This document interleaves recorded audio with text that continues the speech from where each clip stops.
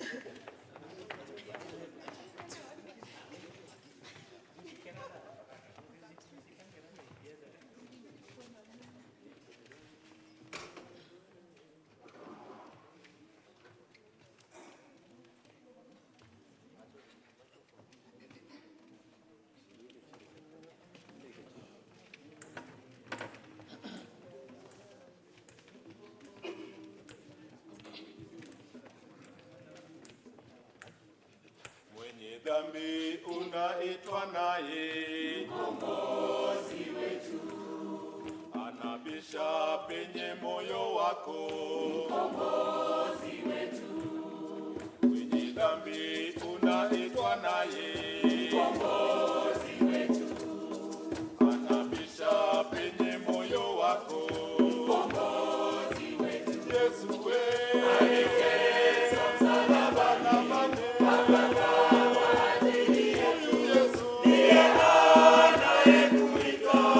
Mkombozi wetu. Yesu wewe aliteswa msalabani.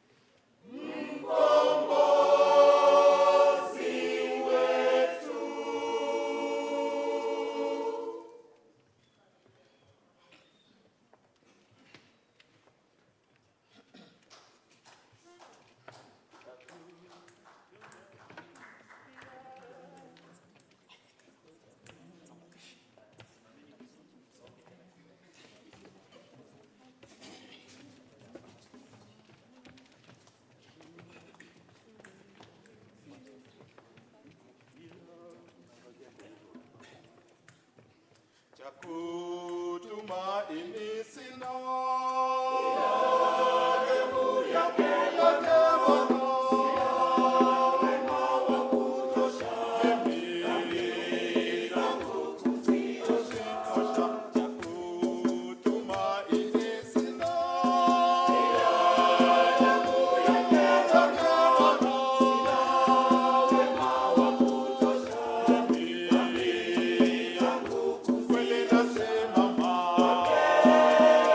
Nasema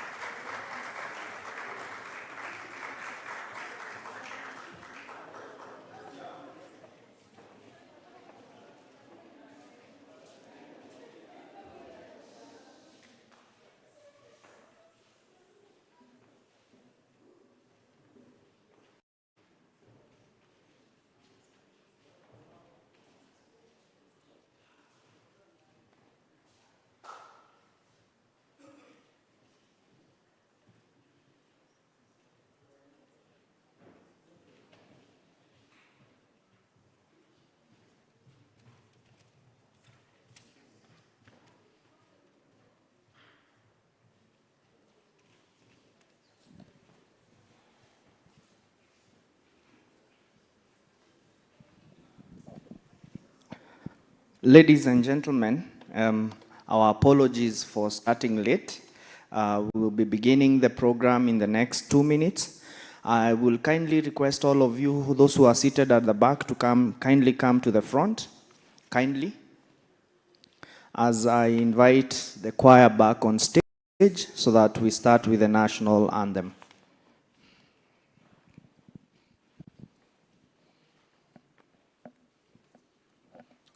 After the choir has led us with the national anthem, we will be led by a word of prayer by Madam Ruth. The choir will then give us a few pieces. We will then have a poetry performance by Oyamo Richard, and then we'll have the opening remarks and straightforward go to a setting of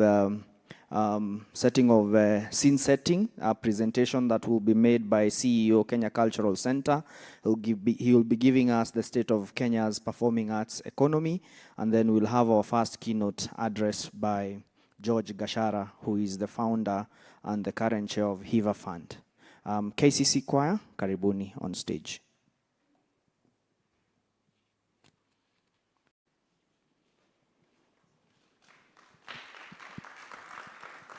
Let us all be upstanding for the national anthem.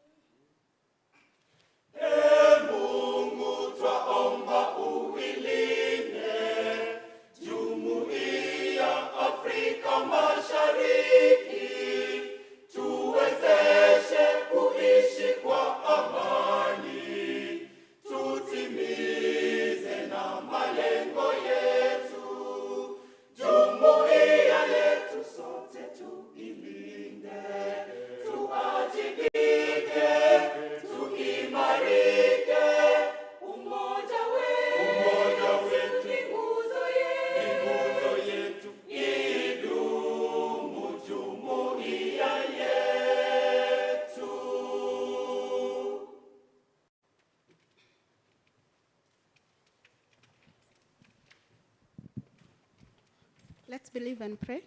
Abba, Father, we are thankful this morning. Thank you for your love upon our lives. Thank you for all these plans that we made and you have made them come true. Thank you for everyone who is represented here or who is sitting here. We pray that you guide us, walk with us for the 2 days. We are thankful for all these families that are represented here, that you bless each and every one of us. We pray for your forgiveness where we've gone wrong. May you cleanse in our ways, straighten our paths, so that we may be acceptable unto your eyes. As we start, we pray that you walk with us, and at the end of the conference, we shall be grateful to you. We pray that you begin with us, be with us either in the middle. Bless everyone who is going to participate in this conference. In Jesus' name, we do pray and believe. Let us be seated. The choir will give us 2 numbers.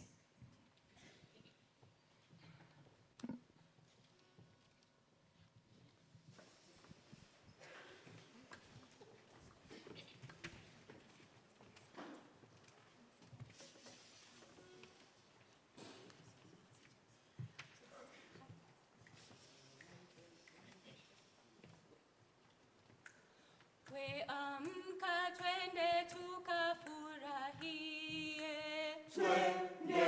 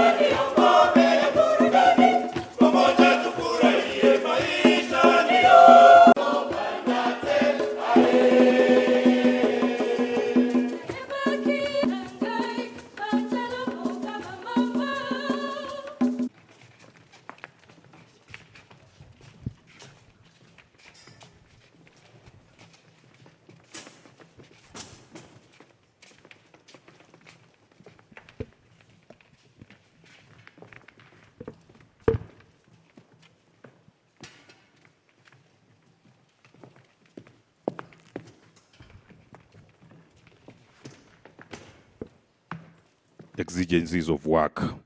But just before I start, allow me to mention their names. This committee, the scientific committee of this conference, was headed by Professor Ross Ongati of Maseno University, and its members included Professor Rachel Dianga of United States International University, Dr. Kimani Thuku of Kenya Institute of Mass Communication, Dr. Jacqueline Zinale of Maseno University, and I, Dr. Emmanuel Shikuku of Kenyatta University. And therefore, on behalf of the scientific committee and on behalf of our chair, Professor Ross Ongati, I take this opportunity to welcome all of you members to this third Performing Arts Conference. We see and we saw this conference as perhaps the premier and the only platform that has pioneered conversations on the creative industry in Kenya. Rarely have we had a platform that brings creative artists into such a hall to discuss issues of this nature. And the theme of this third conference, which is securing the future, policy, investment, and market systems for a thriving performing arts industry, could not have come at a better time, because we have witnessed within the national discourse such concepts as commercialization, concepts as monetization, and things like the creative economy, and so on and so forth. But we have not had a chance as practitioners, as academics, as creative artists to give such terms serious, practical, and scholarly reflections. This conference, ladies and gentlemen, gives us that platform, such an ample platform to reflect on these terms and introspect policies that will realign the performing arts as a key driver to the economy.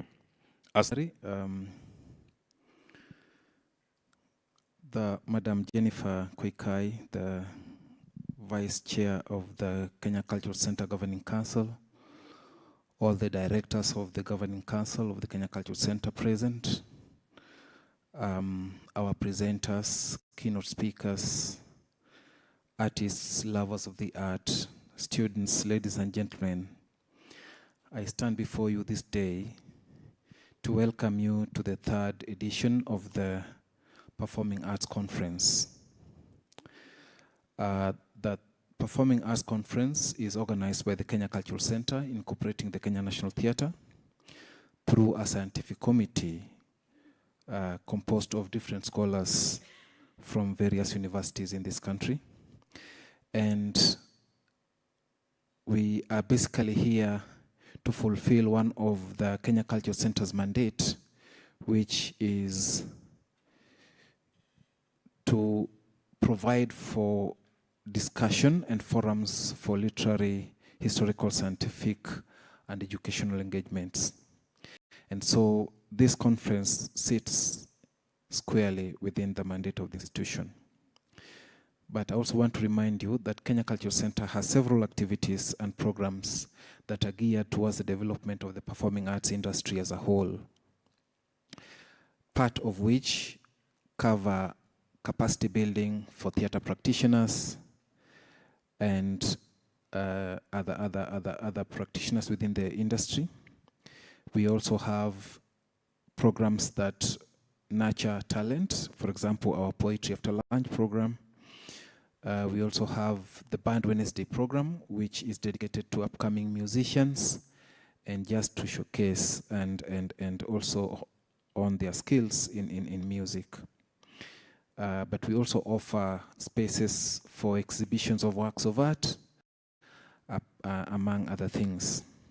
But today, I want to specially welcome you to the Kenya National Theatre, which is our iconic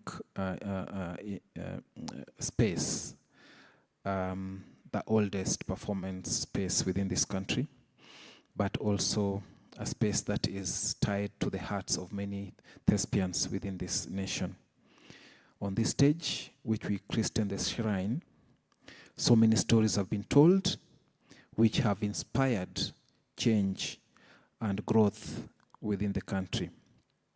And so, as we discuss issues pertaining to performing arts in the country, our focus this year is clear, and we want to secure our future and the future of the performing arts industry in this nation by looking at policy issues, how do we carry out investments within the sector, and finally, how do we market whatever are the products of the sector. And so within these 2 days, we want to have a robust discussion and also create meaningful connections between the academicians, performing artists, and government agencies, and see how we understand the industry and its pressing challenges and also the emerging opportunities. And so without much ado, I want to welcome you especially to feel free, interact, and discuss, and let's share ideas that will shape the performing arts industry in this country. Further, I want to then take this opportunity to welcome the Vice Chair of the Kenya Cultural Center Governing Council, Madam Jennifer Kaikai, to give her address and officially open the conference. Welcome, Madam.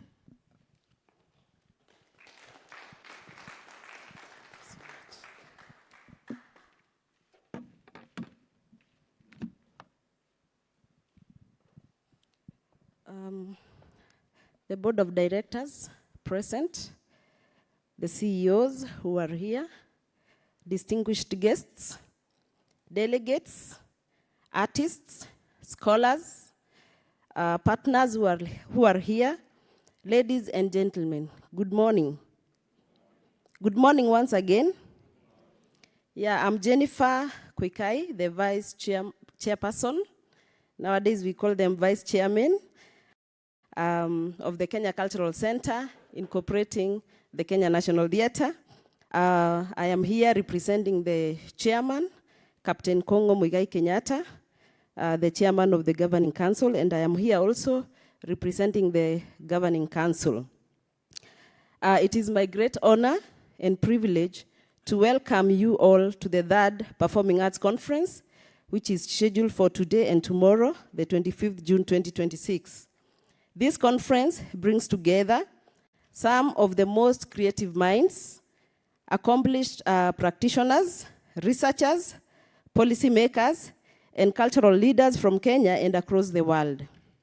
Your presence here demonstrates the growing importance of the performing arts as a powerful force for cultural expressions, social transformation, innovation, and economic development. The performing arts have always served as a bridge between communities, generations, and nations. Through theater, dance, music, storytelling, and other artistic forms, we preserve our heritage, celebrate our diversity, challenge perspectives, and inspire new possibilities for the future. As we gather here today, in this third edition of the conference, we are presented with valuable opportunities to exchange ideas, share experiences, build partnerships, and explore innovative approaches that will strengthen the creative sector and advance the role of the arts in the society.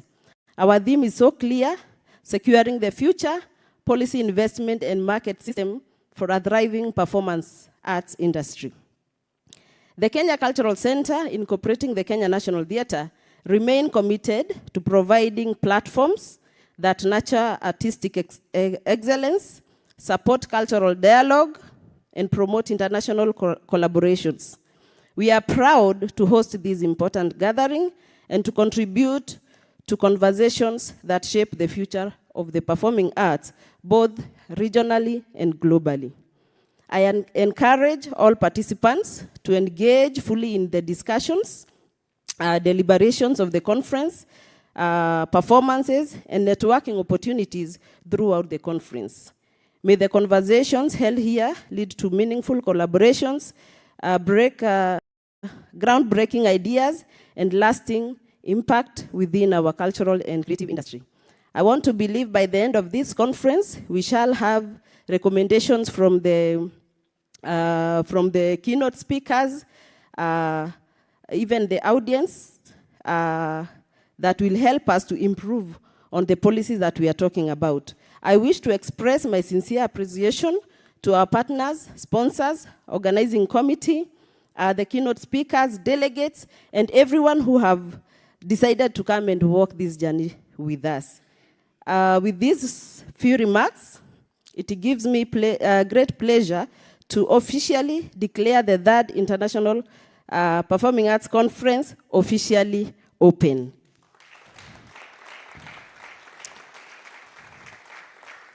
Thank you, and I wish you fruitful deliberations and a successful conference. God bless you all, and God bless Kenya. Asanteni. Thank you so much. Thank you very much, our guests. I'd like now to request you to take your seats, and we remain with the CEO on stage. Shukuku Astante, thank you very much. Madam, thank you very much. I want to now invite Oyamo Richard to perform a poetry piece. Oyamo.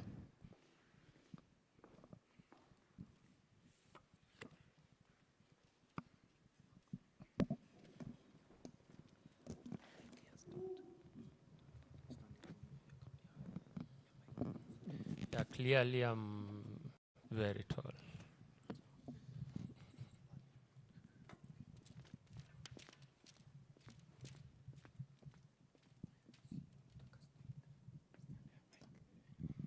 My name is Oyamo Richard. As you've heard, I am a writer, I'm a poet, and a storyteller, and a big beneficiary of Kenya Cultural Center.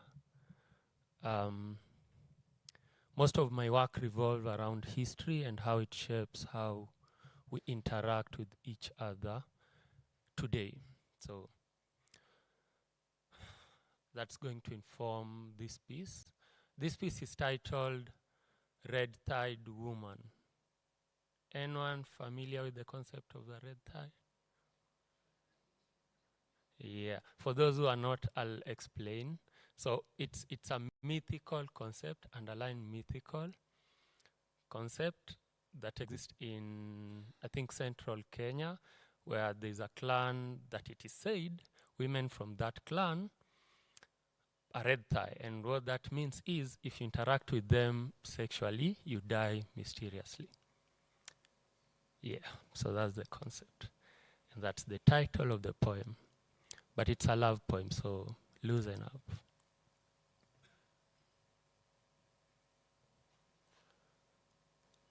As a certified victim of character development, I agree. There are certain things about this love thing that I do not know yet. But there are two things that I am certain for sure. One must do them before you commit to any woman. Number one, and this is on a lighter note, you have to figure out if indeed she's a woman, you know. Number two, and this is on a serious note, you have to visit their home. Not to meet her parents, but to meet the boda in her area. Let me tell you, Maina, those boda guys know that woman beyond the borders of the picture she has painted to you. So, and yet again, these guys unanimously rumored to me that woman is a red thigh. My next stop had to be at a gynecologist. In my hands, I held a case of life and death. I wanted to know if such thing as a red-thighed woman does exist. And if it does, how do those thighs really look like? Are they like bloody red or what? And if not, how then can one tell that this woman is a red thigh? In his fingertips, the gynecologist held years of book knowledge. And the book stated that this matter is still under investigation. Too many witnesses have disappeared. Too many have declined to cooperate in fear that the gods of the red thighs may send the Grim Reaper to their home. Guys, I do not doubt my love for this woman. And no, I am not a coward. It's just that too many good people have died for this woman. I want to live for her. And I may want to fancy the saying that love is blind, but no, the sight of history can't stop shouting at me. Pio Gamapinto, the poet who loved this woman to the core, with his pen he shied not from bleeding ink for this woman. But how did it end? Shipped the life out of him. J.M. Kariuki, how madly in love he was with this woman, yet still we only have inhuman deaths to look back to. Tomboya, how crazy this woman drove him. Dude was so in love. He even flew planes to secure the future for her. But how did it end? Bullets that can only be traced back to the hands of this woman rendered him lifeless. Dr. Robert Ouko, Oro Jode, Professor George Saitoti, even with his math PhD, he could not see how calculated his death came. I'm sure you all remember Jacob Juma, how he publicly simmed for this woman, yet still we only have inhuman deaths to look back to.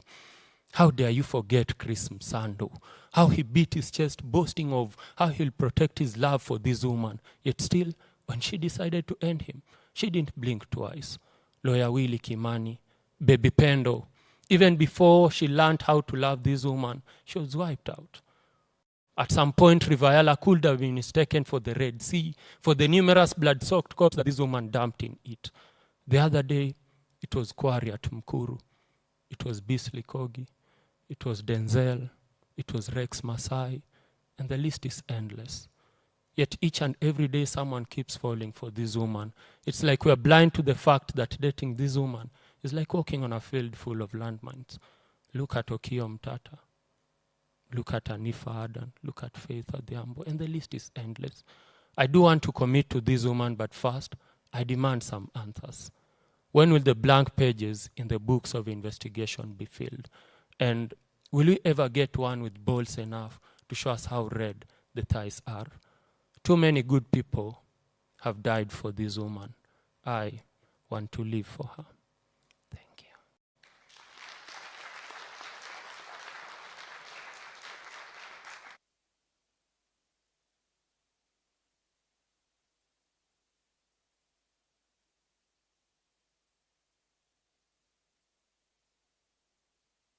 Invite the CEO who will give us a scene-setting address on the state of Kenya's performing arts economy. Welcome, sir.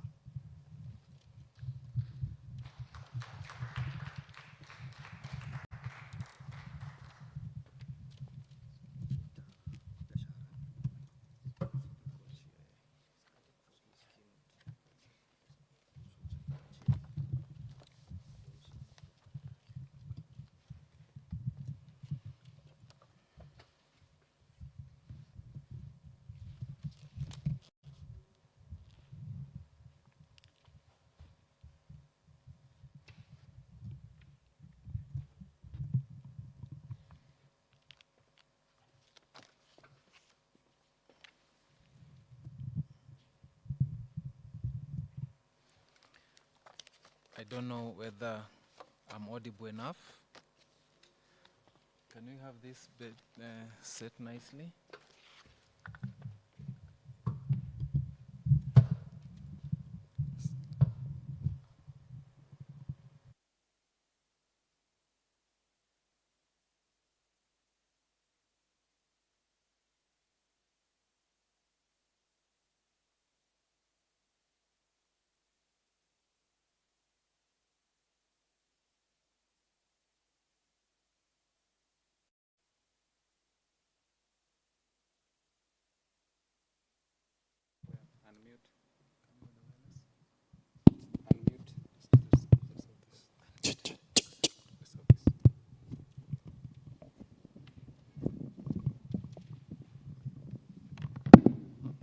Thank you. Is that better?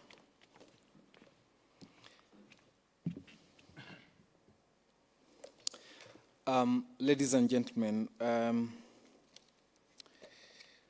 as we were planning this conference, we were looking at what is it that we really need to talk about or to inspire the industry to talk about. And so the theme, Securing the Future, Policy, Investment and Marketing Systems for a Thriving Performing Arts Industry, best encompasses our feelings as an institution and as an industry on what it is that we need the sector to talk about in this year's conference and going forward. I just want to mention that we have received several abstracts also which are aligned to this theme, and we'll be listening to them this day. But before that, I have been given the task to set the scene. And normally setting the scene is like laying a foundation. And when the foundation is weak, then the whole construction gets weak.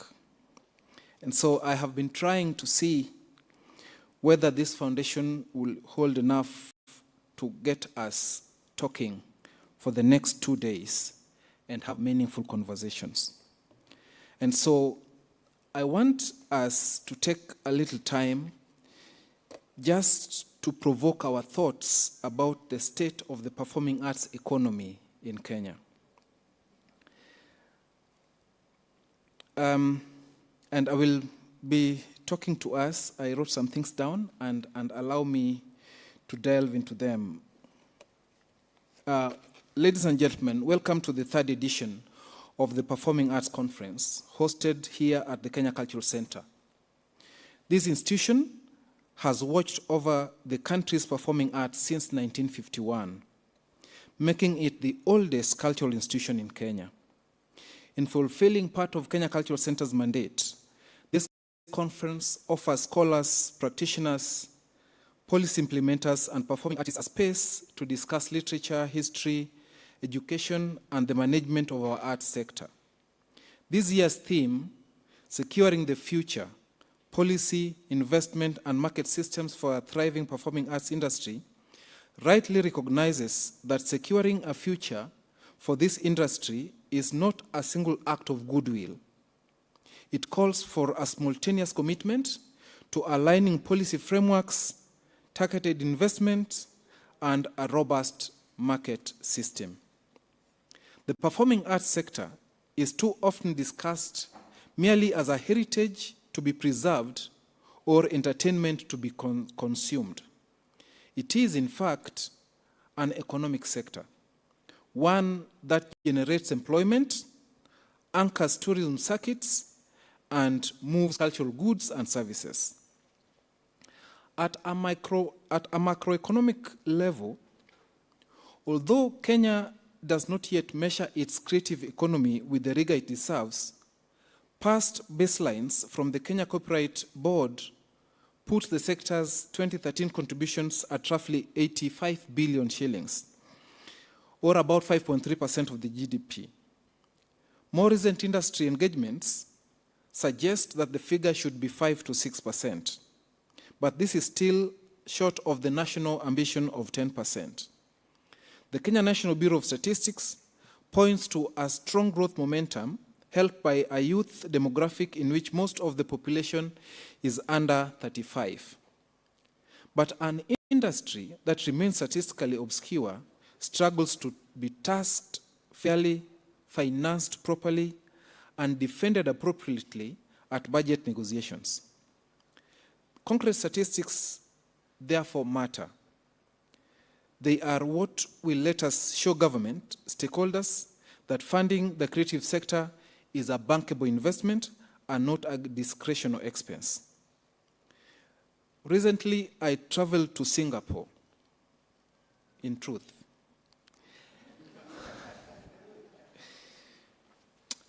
And so, in Singapore, there are some comparisons that we need to make, which show what structured governance financing can do for a creative sector. In Singapore, there is the National Arts Council, which champions the arts ecosystem through dedicated fiscal strategies and capacity building. They have a strategy called our SG Art Plan, which runs from 2023 to 2027. Under this art plan, the National Arts Council continues to finance the sector through grants and awards. Its cultural matching funds has matched over 400 million Singapore dollar in private sector donations to arts and heritage through charities and donations.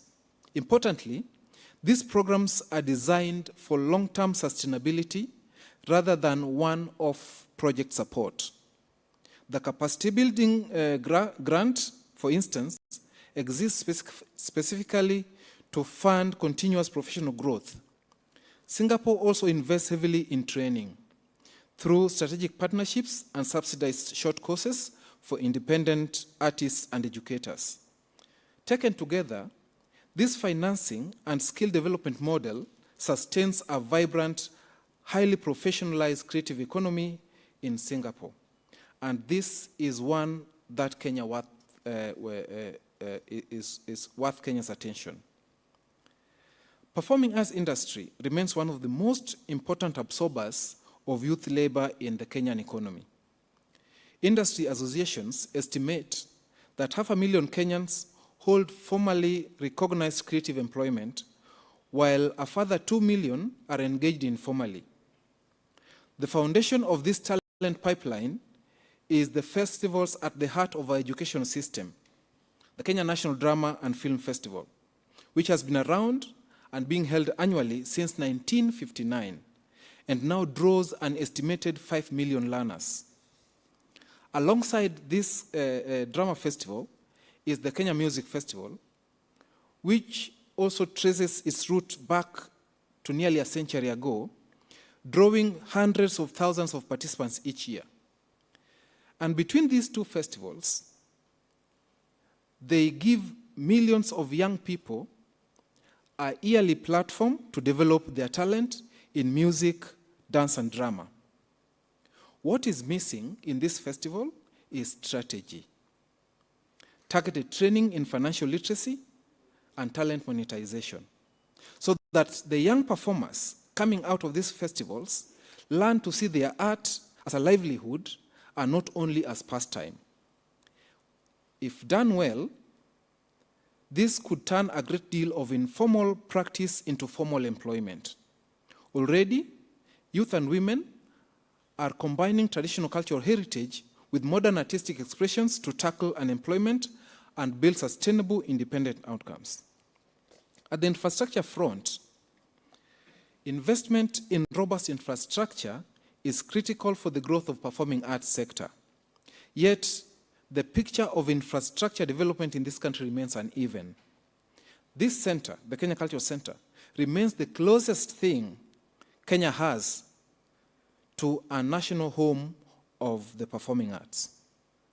We keep a deliberate policy for free and low-cost access for emerging artists through performances and programs such as Poetry After Lunch, Band Wednesday, Goma na Sarakasi, and our weekly craft market.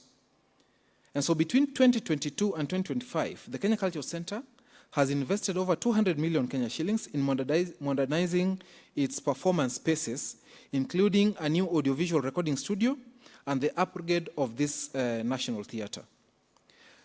The modernization itself has helped generate 38 direct jobs and led to 57.9% increase in productions, a 66.3% increase in creative revenue, and 95.3% growth in theatrical employment.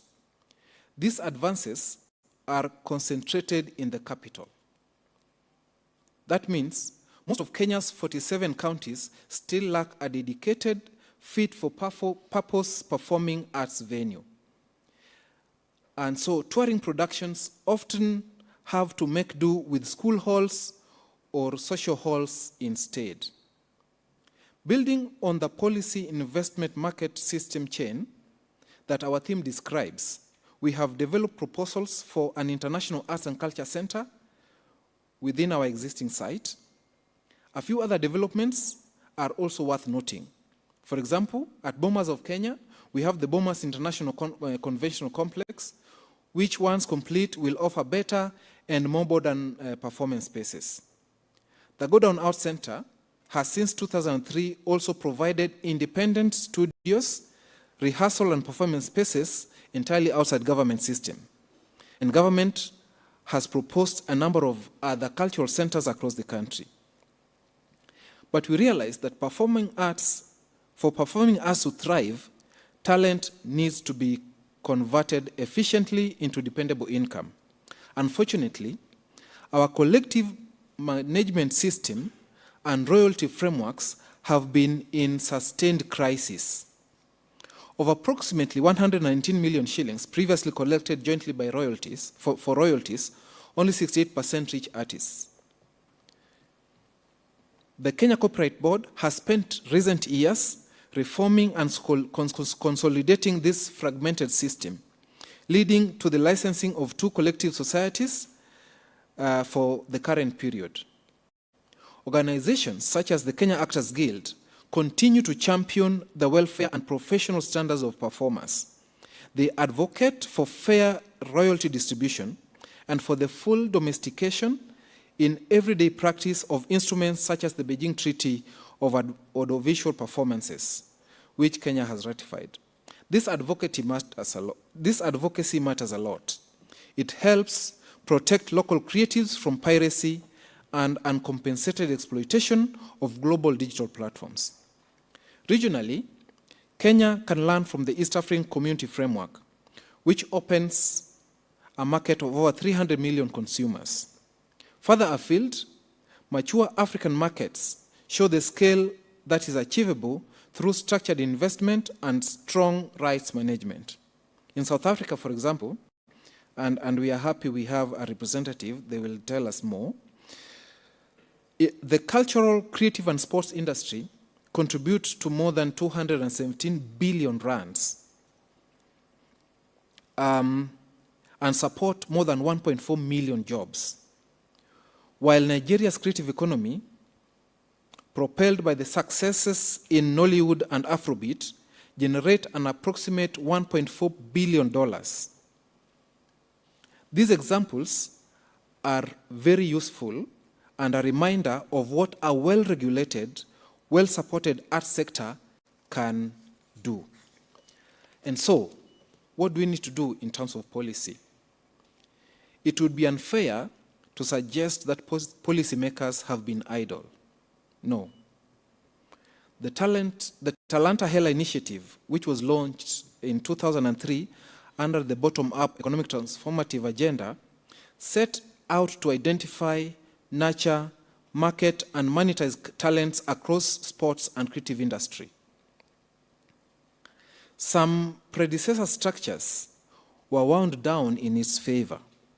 A few flagship programs have stalled without much communication to the partners who relied on them. And budget allocations have not always translated into disbursement on the ground.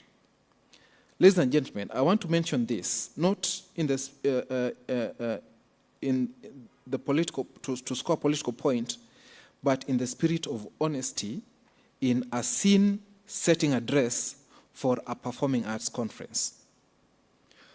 Reconciling ambition will deliver after all parties in this conference have come together to talk. Alongside Talanta Hela, the Creative Economy Support Bill 2024, together with a companion Creative Industries Bill and a draft national policy, has moved from the Senate and now in the National Assembly. Between these two, they propose a dedicated creative fund, an obligation of national and county governments to invest in the creative infrastructure, and a national creative industry registrar. They also propose 5 recognized domains of the creative industry, including performing arts, which should make future statistical measures considerably easier than it is today. None of this is law yet. I would encourage this conference to use its collective voice to support the bill's passage alongside the revision of the Kenya Cultural Center Act, so that the center's own legal mandate matches the sector it serves. This work sits alongside long-standing instruments too. We have the Traditional Knowledge and Cultural Expressions Act, the East African Community Cultural and Creative Industries Act 2016, and decades of advocacy from civil society networks such as the Creative Economy Working Group, whose engagement lies behind much of the cultural policy architecture we have had today. To anchor these legislative gains, we would benefit from a dedicated national institution along the lines of the National Arts Council. Such a body would serve as a central coordinating point for the performing arts economy. Its mandate could include administrating the proposed creative fund, distributing structured grants, and providing accessible low-interest financing for creatives and arts organizations. Through rigorous data collection and industry research, it could help standardize industry practice, build administrative capacity, and formalize the sector, making it more attractive to private investors and venture capital. It would also foster and forge international market linkages and coordinate infrastructure development across all the 47 counties, helping the performing arts move from a fragmented set of activities towards a more cohesive, economically sustainable industry. Even so, no council can do this work alone. Policy, investment, and market systems need to be strengthened together. Leaving one pillar behind leaves the whole chain exposed to chance. And so, what still holds us back? It is worth naming these obstacles plainly, because each reflects policy, investment, and market systems working together and not yet working together.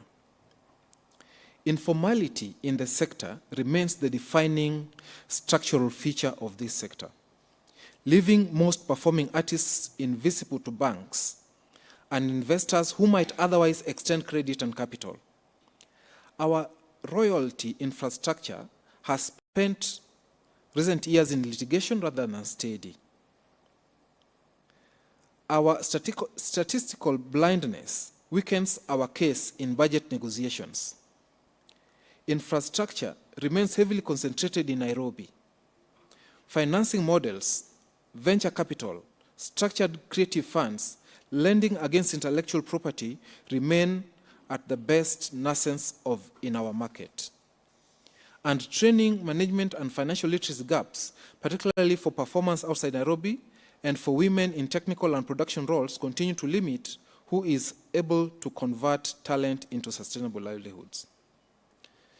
And the question, therefore, is there light at the end of the tunnel? Or do we even have a tunnel in the first place? I want to mention that none of this is meant to criticize.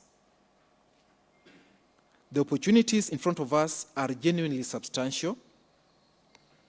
The Bowman's International Convention Center if properly structured, gives Kenya a standing platform to commission Kenya's performance for international audiences as a matter of routine, not occasion. The pending Creative Economy Bill would for the first time give this sector a dedicated fund, a registrar, and a national infrastructure obligation. The 5 million strong schools festival is an extraordinary pipeline and a used national asset, one into which financial literacy and entrepreneurship could be scaled further. The East African Community's Creative Industries Framework offers a regional market of more than 300 million consumers we have barely begun to tap. Digital platforms and diaspora audiences open direct-to-consumer revenue pathways that bypass some domestic infrastructure constraints entirely. And a more deliberate cultural tourism strategy, coordinated possibly between Kenya Cultural Center, Bomas, and the hospitality industry, could turn what is now incidental visitor exposure into standing commercial circuit. What is the role of this conference, therefore, and the Kenya Cultural Center? The Kenya Cultural Center does not intend to be a passive observer in these developments. Our role going forward speaks to all three legs of this year's theme. We will keep providing accessible, professionally run performance and rehearsals infrastructure, regardless of an artist's ability to pay commercial rates. We will keep serving as a trusted convening ground, exactly as we are doing this week, where government, practitioners, financiers, and counties can work out the practical detail that turn policy into delivery. And we will keep using our own programming calendar and booking processes to model the kind of structured, transparent, artist-friendly venue management we would like to see replicated in every county in this country.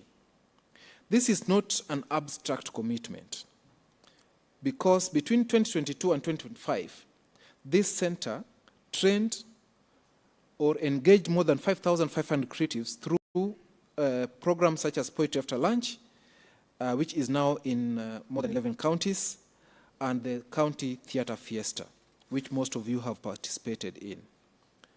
In that time, we also built 47 strategic partnerships and 9 international collaborations with embassies, high commissions, and cultural institutions ranging from India to France.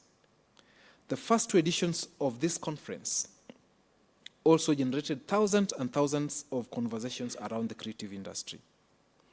And so, in closing, let this 3rd edition of the Performing Arts Conference be remembered as one where we moved from describing the problem in general terms to assigning specific honors, deadlines, and budget lines in precise terms, as indicated in this year's theme.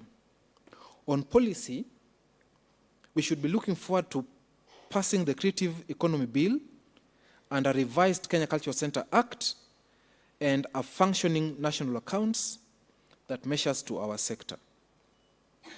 On investment, we'd want to see a county-by-county infrastructure plan and a financing architecture that treats creative intellectual property as the bankable asset it already is in the mature markets. While on market systems, we would like to see a royalty collection regime that practitioners can trust. And I want to thank Ekobo that there are new developments in this from what happened yesterday. We'd also want to see tourism and diaspora channels that are properly structured rather than those left to chance. Securing the future, as our theme rightly insists, means advancing all those 3 legs together, not perfecting one while leaving the other behind. This center has stood on Harithuku Road since 1951 because successive generations decided that a nation needs a stage. Secure that future, yes, but build it on top of, not in place of, the 75 years of stagecraft. and stubborn institutional survival that have brought us to this room. And so on behalf of the Kenya Cultural Center, I want to welcome you to the 3rd edition of the Performing Arts Conference, and let us converse. Ladies and gentlemen, the stage, as ever been, is yours. Thank you.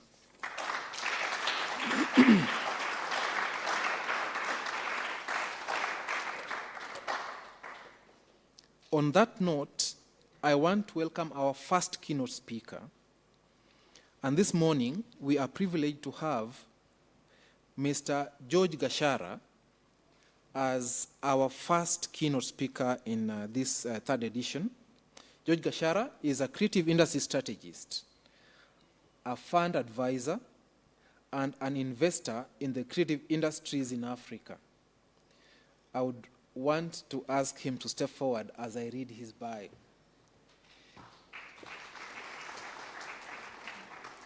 He is also a founding partner of the Hiva Fund and a director of Canex Incorporated, a venture capital subsidiary of Afri-Exim Bank, and an honorary entrepreneurship fellow of Goldsmith University of London.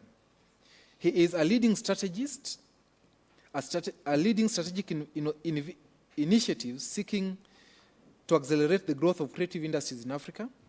These initiatives range from public sector advisory and partnerships, fund establishment and management, and farm-level business support for research and knowledge management. Over the last decade, George has had the unique experience in initiating, helping, establish, and managing catalytic funds and financial facilities, such as the Pioneer Financial Institutions for Creative Industries, Hiva Fund LLP.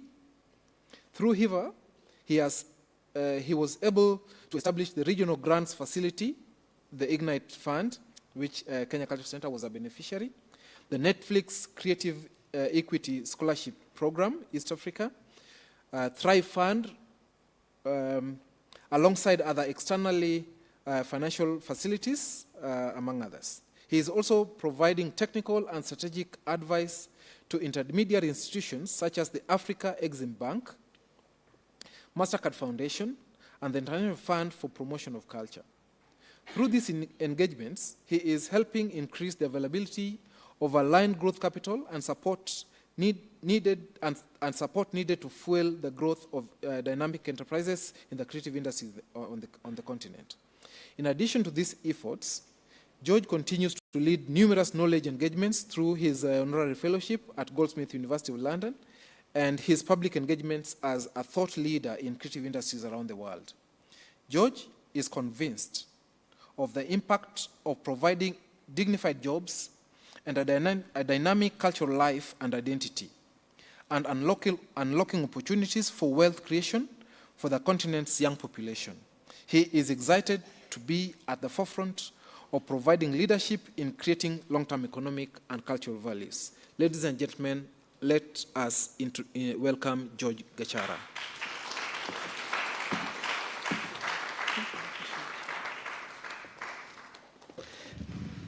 Good morning. I want to take this moment to start my presentation. But before I talk too much, how many of you here are artists, by a show of hands? Please put your hands together for the artists who've raised their hands. You really are the reason we are here today, why this institution is here today, and why every time I'm invited to come here, I come running. How many of you here are programmers, marketers, people who are involved in selling and distributing what the artists create? Let's see by a show of hands. There's at least one of you. There's two of you. Let's appreciate these people. The reason we appreciate them is that they help create the railway tracks for the work that we all do. And how many of you here work for the government, work for institutions that are regulators, that create the ecosystem? How many of you here are wonderful? I can see a couple of you, and I'll try and address all of you in different ways through this keynote speech. So I'll start formally by acknowledging the scientific committee, the directors of the Kenya Cultural Center, my friend, the Chief Executive Officer, artists, cultural practitioners, researchers, development partners, ladies and gentlemen, habari ya asubuhi. Maybe to expose my presentation today, I will use personal stories. I will use some examples from my work, but I will also use some ideas of the future, so that it's not just a speech, so that we can start what we've been challenged to do, which is a discussion. Long before I was the person whose biography was just read, long before I founded the HEVA Fund, long before I became an investor or a board member or an eloquent speaker, long before this auditorium that we are sitting in was renovated by our friends and EABL for the Kenya Art 50 anniversary celebrations. Back in the year 2000, I was a Form 2 student, a member of the drama club in Nakuru, and I was brought to a tour of the National Theatre by a gentleman called Jerry Aura, our playwright. And my journey with this institution began. I think I sat somewhere in the middle here. And for those of you who have sat in the auditorium, this stage is somewhere up. And so when you look at the professional actors acting on this stage, the same way we were looking at the musicians, as a 17-year-old, something shifts. And that was my journey, beginning my awakening of this, what this place actually means. And so today, I think 26 years later, speaking to you, I'm going to be starting there. How many of you in this audience are in their early 20s? Let's appreciate the early 20s who are here. I'll be particularly speaking to you so that we can contextualize what the last 26 years have been in my journey since I sat somewhere in the middle there, and hopefully what the next 26 years will look for someone who's lifted up a show of hands. One morning, my classmates and I climbed onto a school bus for what felt like the most important journey of our worlds. We were actually traveling from Nakuru to Nairobi to come and watch a play at the National Theatre. It had taken months to organize. It had taken our parents convincing, weeks of anticipation, a 3-hour drive. We stopped outside those steps, voice without a microphone. Something awakened in me. A future I could not see began to take shape. Obviously, I could not have imagined this day or what I would have turned out. But I remember thinking that one day I'll be on that stage and I will be great because I wanted to be an actor, and that there was a world in which my desires had been met by institutions to create a place that was called the National Theatre. 26 years later, I am here speaking about the future of Kenya's creative economy. But where does this creative economy actually begin? Does it begin with talent? Does it begin with society? Does it begin with our imagination? I want to argue that our republic, Kenya, everything the CEO has spoken about, the policies, the funds, the infrastructure, the plans, all begin from a certain imagination. Please follow me. This imagination is in our constitution. And I know a lot of people talk about constitution and it sounds abstract. But I want us to think about what this constitutional idea is. In a chapter or an article called Article 11, as Kenya, we recognize that culture is the foundation of this nation, of this republic. We imagine culture as the cumulative civilization of the Kenyan people. And I've used the word civilization, and across my speech today, we'll deconstruct what this civilization idea is. This is a remarkable statement that is found within our constitution. It does not celebrate culture because culture is nice, or that culture makes jobs, or that culture contributes to the GDP. It celebrates culture because culture is at the very center of our nationhood. So this is another word that I will share with you called nationhood.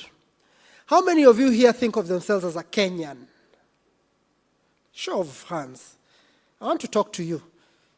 So the idea of being Kenyan, the Constitution thinks of it as culture is at the center of that feeling. It describes culture as a foundation upon which our identity is built, our citizenship is formed, our memory is preserved, our belonging is nurtured, and a sense of collective purpose starts to emerge.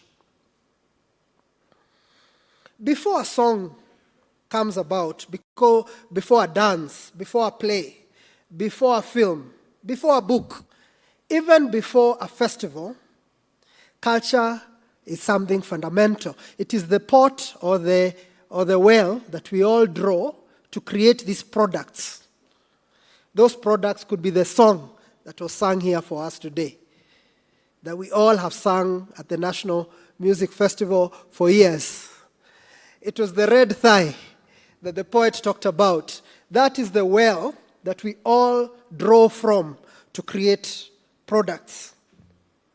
Therefore, culture is not merely heritage that is kept on display, it is infrastructure. And I'll be using this word infrastructure as we go. It is infrastructure for memory. We saw the memory that you asked us to tap into.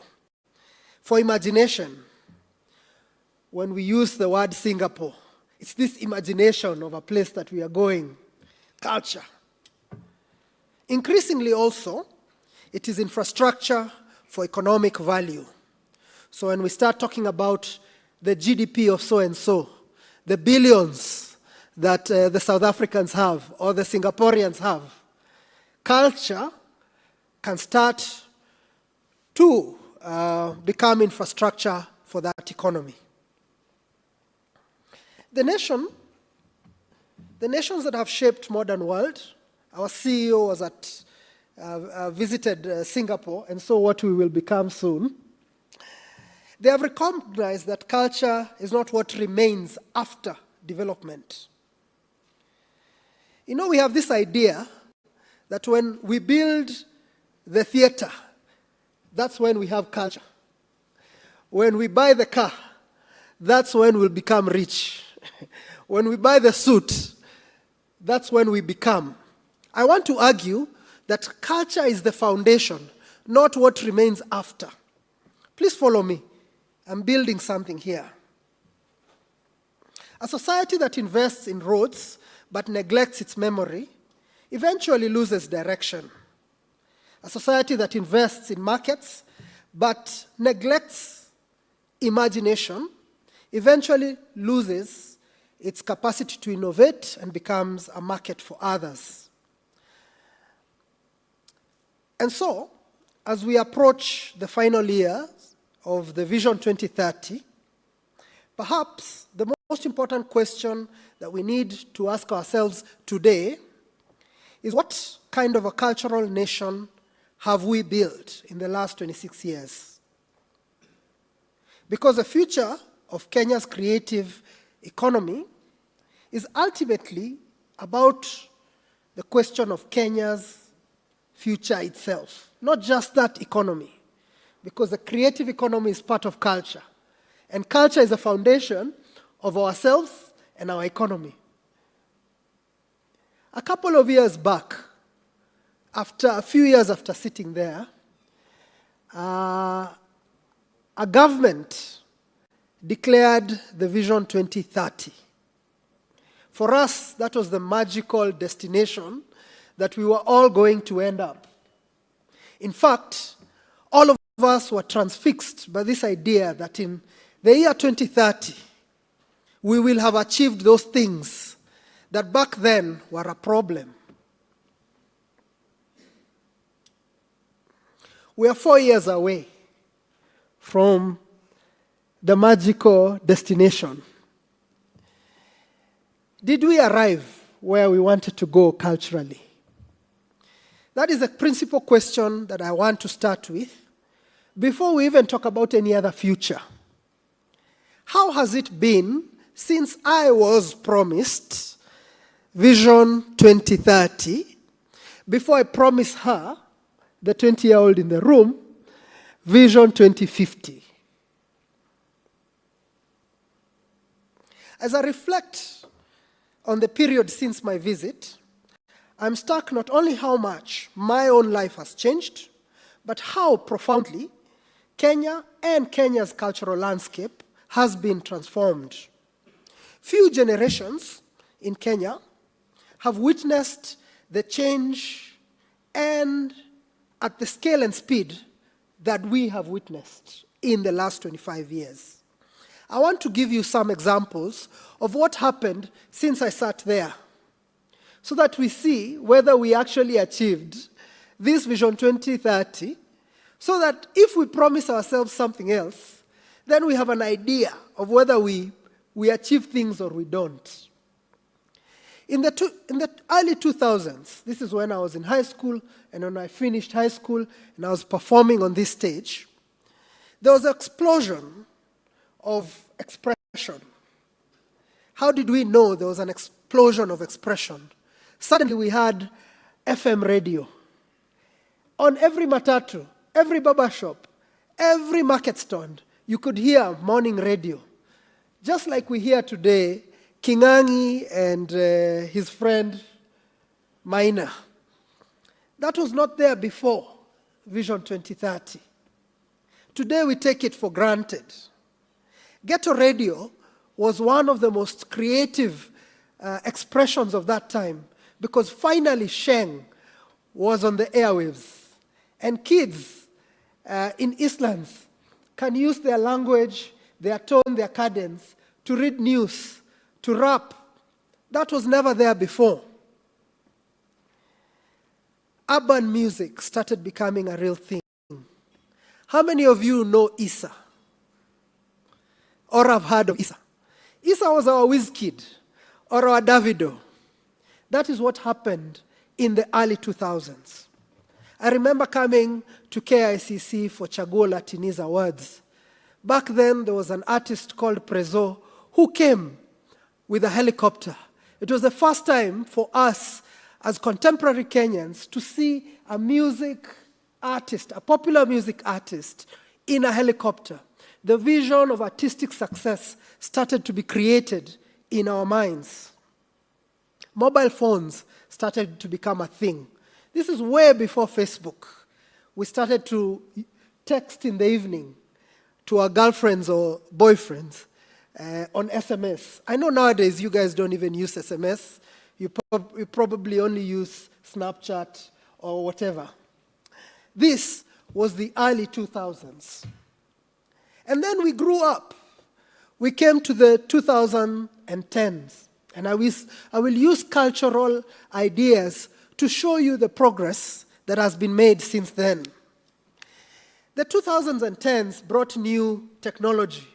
The most important technology of the 2010s was a constitution that made sure our voice mattered, that our culture mattered, that counties existed, that you could dance without getting arrested, that you could take photographs in the center of the CBD without asking for permits.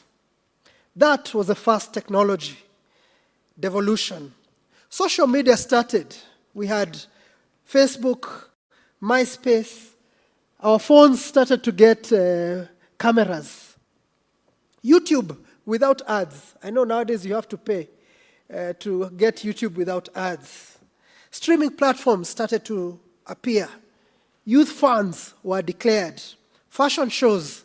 I went to the first fashion show by Kiko Romeo at KICC, and they had the Kenyan dress sponsored by Tusker Cider, which was the most glorious time of the 2010s that we started to imagine that there would be clothes other than mtumba that belonged and that were made by Kenyans. And there was the birth of the Kenyan fashion designer. That was the 2010s. A growing confidence in being a Kenyan, a growing confidence with our voice, with our music, with our style. That was the 2010s. And now we find ourselves in the third decade of the 21st century. We have witnessed new economies coming up. Some people are calling themselves creators. They just came around and now they are making more money than accountants and their parents. We're seeing influencer marketing. We're seeing people dancing on TikTok having greater views than a whole television station. We're seeing artificial intelligence, mobile commerce, uns music. Who would have known that you can go to a club and dance to beats without music the whole night and go home happy? Entirely new forms of cultural production and distribution are in hand, and they are ours. For the first time in our history, a young person in Kilifi, in Kisumu, in Kitale, in Garissa, in Mombasa, in Eldoret, and in Nairobi can distribute, can market, can monetize without having to be George Gashara who sits at the National Theatre. So did we achieve part of the Vision 2030 or didn't we? In a single generation, we have witnessed an extraordinary expansion of expression, of confidence, of participation, and of voice. Barriers to entries have fallen, creation has become more democratic, distribution more accessible, and expression more decentralized. Yet every expansion, it creates new contradiction. The same technologies that have expanded opportunities have also created new vulnerabilities. Same platforms that connect artists to audiences control access to those audiences. The same algorithms that reward creativity now can also punish originality. The same tools that democratize creation can concentrate power elsewhere. In many ways, we have solved access, but we have not yet solved ownership. Ownership of audiences, ownership of infrastructure, ownership of platforms, ownership of intellectual property, ownership of markets, and ultimately, the ownership of our cultural future. Today, we have more artists than ever, more content than ever before, more platforms than ever before, more visibility than ever before. Yet many artists remain economically vulnerable. Why? Because we have learned recently that visibility is not viability, that followers are not customers, the streams are not yet assets. Virality is not wealth. And attention is not infrastructure. So indeed, even after all that expansion, we do not have a creative problem. We have a systems problem. And in the rest of my speech today, I will explore this systems problem and see what we can do about that. I hope there's someone keeping time because I'm enjoying this. How many of you are still with me? Should I continue? 15 years ago, I was an artist. I was making work as part of an artistic collective, making films, making fashion, making music from our studio at Jabavu Road. Every time we would make work, we would stay too long before we produce because we were fundraising, or we're trying to save, or we're convincing our parents to give us money. And one day I was able to make a film that left Kenya and got premiered in Toronto.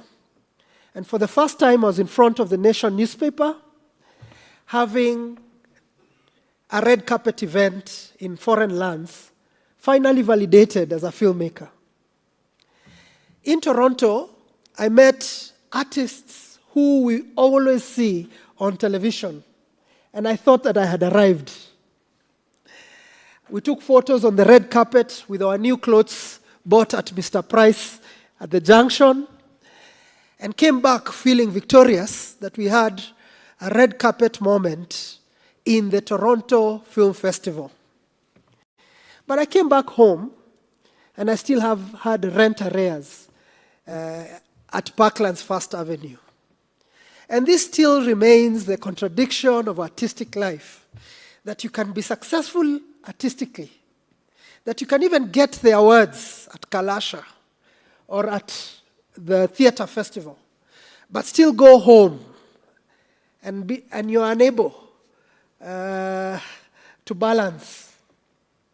So because of that challenge, friends of myself, a couple of my friends, asked ourselves a simple question: what would it take for us to start a fund that our future productions and those of our friends will be financed by us? So a gentleman called Steven Markovitz, who was our distributor from South Africa, Big World Cinema, sent us a check of $10,000, $1 million shillings. A lot of money from the first sales of our film. This was a lot of money. We could have bought television sets, new clothes, second-hand car. We could have done everything that we could do with that money. But Jim Chuchu, Njoki Ngumi, and myself, we decided to not spend that money, but use it for our next production. So we made the film to Komacho. Then we made another film, and it got distributed, and the money came back. And we realized our problem was not that we didn't have ideas to produce, it's that we did not have ready money to make our ideas into products. And that's where Hiva Fund was born. I'll not bore you with the details. 15 years later today, Hiva Fund remains Kenya's, I would argue, only independent fund that has financed more than 2,000 artists. Moving, please clap. I accept it. Moving over 5 billion shillings to the hands of the creators. 5 billion shillings is not little money, but it did not come easy. It came because we had a simple idea that one day the artists will live happily ever after. That the artists will not have success abroad on the social media, but still get their houses locked. we created a system of capital, independent from donor priorities, independent from government cycles and programs, independent from even ourselves, the founders, because some of the founders have since left to continue their own businesses, independent of short-term trends, but a long-term commitment to creating a capital machine that is evergreen, that will invest in the cycles of the artists. Perhaps the most important lesson of my engagements with the arts for the last 25 years, beginning from my high school drama club, to the owner of a film production collective, to a founder of a fund in Kenya, and now as an investor with one of the largest banks in the continent, is that there was never a challenge of a shortage of creativity, but the systems that we create around the creativity of many. Too often, our interventions are focused on outputs other than the foundations. What do I mean? We become skilled at running projects, but less intentional about running ecosystems. So we become an ecosystem that is run project to project, program to program, exhibition to exhibition. But we do not look at it long term. We fund festivals, but not an all-round calendar for a year. We fund an exhibition, but not a museum program. And so we cannot grow culture on a project mentality. And that's one of the problems that I see that is a problem in the achievement of the Vision 2030 that I was promised, and might be the problem for her. So what if I build a stadium without a program of sports around it? What happens to that? What if I renovate the theater and leave director without a programmatic budget to make the theater a lively and a dynamic place that can take risks? Artistic practice is not merely a collection of projects. It's a lifetime inquiry, experimentation, collaboration, failure, adaptation, and renewal. In my artistic career, I have found that systems are the difference between failure or success. In another life, I'm also a farmer. If I relied on one harvest, then I'm a failed farmer. But if I rely on the whole season, maybe 2 crops or 3 crops, at the end of a year, I find that I'm able to sustain my family on my farming. It is as true for farming as it is for culture.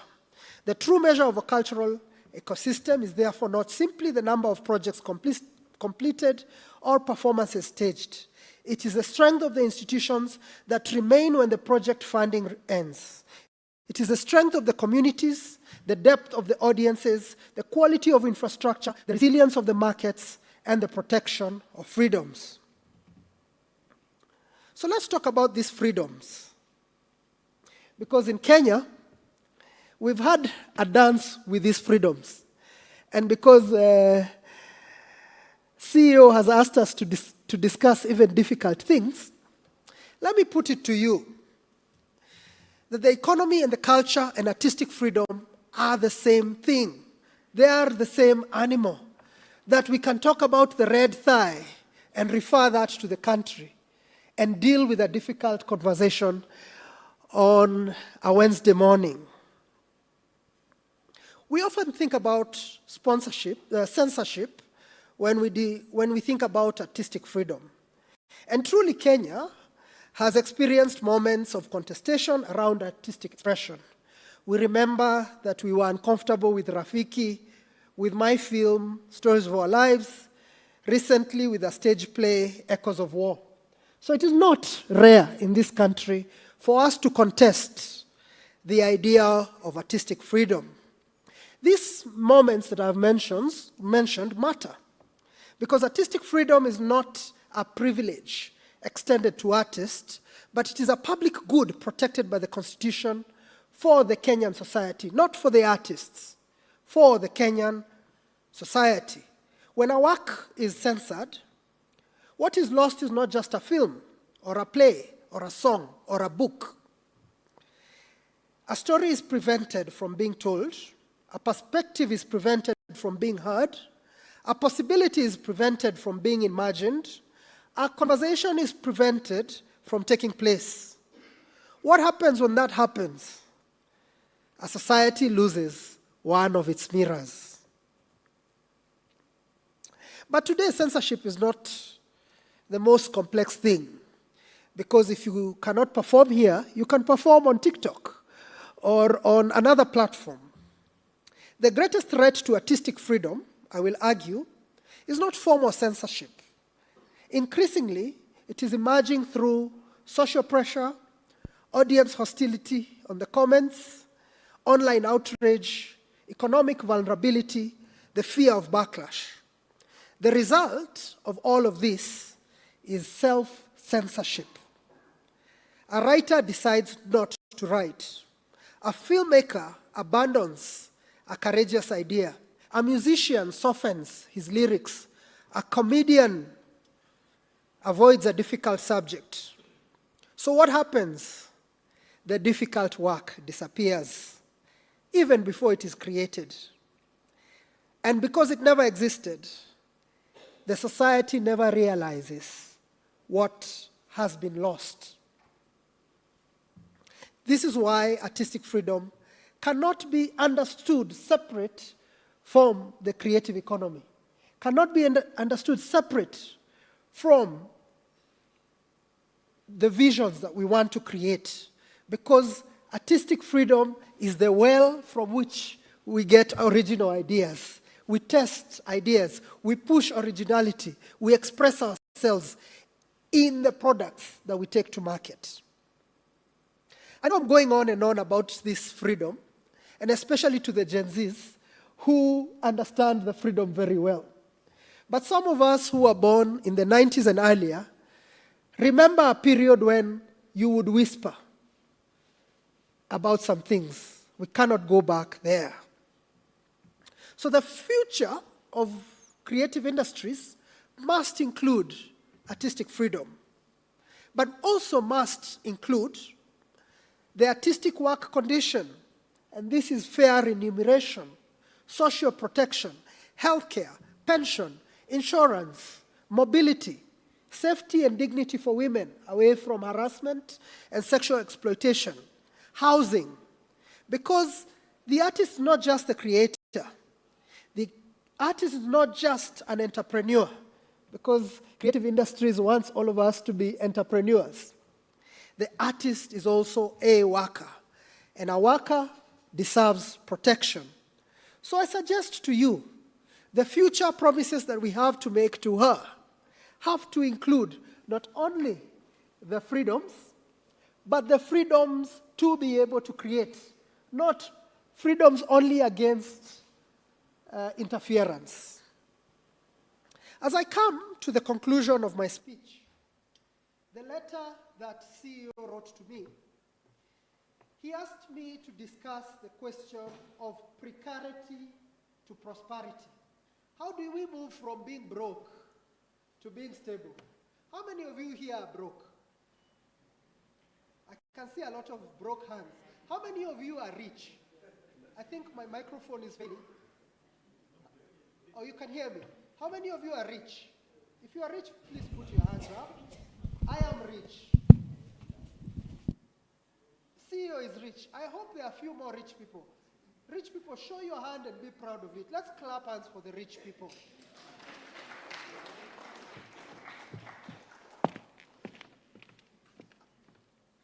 Artists must be comfortable being rich. Are you rich? He's not yet rich. But the next part of my conversation will draw the picture of how we can move from being broke to being somewhere close to prosperity. And then I will come back in the first panel, and the panel is about money, and you can ask me very specific questions. But here I will draw a larger picture. And the picture I'm trying to draw is that as a society, culture is important and is central to who we are and how we see ourselves. The second thing is that the promises that we make to ourselves, we have to fulfill them so that we grow our esteem and take advantages of our capacities. And the third thing is that we stop coming in the way of our success by censorship and reducing our freedoms to, or freedoms from. But now I have to keep my KPIs so that the CEO is happy to invite me.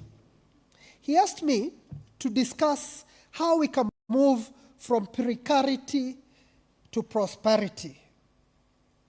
And I want to start confidently by saying it is not a talent issue, because talent we have in abundance and we can train it. I want to locate my answer in the word that I started with earlier, called infrastructure. But I will use the word infrastructure a bit more broadly, other than a stadium, a road, or an auditorium. We need financial infrastructure.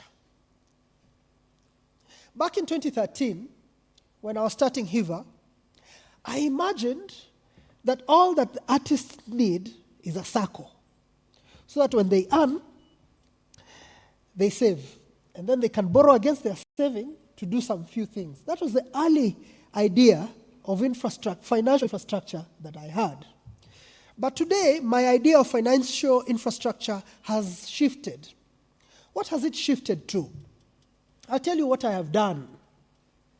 I have recognized that the artist requires different types of capital at different points of their growth for different things.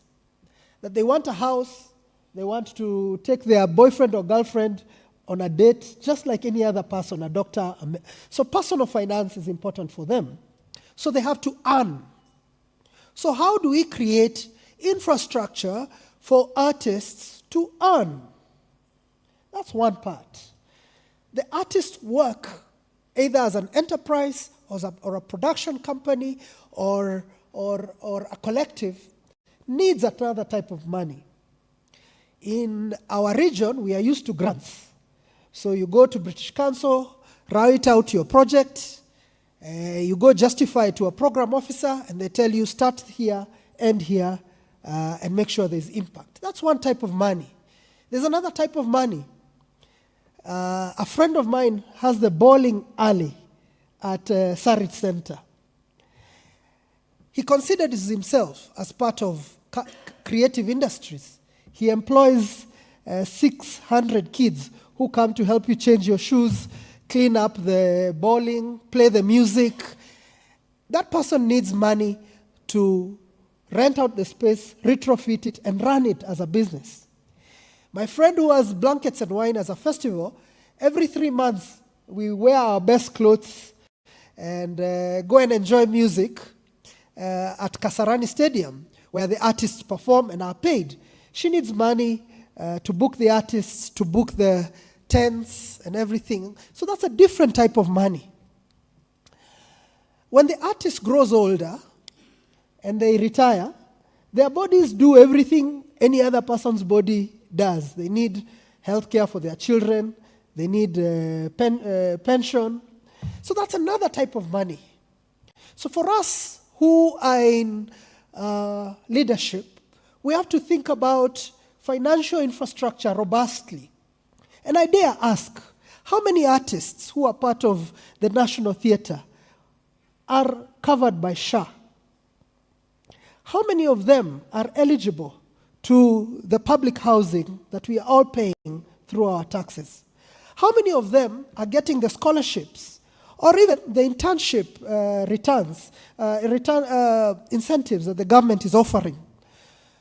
So that we don't think about financial infrastructure plainly as project finance.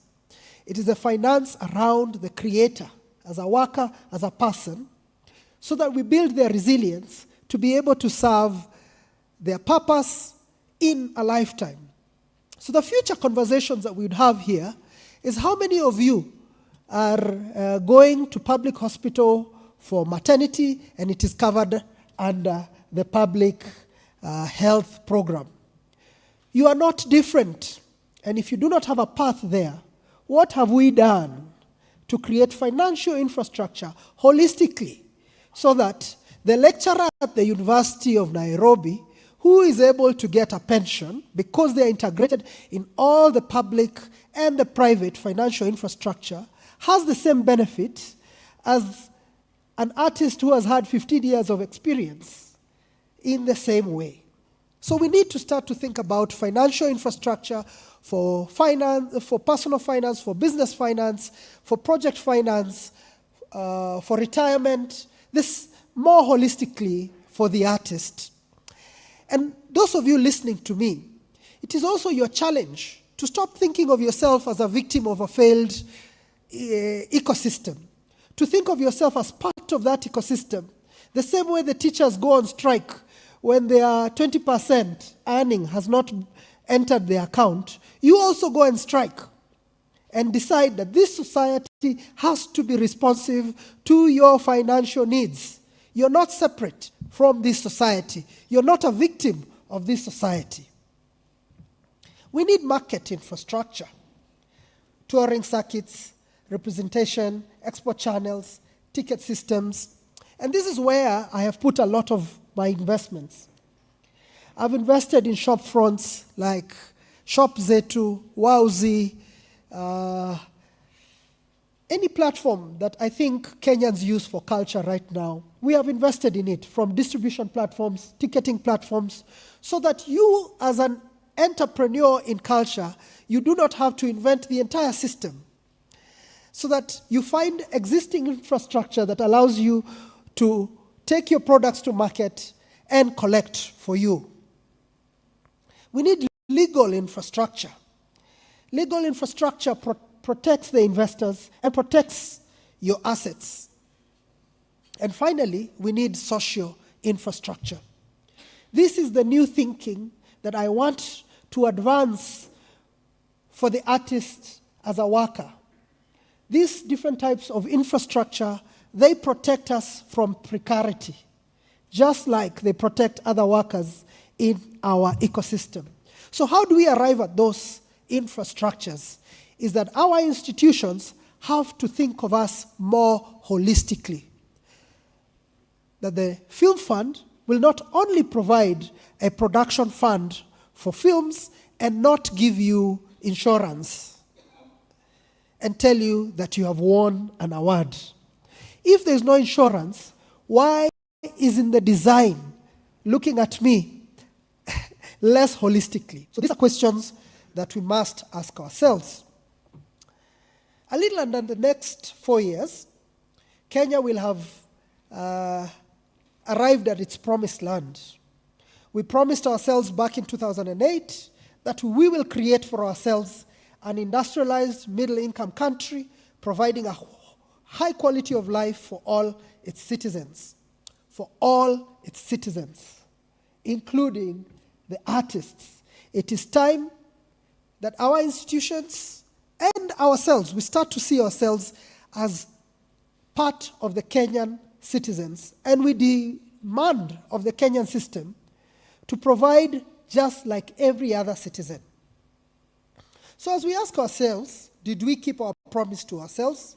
Did we build a Kenya that is equal to its own creativity? Did we prepare ourselves to walk into the future? We have to think of ourselves robustly. So I've stopped thinking about the past. The jury is still out. We have 4 more years to go to Vision 2030. And this government's bottom-up agenda is broadly an extraction from the Vision 2030. So let's complete the Vision 2030 and the bottom-up economic agenda, and then give ourselves a scorecard. Did we fulfill an industrialized middle-income country providing a high quality of its citizens, all of them, in the next 4 years? But now I want us to shift the framework, because the framework of the issue of the Vision 2030 was for George Gashara, the young boy who sat there, who in 26 years, he's here today. Luckily, part of the Vision 2030 worked in my favor, and I hope for most of you here who are not Gen Zs. Now let's look at the next future, the next 26 years old for the young lady. What's your name? Yes, you told me you're 20. Tana. Let's think about Tana, because this conference here today is for her. Because for me, the Vision 2030 already did some things for me. I can drive, I can come and have a coffee with CEO, and CEO thinks that I am well adjusted. So I think the 2030 worked. But will it work? What will work for Tana? And this is how I want to conclude my presentation today. Let's think 50 years into this century, half century. We are 2026, maybe add 24 more years. How old will you be? Yes. He'll be 50. And so I hope you will be 50. I hope you will address the conference at that point and tell us whether we arrived, whether we planned better for you and with you. So what do they tell us about the next 26 years? I've read a lot of documents. They say by then, by 2050, Africa will be home to 2.5 billion people.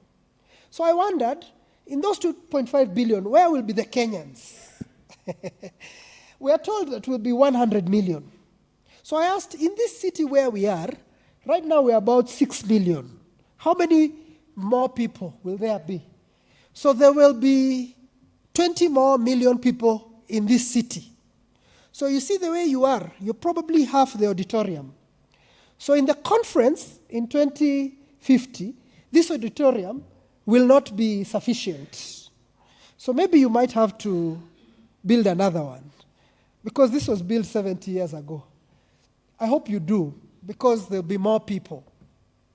Kenya will be more urban, more connected, more diverse, more technologically sophisticated than what we know. So what does that mean in my mind? What is a Kenya that is more developed, sophisticated? Does it mean that Rongai will look like Westlands? Or that there'll be 20 new Westlands? So we'll probably need 20 new theaters between Kiambu and Isinya. Are we together? This is the picture that I want us to create in this next 26 years. Because in the last 26 years, we still had this same theater. They didn't build another one. So George Gashara did not build another theater for 26 years. So my hope is Nana will build at least 20. Are we creating plans that will enable Nana to create 20 new theaters for the time in which she will be speaking here?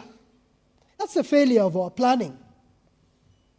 If in 26 years, this same theater is the same one I sat, and there's not any other in Nairobi, you see where I'm going with this?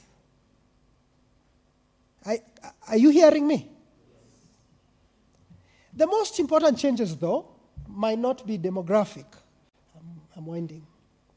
They will be technological. We're already witnessing the early stages of this transformation, and it will shape every aspect of human life. Technology is becoming part of our knowledge creation, decision-making, markets, culture, and sharing of culture. Algorithms shape what we see, what we consume, and what captures our attention. Culture itself will exist more and more in digital and machine-mediated spaces. The question is not whether technology will change the world. The question is who will shape that change. Because technology alone does not create meaning, people do. Technology does not tell stories, people do. Technology does not create culture, people do. And that's why I believe the most successful societies going into Nana's world will simply be those that possess the advantages of technologies, but also a deep commitment to the human experience. Today we sit in this auditorium once again.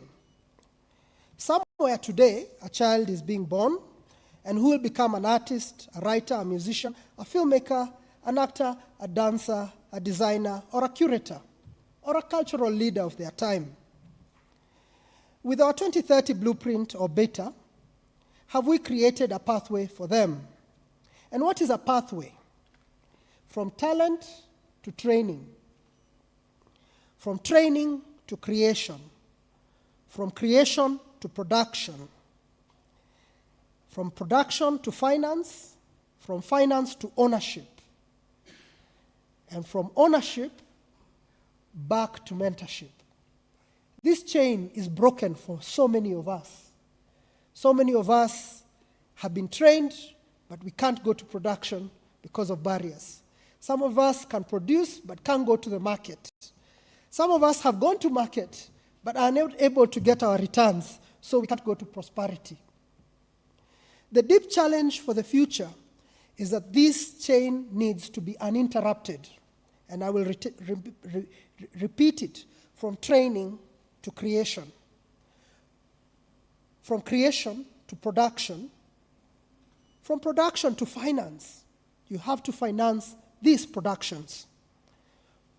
And once you've been financed to ownership, we cannot live into the future without owning our copyrights, our assets. And finally, from ownership to a new cycle of mentorship. Every generation is called upon to solve a different problem. The generation before me codified the fights that we've had in a new constitution. Myself and many of my peers have spent years proving that artists matter, that culture is investable, that creativity deserves to be taken seriously, and our generation, me and the CEO, we've begun building the system. For us, the question led to building institutions, funds, enterprises, new forms of supporting artists and creators. But this generation seated here must ask its own question. What challenge will your generation choose to solve? What institutions will you build? What systems will you create? What possibilities will you unlock for yourselves and those that follow you? The next chapter of Kenya's development will not be built on policies alone, will not be built on technology alone, will not be built on economics alone. It will be built between the relationship between culture, capital, freedom, and imagination, aided by technology. If we fix that, then hopefully, for Nana, we are able to deliver some prosperity, and then we shall not pass on the same precarity that generations past have passed on to us, even with the reality of the Vision 2030. Perhaps one day, because of your choices today, when another student sits or walks into the National Theatre for the first time, as I once did, they may not know what their future holds, but they will know that there is a place for their imagination in this country. They will know that their creativity matters. But most importantly, they will have a path from talent to opportunity, from opportunity to ownership, and from ownership to prosperity. Thank you.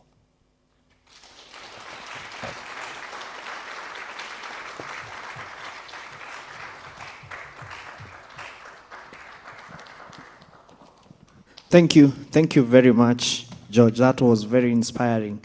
I hope you guys are inspired. That was thought-provoking as well. So we are going to take a quick break. George will be with us in the next panel. So the next panel will be Show Me the Money. We will be discussing on investments model, finances, and practical ways in which investment can come into the creative. That panel will be also joined by CEO of Sports, Arts and Social Development Fund. We'll also have Youth Enterprise Fund, and we'll have Jane Wahu, who also has an IP in which artists are able to value their IP. And this panel will be moderated by June. So I want to encourage us to take a quick break. Tea will be served on this side. I know it's lunchtime, but we want to serve tea so that we are back here in 15 minutes, so that then we're able to have that panel discussion, and then after that, then we go for lunch. So I want to invite all of us to go for tea, and I also, as we go for tea, I want to take this opportunity to thank the CEO and George for your keynote address and setting the agenda. Thank you very much. Let's meet here at 1:15. Kindly, let's keep time. Asanteni sana.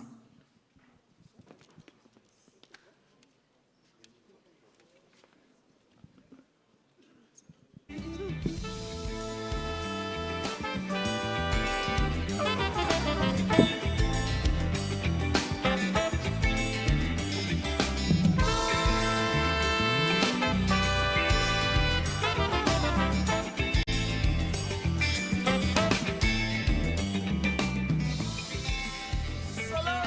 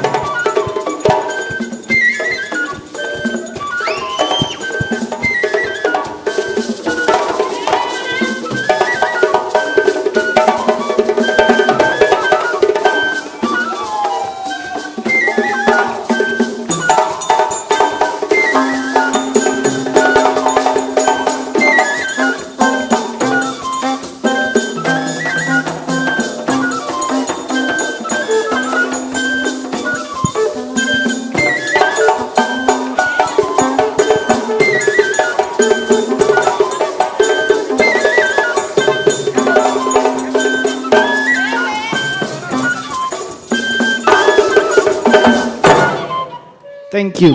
Thank you. Thank you. Another round of applause to Kenge Kenge. Thank you very much for that entertainment. I also want to take this opportunity to thank the Kenya Cultural Center Choir.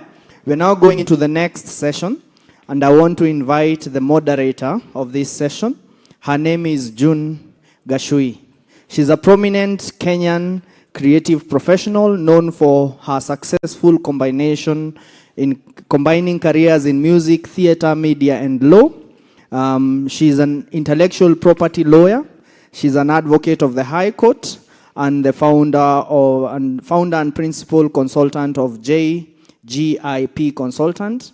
She is a musician and performer. June is an award-winning singer whose music blends soul, jazz, R&B, and gospel influences. She's an actor and a theater practitioner. She has appeared in stage productions, films, and television projects.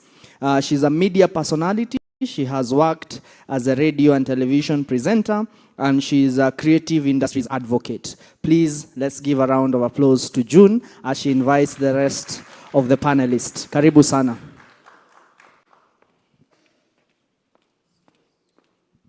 Thank you very much. Good afternoon, everybody. I'll invite our tech team to take out the mics.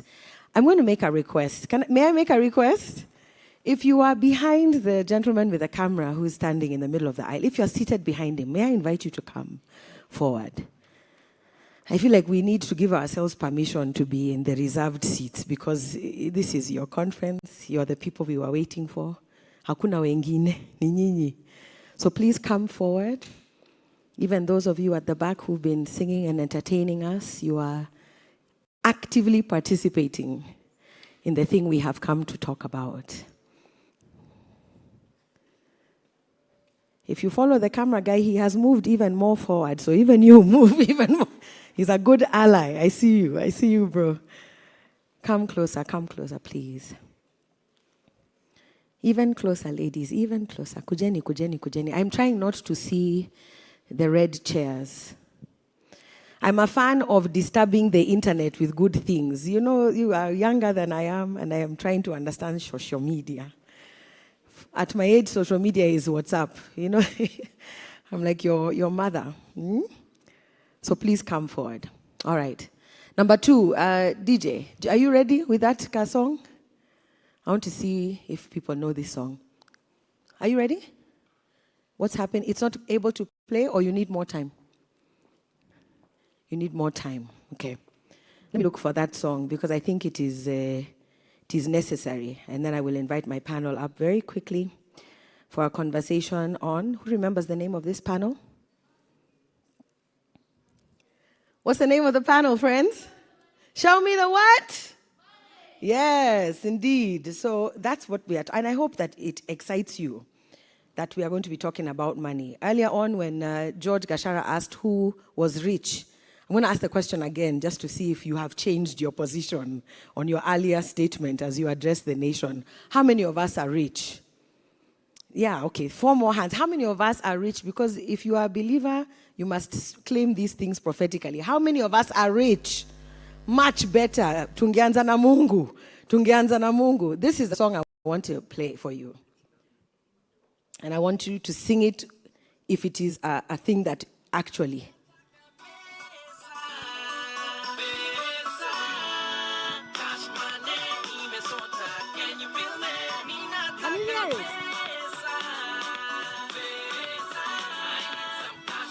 With conviction. The people who are not singing don't want to say nimesota. That is what is happening. You don't want to declare and profess that mumesota. Tumesota ama tumesota? Hatujasota. Amen. So I'm going to invite up my panel so that we can have this conversation. I think it is extremely important to move from creating to monetizing, to be like any other industry, and to try and understand the language of money, the language that the people who control the money speak, so that we can position ourselves a little bit better to access some of that money.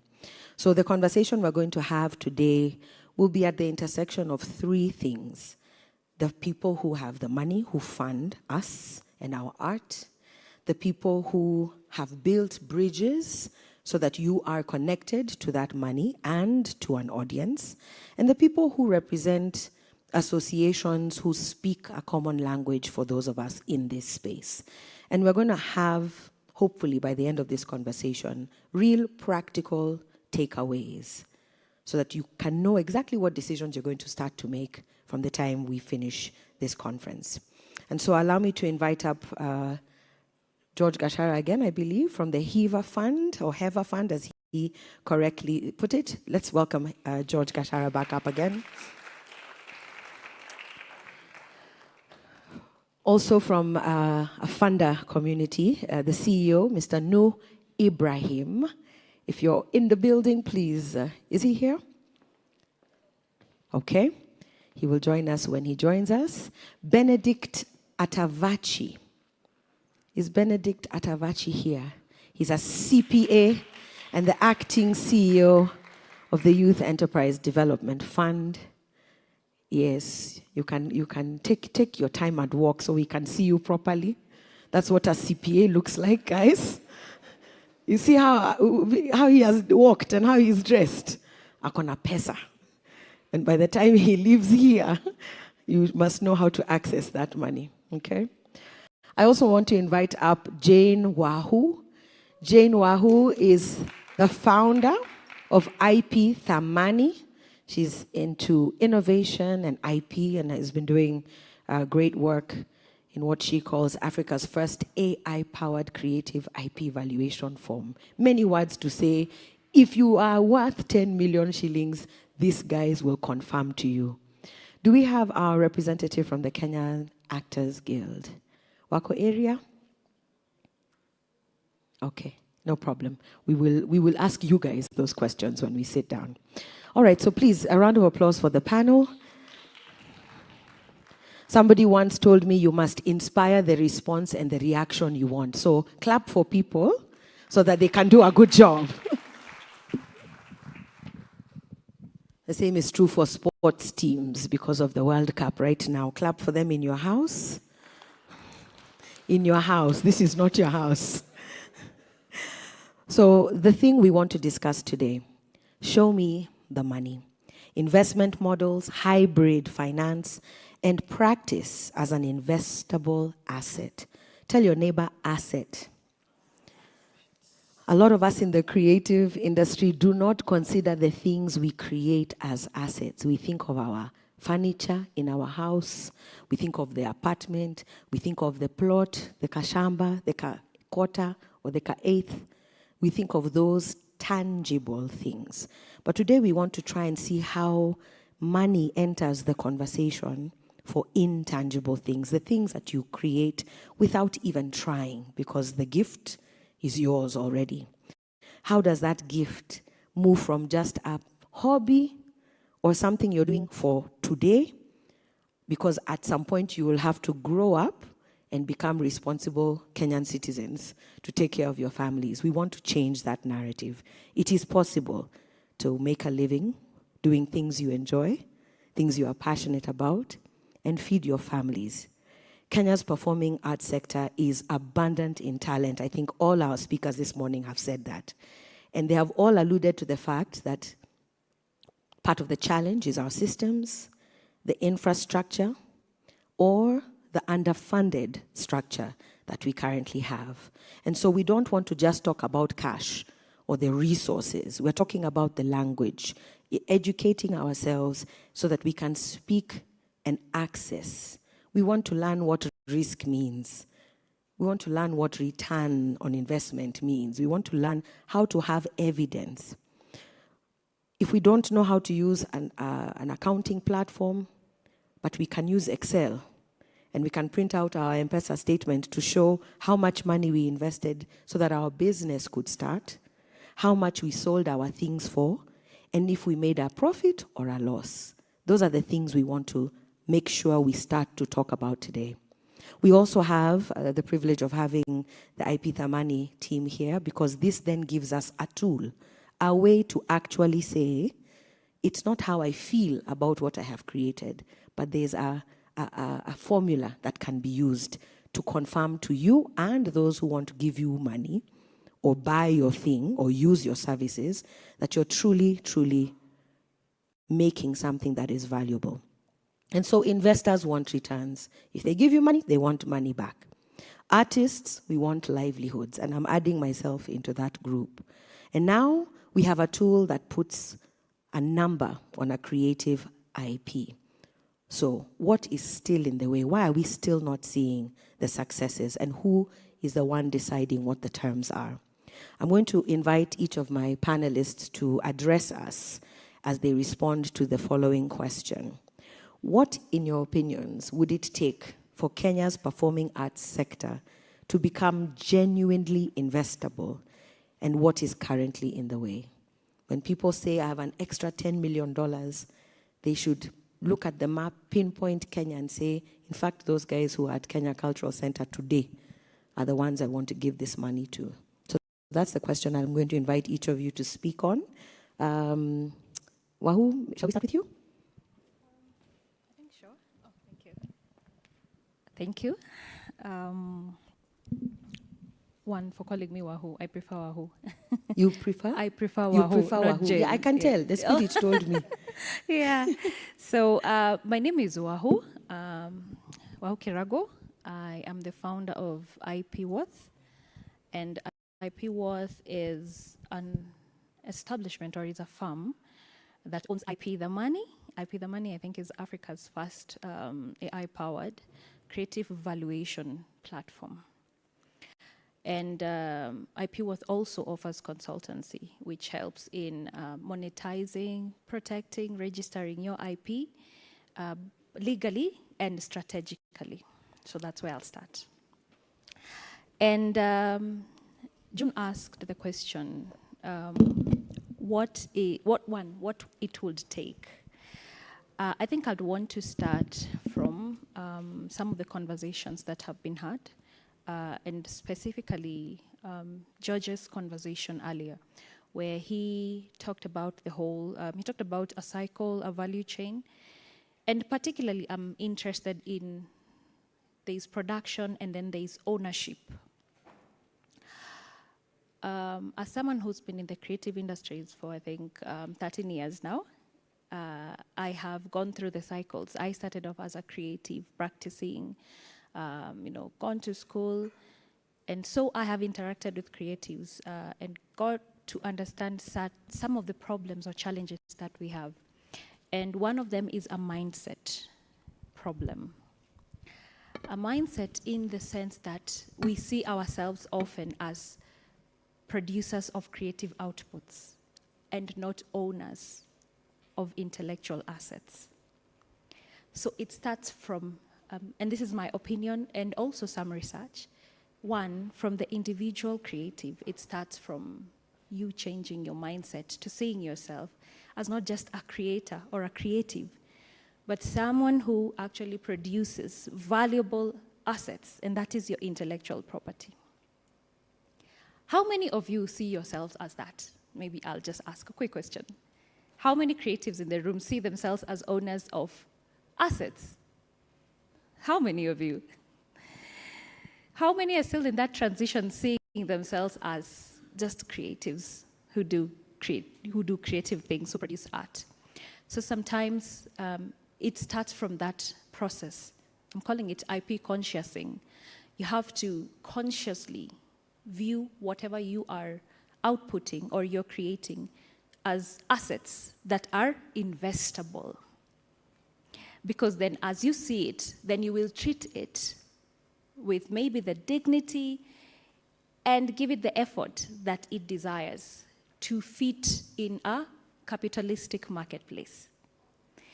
So the minute you start treating your talent, your creativity, your skills as something that could lead to an asset, then the process changes. And how you approach things from a strategic perspective also changes. How you position yourself, the kind of work that you put into that creativity, the kind of packaging that you package yourself. So one, for me, I'm at the core of what it will take. It takes a certain level of consciousness, an awakening of yourself as the creative, to see yourself as someone who owns something that someone else can see, can value, and invest in it. Because the language has sometimes been the problem. So now if you're speaking the language of investors, and investors speak assets, they speak value, they speak money, they speak growth, they speak what is my return, they speak what is my exit. If you're in a position to have that conversation with yourself and with people who could invest, then you're already more than halfway there. Do I continue with the other question? I'm happy with that answer. You've answered what stands in our way. Yes. And if I heard you correctly, primarily it's a mindset shift of seeing the thing that we are making as an asset. Yes. Yes? Yes. And yes, thank you. You thank may you. add one, I may one add. quick thing. Yes, I may add, because we were told we are the bridge. I believe what we are building is a bridge to two sides. And of course, there is one, the artist sides, and I think that is what the artist guilds and the artist organizations will represent, and then the other side is the funders. So other than a mindset shift, we also see now a kind of partnership and cooperation, and I think that awareness is also happening in the funders side, as George and the other funders who are here. We also see So Equity interested in getting into using IP collateral to give financing to creatives. I think the CEO actually said that last month. So we are seeing an awakening where funding and financing organizations are opening up to view us as that. But first, we must be conscious of what it is that we have and start speaking the language. Thank you. You've coined a phrase, IP consciousing. Conscious about what that looks like. All right. Let me start with Atavachi, because we had George speak.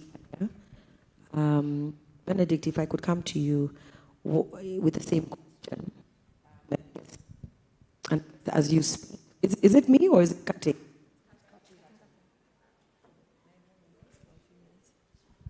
Let me borrow yours so I can also test it for you, Mr. CPA. As the acting CEO of the Youth Enterprise and Development Fund, the same question applies. What do you think is standing in our way? And if you could think about what Kenya's performing arts sector needs to be genuinely investable from your standpoint, what is it that it needs to take? Thank you very much. I'll start by, like you heard, my name is Benedict Atavachi, the CEO, Youth Enterprise Development Fund. And maybe some of you need to know about Youth Enterprise Development Fund. Youth Enterprise Development Fund is a state corporation under the State Department of Youth and Creative Economy. Prior to that, we were housed under the State Department for MSME Development. And I think when the president was reorganizing government, he thought it wise, because in MSME, we were more over developing MSMEs. But as we move to the new Department of Youth and Creative Economy, this is where you are housed. And from where we were before, it was like we were a bit displaced and we could not be able to serve you better. But I believe that where we are, we can be able to serve you better, because we are aligned to the mandate of the State Department, and we can be able to reach you very easily. And Youth Enterprise Development, for your information, we serve the clientele of young people who have attained the age of 18 and they are yet to achieve 35. So if you fall into that age bracket, then you are our customers, you are our concern, and we'll be more than willing to walk with you the journey of enterprise development. Coming back to the question you asked, what is it that is coming in our way that we cannot be able to come up with investable assets? From where we sit, like I said, our name is Youth Enterprise Development Fund, and we help the young people to establish viable enterprises. One of the things that we've come, and specifically to the performing arts sector, is that We have got a rich culture as a country. We have got the talent, and we just come in and we say we want to become, we are doing a talent. But for us as Youth Fund, we want to see more than just a talent. We want you to monetize that talent that you have, and we develop enterprises. Because when you come to the fund, we want to see how we can be able to start from the scratch, and you come up with a success. You create an empire that is now, like Wahoo said, you have assets. And the greatest asset you have is that talent that you have. So how do we help you to monetize this asset, and we are able to come up with a business that is viable? Because at the end of the day, my concern is that, are you able to create cash flows that can be able to, one, because I'll be lending you money to repay my loan. Number two, to improve your livelihood. Because at the end of the day, I'll be, gauged on how much I have been able to improve your livelihood, create jobs, so that we should be able to measure that before you came to Youth Fund, you are here, and now you are able to create assets that are creating cash flows that are able to improve your livelihood. So the main thing is connecting to entrepreneurship. Let's have that mentality that apart from being a performing artist, I can make it to become an entrepreneur, an enterprise, and it can be able to generate income that I will consume and invest and grow, and I'm able to create more jobs for others. Thank you. All right.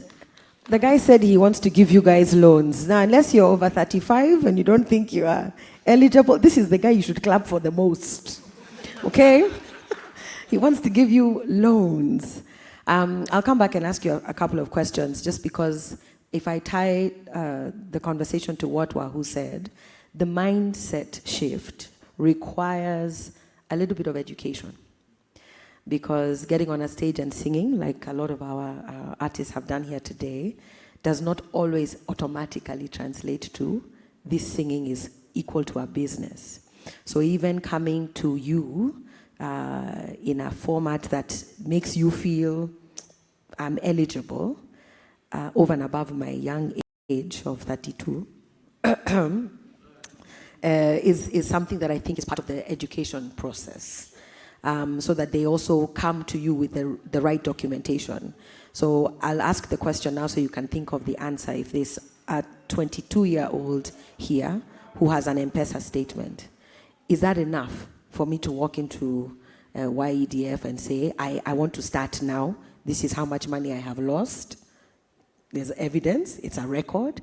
So think about that practical accessibility. And I like that you said the capacity building aspect of walking the journey with this young entrepreneur is important as well, so that they fail. Their success, so that they don't fail, because their success is also your success.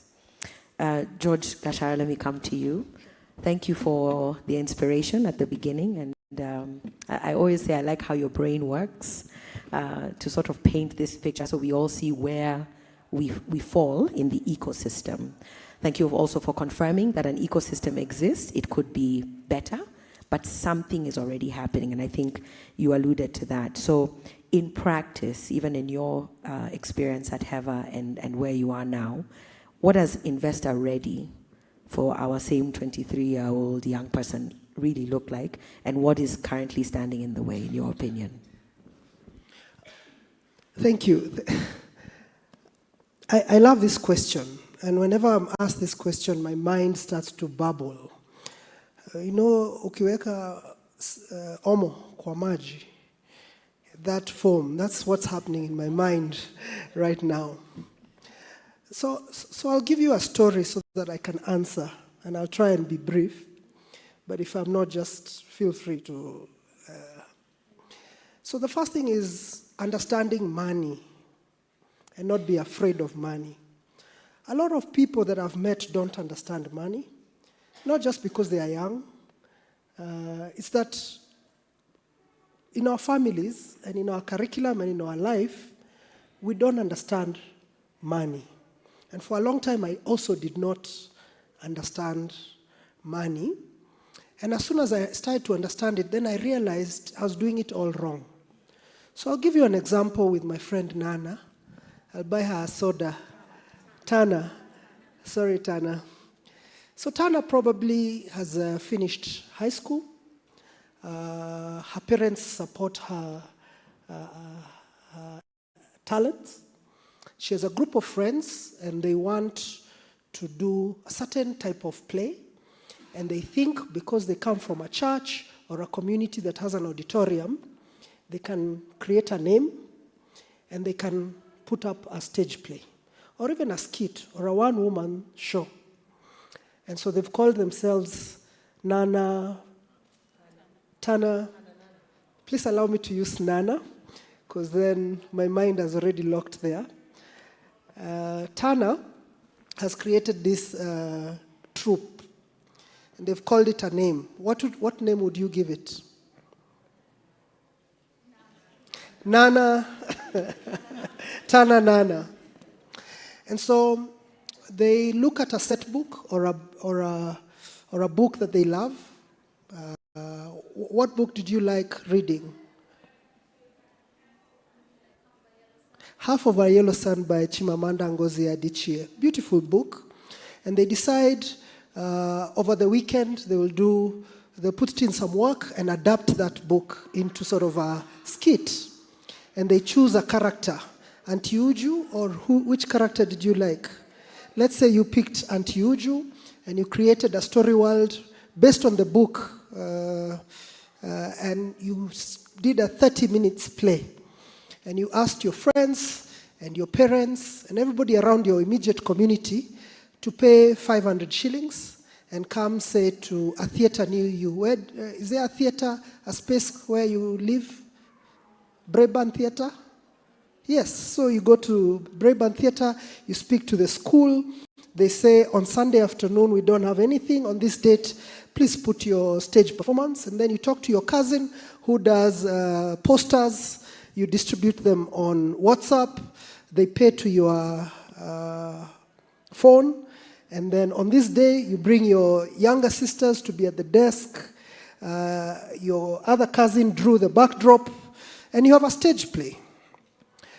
After 30 minutes, you take an intermission, everybody goes out, your cousin was the one selling samosas and sodas, and then they come back in, you finish the play, everyone claps, and you've done the best first play that you've ever thought about. And when everyone goes to the auditorium there, you take photos, you post on your Instagram, you say Nana Tana Theatre Group had its first performance. It was half a Yellow Sun. The stage, the auditorium was full because it's a tiny one, and everybody paid 500 shillings. And when you count, you realize you probably have 60,000 shillings, and this is a lot of money, and you have made money. And from there, the story begins. Have you actually made money? Have you actually made a play? Are you allowed to make a play? So you're a startup. And a lot of us start there. And we use that story to build ourselves to the next stage. But if you do not understand the fundamentals, you will go so far into your career without realizing you used someone's copyright, you didn't pay for it. So maybe Chimamanda one day will take you to court. You didn't have the full price of the auditorium. It was subsidized, so the ticket price was probably too low. And so maybe because you had a full auditorium, you subsidized the ticket yourself through your time, your energy, your mind. None of that was paid for. Maybe your cousin who did the backdrop did it for free, so you didn't cost in the cost of the labor, but only maybe he donated the painting. So there's a lot of costs, a lot of structural things that you're not aware. All you know is that you're doing it out of passion. And for many in the visual arts, in the arts, they get to their 35, 40. They're still putting passion. What are you doing? You're spending your energy, your equity, by giving people discounts. So eventually you become poorer and poorer, and your family are tired of subsidizing you and your audiences over and over again because you didn't understand the real cost of producing a show. So let's go to another case, someone who knows the real case. There are guys who had a show here for Wangari Maathai. What are they called? Too Early for Birds. Sure, and I like giving stories so that people have a full picture. These guys rehearse for 6 months. They have to pay those young men and women to at least get transport home for the next 6 months before the show is on stage. Someone has to write the script or they have to buy the copyright. They are registered, so they are running an office, it has an accountant, it has those are costs. And so the ticket price will probably be 5K. But nobody is going to pay 5K. So they'll probably look for someone else to defray the cost. They'll need to look at a sponsor. So a lot of creatives are between Tananana and Too Early for Birds. How do you move from Tananana, version 1. The first version, to Too Early for Birds? I'm starting to accelerate this story so that I don't take too much time. The only way you accelerate is that you really have to understand what is who owns the IP, what is the real cost of one person seated on that chair. The one way we confuse ourselves is that Kenya, for the last 20 years, we've relied a lot on grants. Grants are great. I've also relied on grants. But grants don't expose the real value of things, and if you get too reliant on them, you never know how to cost one seat at the theater. You know the cost of the project, and then you do one project, and then you run for another grant. So you will never know what is the real value you're creating, and how much of that value can be bought, and how much of that value can be shared. So maybe, let's say, Tananana has grown. Tananana has a business partner. Tananana has talked to an accountant. And now Tananana knows that this theater here has 400 seats. True or false? 437. So let's say 400 for good mathematics. And she knows that to make her Half a Yellow Sun play, it will cost her 1 million shillings because it will have the royalty payments for the copyright. You have to write to the Chimamanda family. People have to do the backdrops, everything. You will also have to pay for rehearsals. You'll have to pay for advertisement. You'll have to even do ticketing and all that stuff. And so, if you have 400 seats and the cost that you're running is 1 million, how much is a seat? Someone do the math for me. 2,500 is the minimum amount of money that you can charge per seat for you to return the money if the auditorium was full. So, if you did 500, like you did at the beginning, will you be in business? You'll have lost money. You'll have lost 1,000 shillings per seat. Can your people pay 2,500 shillings to come and see your play? If they can't pay 2,500, what do you have to do to raise the rest? You get in kind and you get sponsorships. Let's say you get to the 1 million shillings budget. Have you made money? You're still a poor, unpaid artist. So now your business starts after you've made the full cost. That's where you go to him and say, I can stage that show for a whole week or 3 weekends so that I make the 1 million plus a 500,000 shillings on top. So once you're able to make your costs and a margin, people call it a margin, then that is the amount to start planning with. You can come and take a loan from me and tell me, because my shows are successful and I make a margin of 500,000, can I borrow from you 1.2 million? Because I'll be able to pay it back. A lot of people do not know the cost of running their shows, and because they do not know the cost of actual running their shows, they do not have a business model, they cannot attract external finance. Let me end by distinguishing different vernaculars of money. A lot of us do not think money has tribes. We think money is the same when it enters your M-Pesa or your bank. Every type of money that you get comes with a tribe. If it comes from your friends and family, the thing you're selling is your trust, is your belonging. So if you don't pay back, you are losing your friends, but maybe they won't take you to court. And I always encourage people to start using the friends and family money because it's the best available type of money. Then now we come to the money that my friend has. And before you finish his money, don't come to me. His money wants you to develop. His money is patient. His money wants to see you do better. They might not be like Equity Bank and come and take your mother's furniture and your cows. They might just point at you with a firm hand and tell you, you are not a good person. And encourage you to continue paying. So you look at the cost of the money. People say grants, but then the grants will tell you, make sure these ideas are the ones that you're pursuing. And if those are the ideas within your play, then well and good. Now you come to my money. My money has a cost. Mostly I have borrowed it from, let's say, CEO. CEO has a lot of money.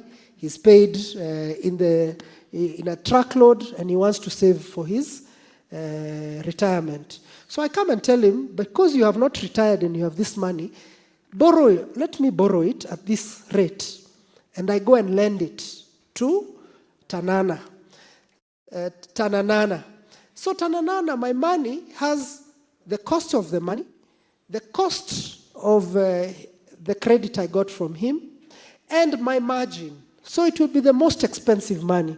So you cannot come to an investor, a bank, and a commercial institution when you're still at version 1. And there are many other monies that will be explored. So you have to understand money for what it looks like, and the money you can make is what you can leverage. That's where I'll stop. Thank you. I want you to repeat the phrase. You said money has many different tribes. Tribes. Okay. Who has a phone here and who is on social media? Anybody? Everybody? Okay. The hashtag is ARTSCON3.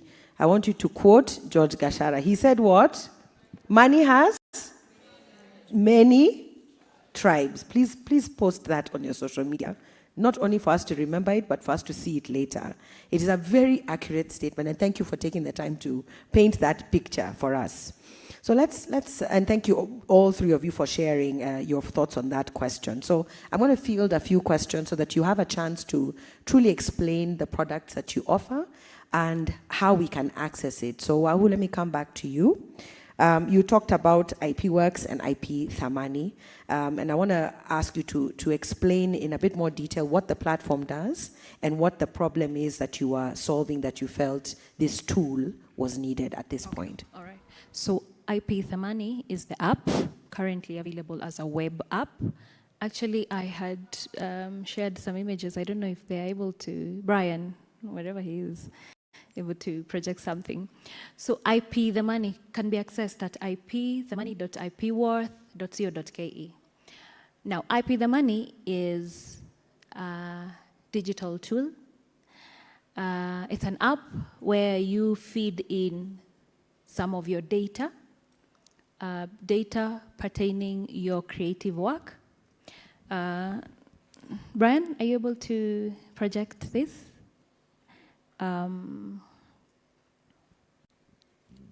I think Is he just there? continue as he Yes. tries to look for it. So you feed in revenue data. You feed in data about your streams, your audience.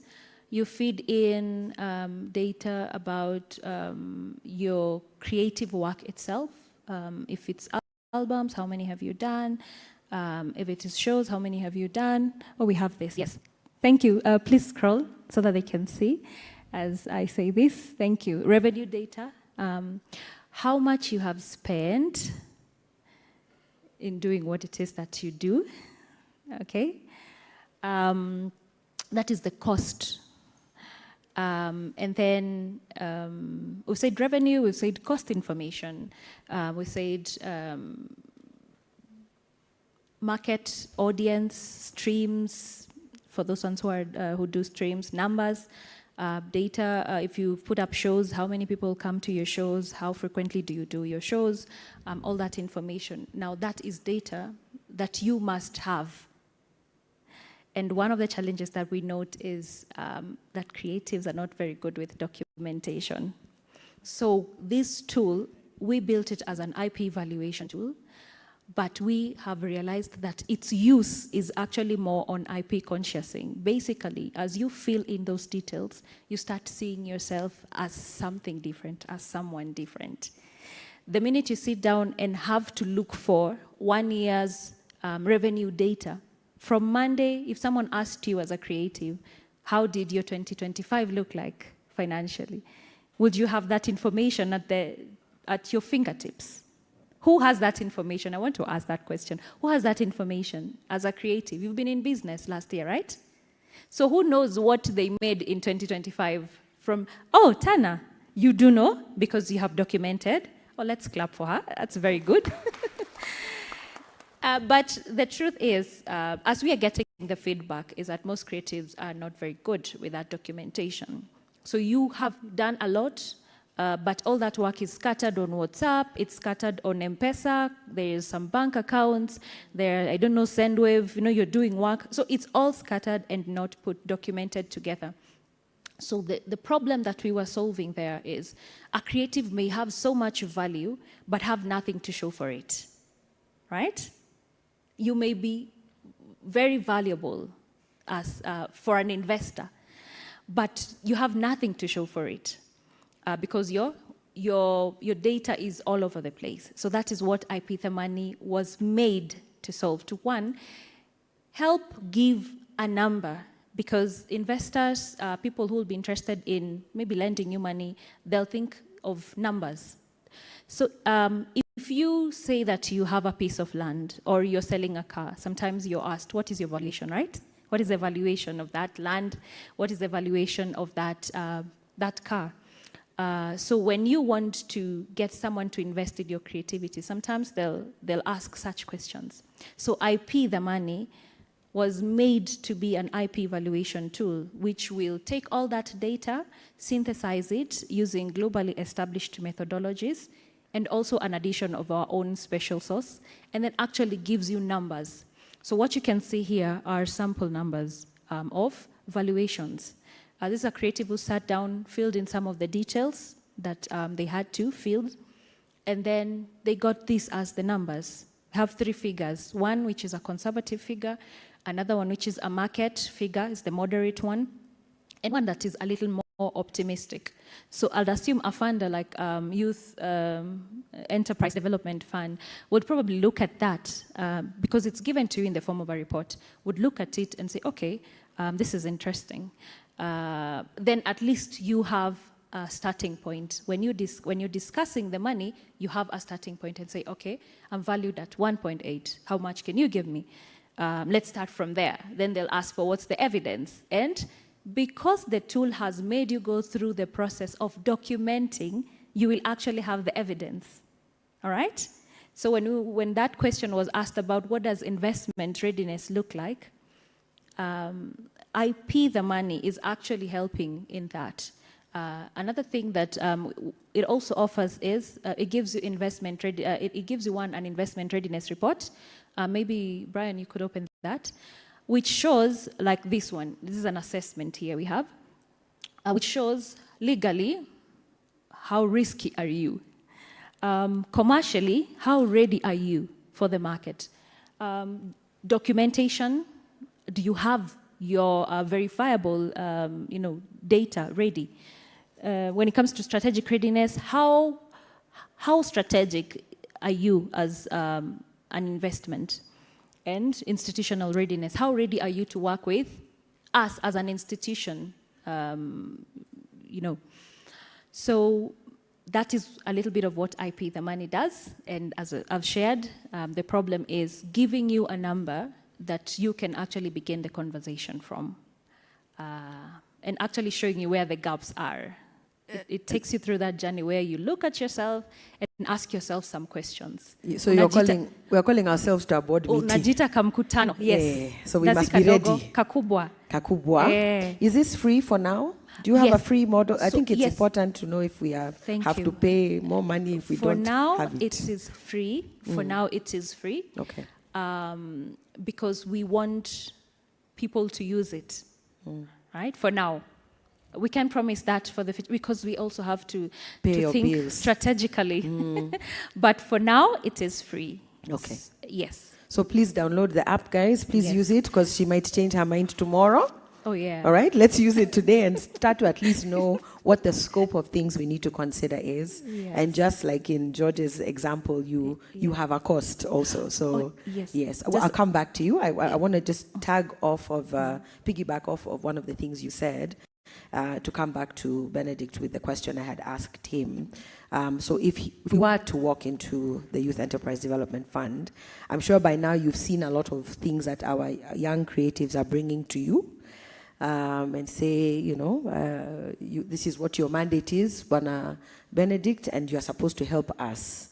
So I'm wondering if you can highlight some of the gaps you're seeing between what we are bringing to you and what you require, including maybe even a strategic report, IP evaluation report from WAHU.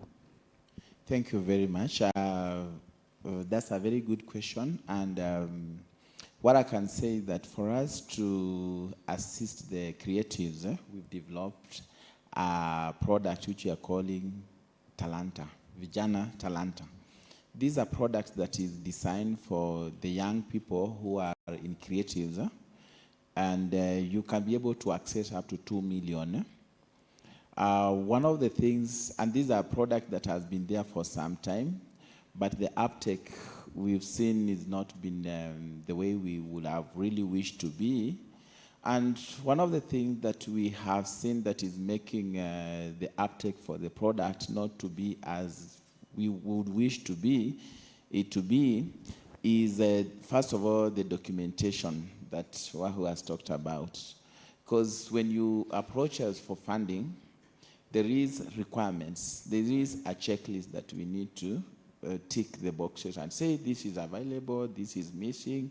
So there will be that back and forth that your documentation is adequate.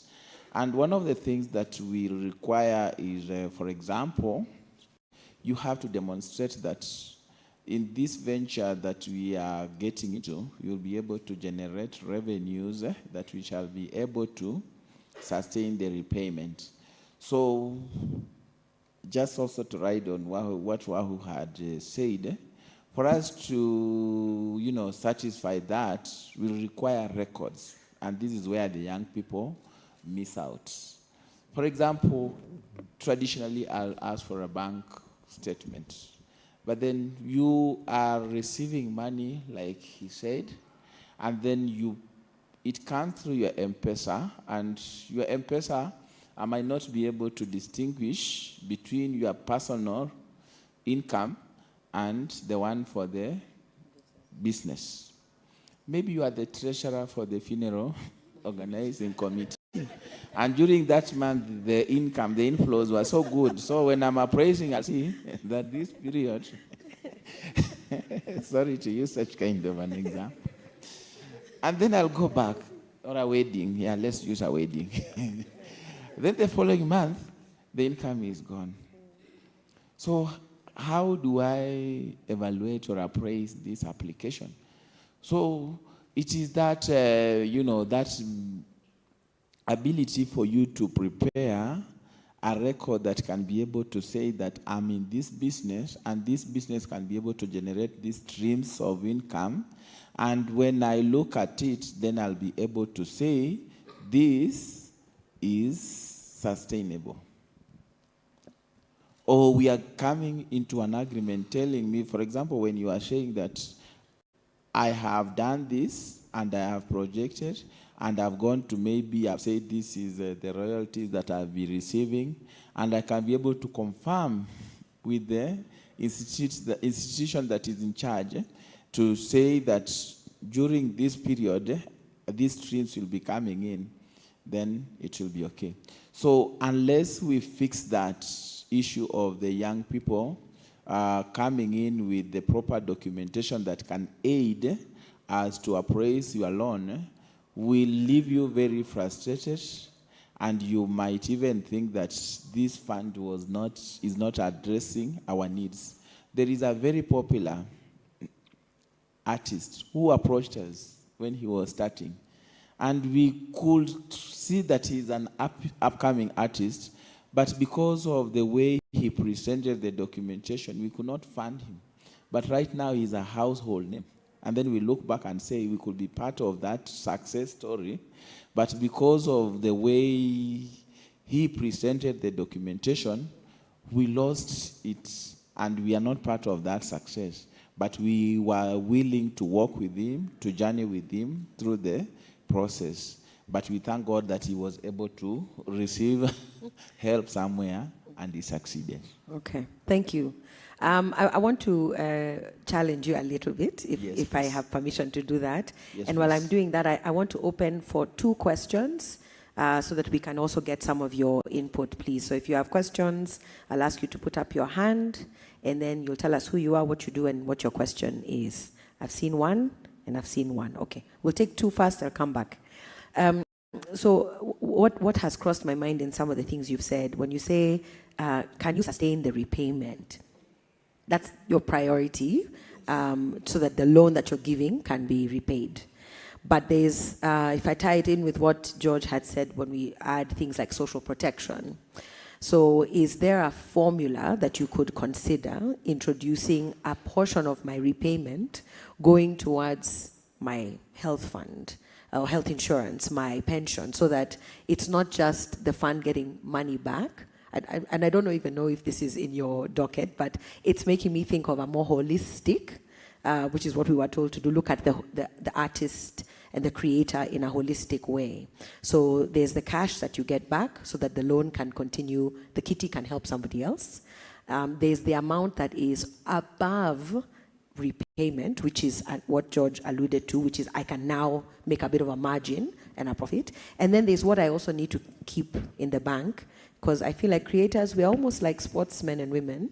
At some point, our ability to jump on stage here, like Pundo said, will be reduced. And so we will not be able to earn from that particular stream of revenue. So I wonder if there's a tiered approach where you allocate percentages so that the money is also being paid back to do certain things for us after the business is healthy, and we refund and repay back the loan, okay? As you think about that, I saw a question here. Is there a microphone that could get to, please put up your hand and tell us your name and who you're directing the question to.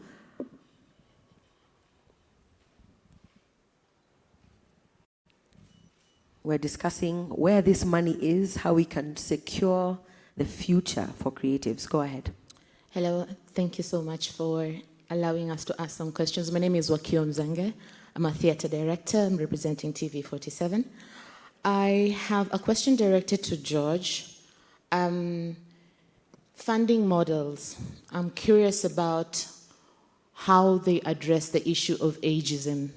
You talked about 35 and below, but a 45-year-old founder of theater is not a new thing.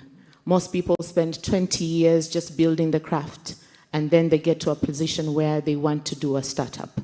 So how is this being addressed, the issue of ageism in our funding structures? And maybe just to tie that in as well is in how our funding models are morphing or developing or changing to accommodate certain things. There's a culture that, for instance, His Stage created. I don't know if you're aware of this, but His Stage Fund was allowing artists to travel to 5 different counties to perform, but the trick of it was that the performances were free for the audience. So we started creating a culture of audiences who only understand free. So when you go back to the same location with a different performance that is commercial, you are meeting an audience that is not able to pay for that ticket. Or willing. Or willing, yeah. And because this time is not funded, then probably even the quality is not as high as the one which was funded, which was also free. So how are funding models addressing that? Thank you. The lady behind you also had her hand. Then we'll take those two and come back. Hello, everyone. Hi. My name is Vivian Jeptum. I'm an actress and a poet. And I'm here representing the Gen Z. Actually, the ones who use M-Pesa statements, okay? So I just finished university last year, and now in the entertainment industry. And I'm wondering, to Mr. Benedict specifically, how will you help me put my plans and ideas and a vision out there, considering the fact that I don't have a bank account statement, seeing as, you know, as Gen Zs, most of us are unemployed, and I think it's a thing known to all of you. So how will you help me now with that M-Pesa statement? Like, okay, what? Thank you. Okay, thank you. Let's address those two questions. Benedict, do you want to start? Then we'll go to George.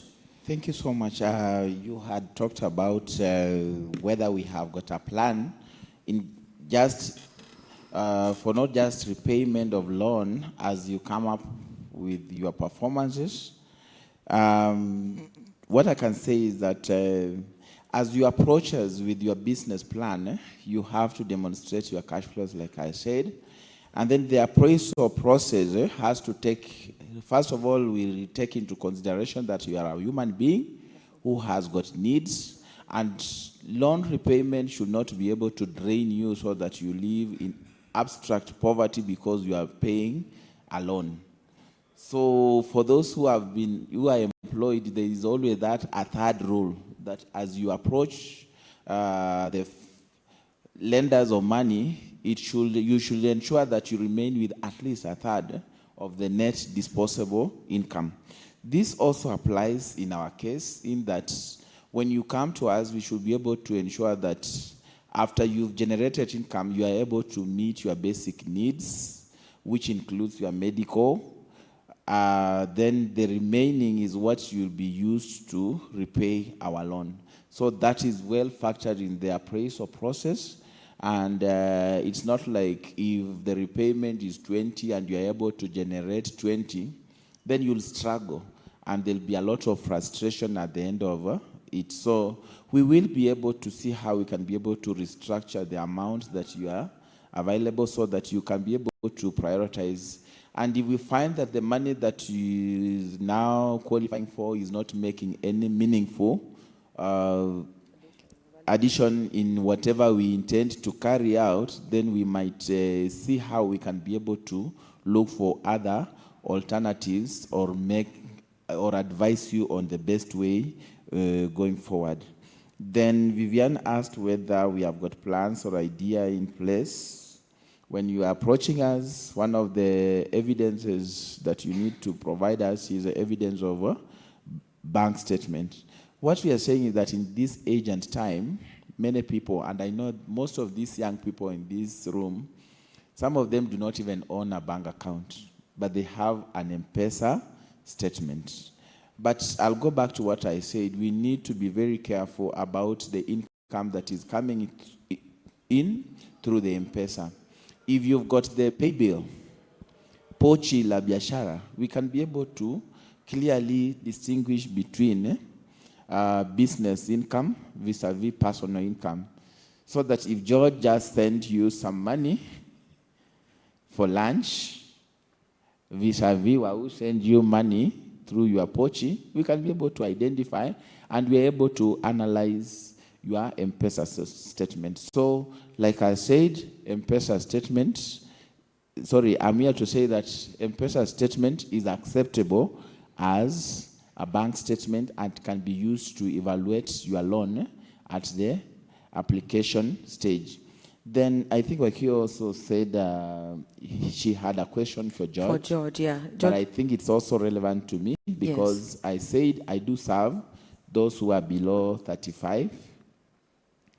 When funding a youth company or a youth group, remember when you come to us, you can come in as an individual where you're doing a sole proprietorship. So that one you must be below 35. That is unfortunate because that is the mandate and that is what the law states. I can only serve somebody who's below 35. However, if you come in as a partnership or a limited company, there is room to accommodate the people who are above 45 or above 35. Or if you come in as a group, because the other model is a group of artists come together and form a group of minimum of 5, then you approach us for funding, where we will be able to fund us through our group model, where you can access up to 100,000. You repay within 1 year. If you've done it correctly, you come again, we give you 200, then we graduate to 400, up to 4 million. The only problem is that as you go up, then you shall require the collateral. But for amounts less 300, we might not be able to require. So how does it work for people who are above 35? The shareholding should be 75% youth. So if it's a partnership or a limited company, then the shareholding should be 70% young people. Then those who are above 35 can hold 30%. That is a youth company and qualifies for funding under our products. If it is group, then membership should be 70% young people. Then those who are above 35 can form 30%. The only trick here is that the leadership should be the young people. For the group, I'm looking at the chair, the treasurer, the secretary, they should be the young ones so that the older guys will take the back seat and allow the young people move the group or the company. That is the only way you can be able to access in case you are above 35. Thank you. All right, thank you very much. Wakio, you've been partially answered. I thought you was going to say the age of your company can also be below 35, but I was really hoping the age of the company, you know. Yeah, some companies, yeah, it's 15. George, you have some questions to answer. I think Wakio needs help. So I'll answer generally and specifically. So let me start specifically. You already can access money from HIVA without going to the HE stage opportunity, because at HIVA we have many different funds running concurrently, and all of them have different sponsors and different objectives and different costs. So if one doesn't work, because I remember we were we serviced the donor in distributing the HE stage, and that was a specifically designed fund for certain outcomes. So go to hivafund.com. You can access it on mobile and everywhere else, and make sure you look at all the fund facilities that we have. Some of the facilities that we have do not even sit at HIVA Fund. They are with NCBA, Tenakata, and many other platforms, but all that information is within our website. Another question that I will answer that was behind the question is a question of eligibility. Thank God we are going into a technological space that soon you won't need to submit any documents anywhere. Nowadays, I get loans, but I don't even have to apply. I just go to the app, I say I want 70,000, I click, it does that thing, and then I'm told this is my cost. So now we are going into a technological space where evaluation will become seamless, and the data that you have, the kinds of algorithms that they're creating, will allow you to go through many processes of application without having to take physical documents. And that's where HIVA tries to, we are moving there. Luckily, we've even gotten now a CBK certificate. We're moving into a digital bank. So soon, if they refuse, if they want physical papers, just cross the road. There are other people who have money who will process you digitally. But the problem with the digital evaluation is that it's algorithmic, so the cost they assign you, there's no way you can debate that. So if you don't have the documents, you pay more. This is the risk of not being well prepared. You get a higher risk costing. So your loans will always be tougher. Why do we insist that you need to have these documents? Because a lot of young people wonder, what are these processes designed for? And so I want to answer that question. Consider that I have money, that I have objectives with that money, and that money I'm answerable so that I can prove this money has gone to a person who deserves.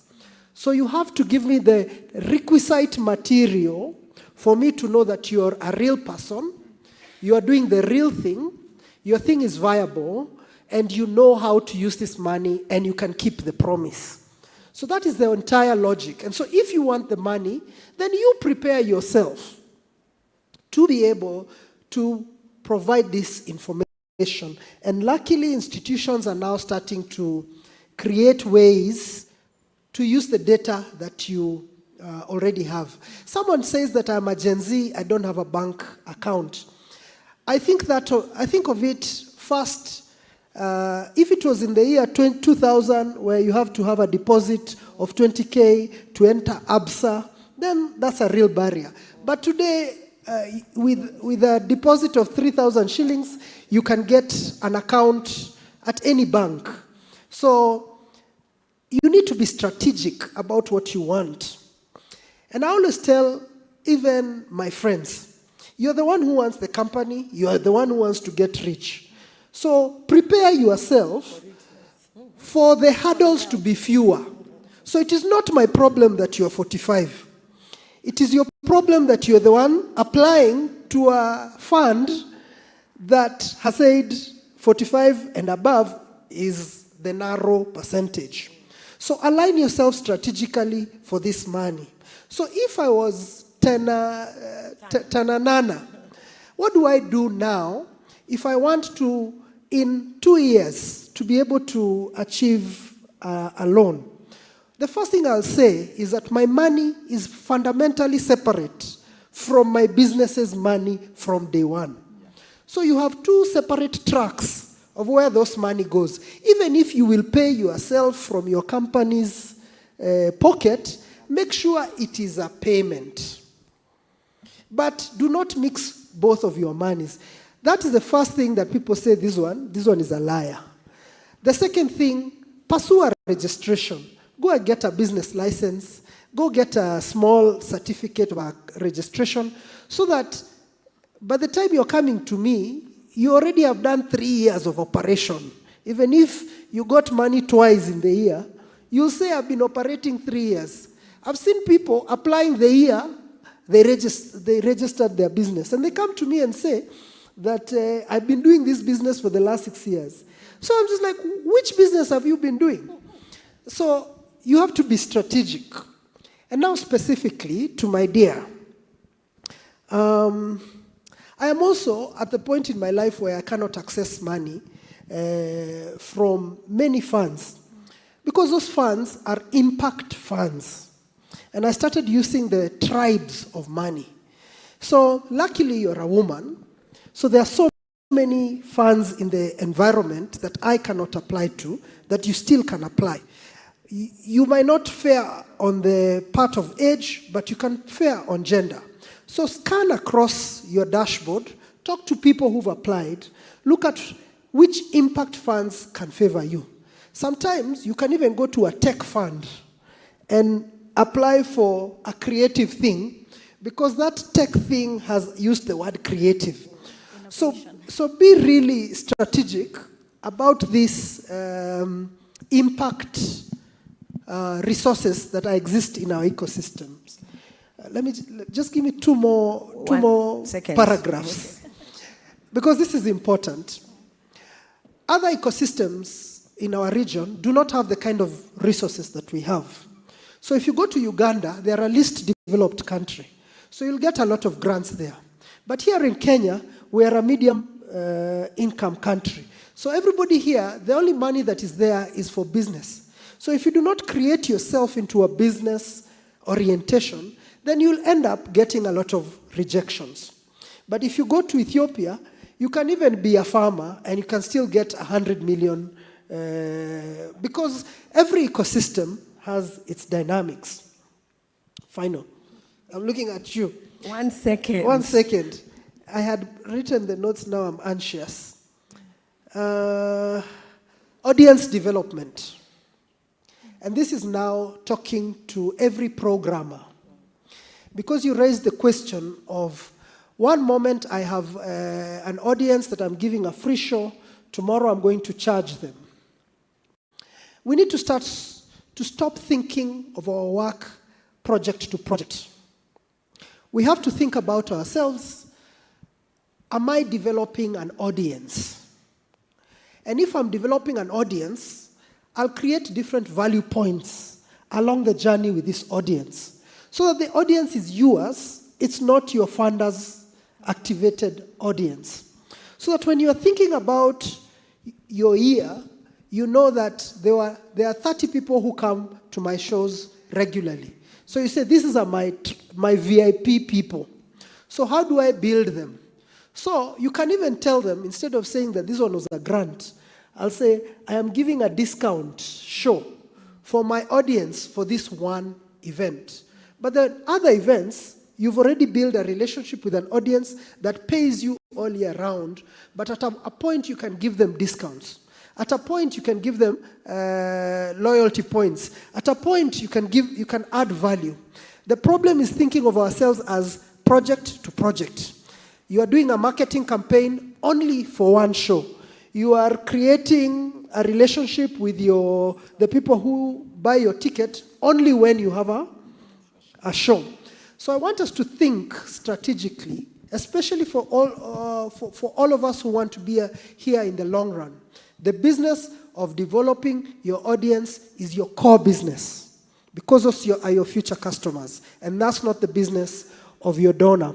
And finally, there's a lot of hesitation about money, about models, about applications. And I know this is a challenge to many artists. It's because you do not have a partner who's an accountant, a partner who knows legal, who accompanies you along the journey of your growth. Because if you start with an accountant early, you know your business's money is not yours. You know that you need to pay tax at a point. You know that you can't pay someone without giving them a pay slip. So already from day one, you are compliant. You don't have to be big to get an accountant. It's the same thing when you're thinking about. So get help, and pay for help. Then these things stop becoming difficult. A problem. Thank you. Thank you, Professor. I have time for 2 more questions. I'd seen a hand there. Let me gender balance it a bit. The gentleman at the back, the one who's near the mic. Was your hand up? Was there a question? Are you okay? Are you answered? All right, so I'll take you and then my friend here with the hair. Okay, my name is Eric Ongeri. Hi, Eric. And I'm a writer. So my question would be, how can a writer best position themselves in this space? One, in a way that serves the space, but at the same time also getting the money, as we are saying it. Thank you.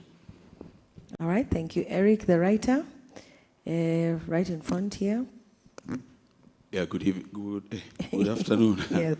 Yeah, my name is Octavius, and I'm a theater person from Eldoret. My question can be answered by any of you, but more specifically, Wahoo, how does IP worth, or how do your institutions assess cultural relevance of the products, especially now with things that, for example, if there's a trend going on and the trend might end before you give me money to put up my show. So by the time you give me money to put up my show, the cultural relevance of my show has faded, and then hence I won't make money from that, but then you'll come for my mother's cows.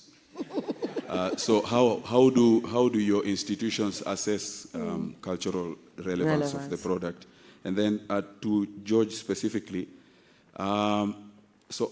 in the same Eldoret, HIVA funds, those stage 2 shows came for real. And the place I work with, or our institution, helped most of those teams to perform in our space. We have an audience that you've said that we have developed, it's true, but we exposed our audience in good faith to those shows that came, so much that now our audience doesn't want to come for our shows anymore, because apparently our shows are more expensive than the shows that were brought. And they know that even by seeing the amount of work we put into the performance on the space versus the performances that were brought. To the extent that even if we do a show that looks like what we brought into our town, they still won't come to watch the things. They want them to be free. And I'm afraid Eldoret might turn into Kisumu with the NGO thing. So please, I address that in some way, because I'm also thinking about applying for HIVA fund next time, and I don't want to destroy somebody else's town's audience with such a thing. Thank you. Thank you, Octavius, and thank you, Eric. I'll open the floor here for responses. And those of you who walked in after we moved forward, I'm going to ask you to start to come forward in a few minutes, all right? So let's go ahead and answer the question. And maybe, George, as you respond, because that question seems to be a burning point, is there a form of grant that can allow some sort of payment to be received, so that even as these, it may not be the reason, so the money from the ticket sales is not to fund, but it is to create the culture of paying for the experience and to ensure there's a kitty left for continuous development for the next project. Yeah. So maybe we start with Wahoo, and then we'll come to first. George needs to think about that question again. Thank you. There was a question on cultural relevance, right? Now, one interesting thing actually about our methodology is we have factored in our methodology, in as much as it uses the standard methodology using market, cost, and revenue. We have added what we call the cultural context premium. Now, this specific premium helps to value your work against authenticity, cultural relevance, how durable and applicable now and in the long term, from an IP perspective, from an intellectual property perspective. Now, sometimes that with actual current monetization, sometimes they may be in conflict with your specific scenario where you say there is a trend and you want to set up something now, and make money off it now, and that thing may not be relevant tomorrow. Now, when we're thinking of IP strategy, we tend to look at the long-term vision. So if anyone is coming to fund, the truth is, well, most people would fund something, a project that has longer shelf life than something that will burn up, like a firework, burn up and die immediately, all right? So now that is from an IP, intellectual property strategy perspective. So if I was advising you as a creative or as a creative business, one, in your planning, some of the other things that we do is mentorship and coaching. and we talk about planning for creatives, because sometimes this is what makes or breaks. In your planning, have you factored in flexibility within your calendar, so that your model is not reactive? Whatever you're doing is not a reaction of whatever is happening, and then once it fizzles and burns, then you're back to square one, trying to figure out what do I do next to sustain myself. So one, from a strategic point of view, I'd look at it. You've planned for the long-term sustainability of your project or your business. But on the other hand, have you thought of what you would do if something, an opportunity to make money came up, and you needed to do it? I don't know. I know even grants and funding organizations need time. I think because they're also working with their own plan and timelines.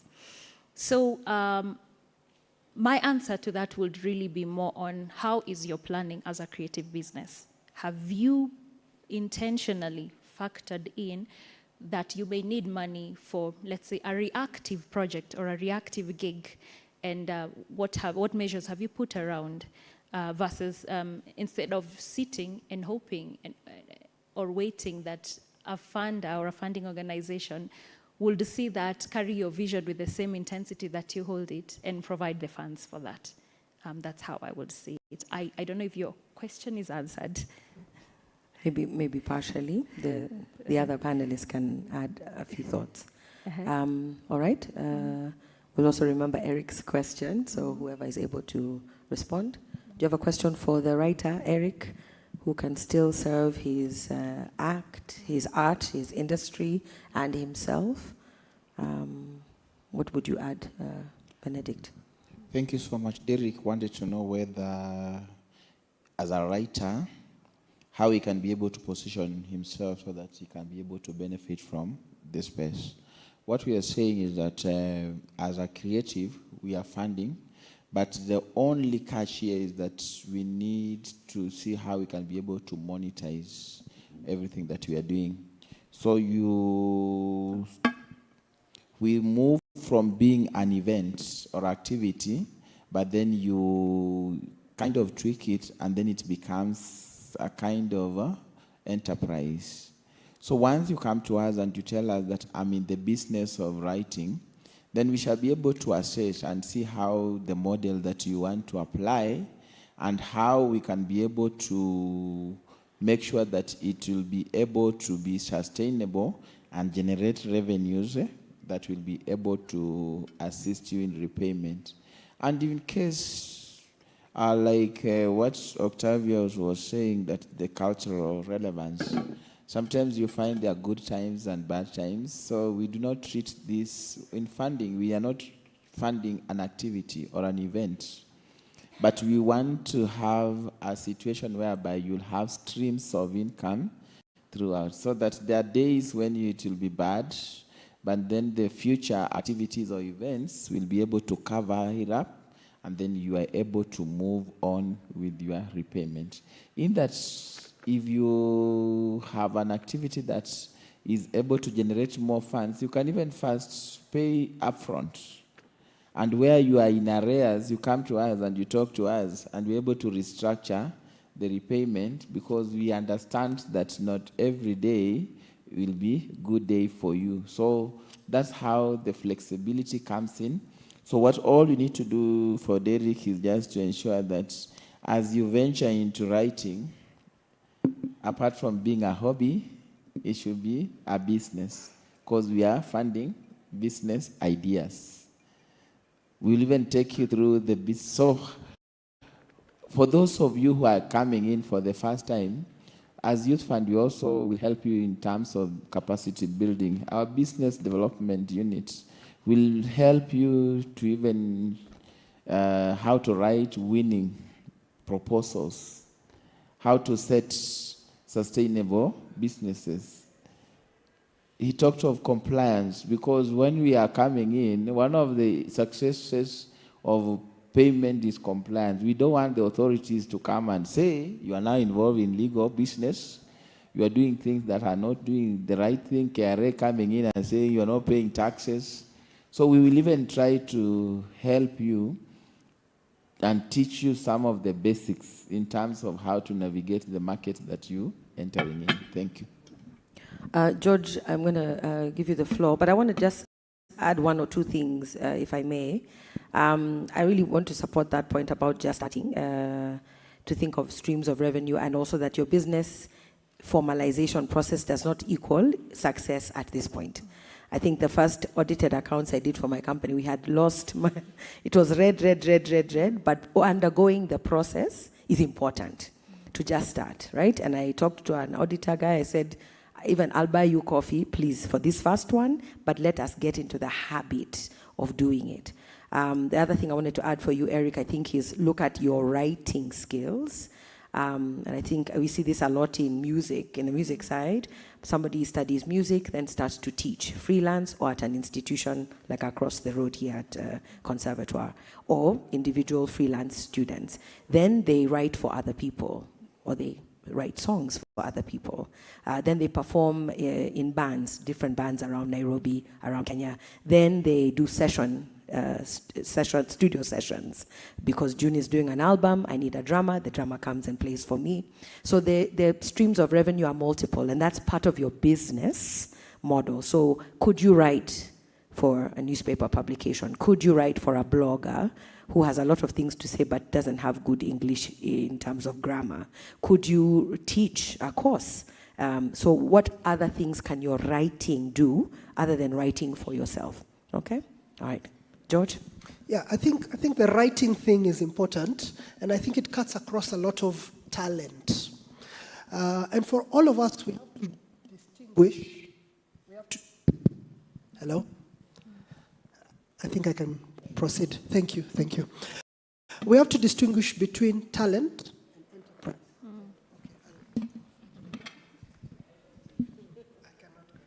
We have to distinguish between talent and enterprise.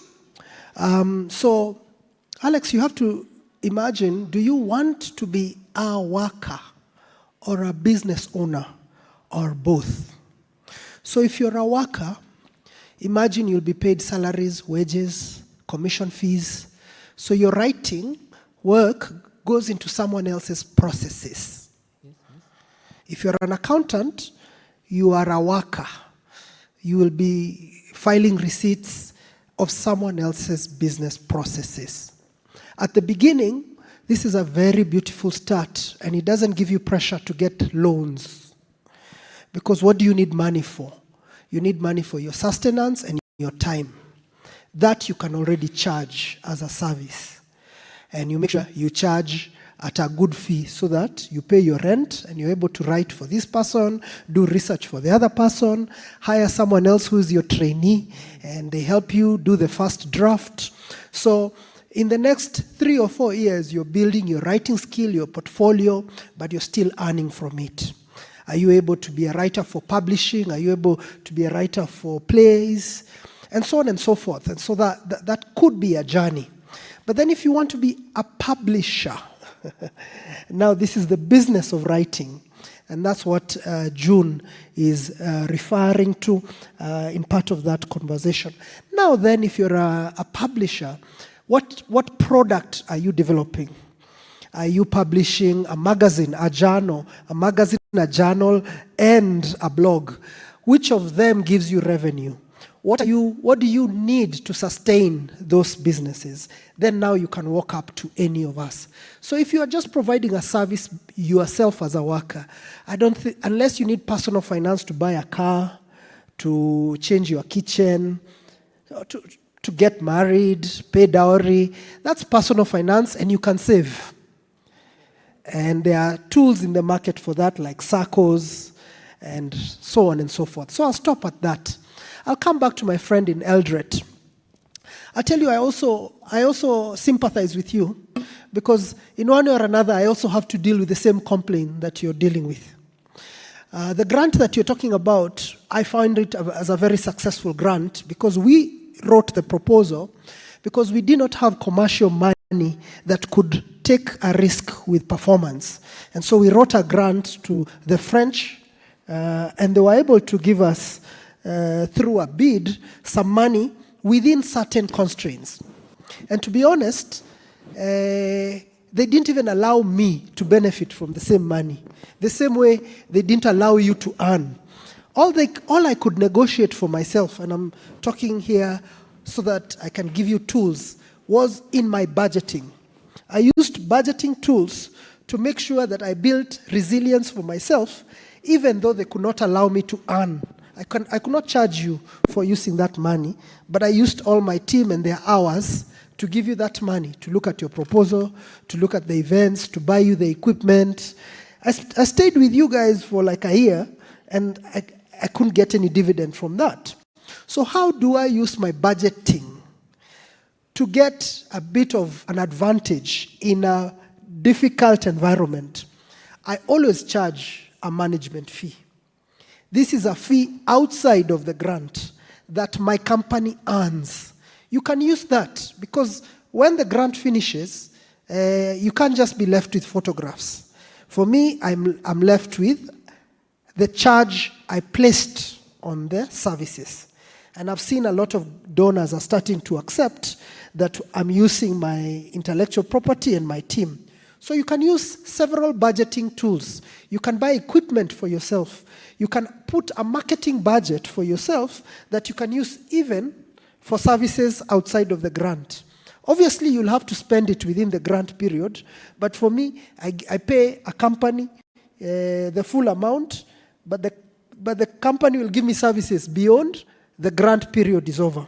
So the nature of that fund is very restrictive, and those limitations have potential downsides. And the potential downsides that you're talking about are those that you've clearly indicated. But there are ways, if you have a clever accountant, you have someone with experience, they'll tell you this is how to budget for legal, this is how to budget for marketing, this is how to get extra equipment so that you have additional capacity to survive you beyond the lifetime of a grant. Have I addressed the question a bit They're more? both nodding. I think it's a start. I like the budgeting tools. That's Sure. a nice, clever way of making sure you have a... I think the only other thing I would add is some sort of sensitization. I think we need to give our audiences a true stake in the journey that we create for them.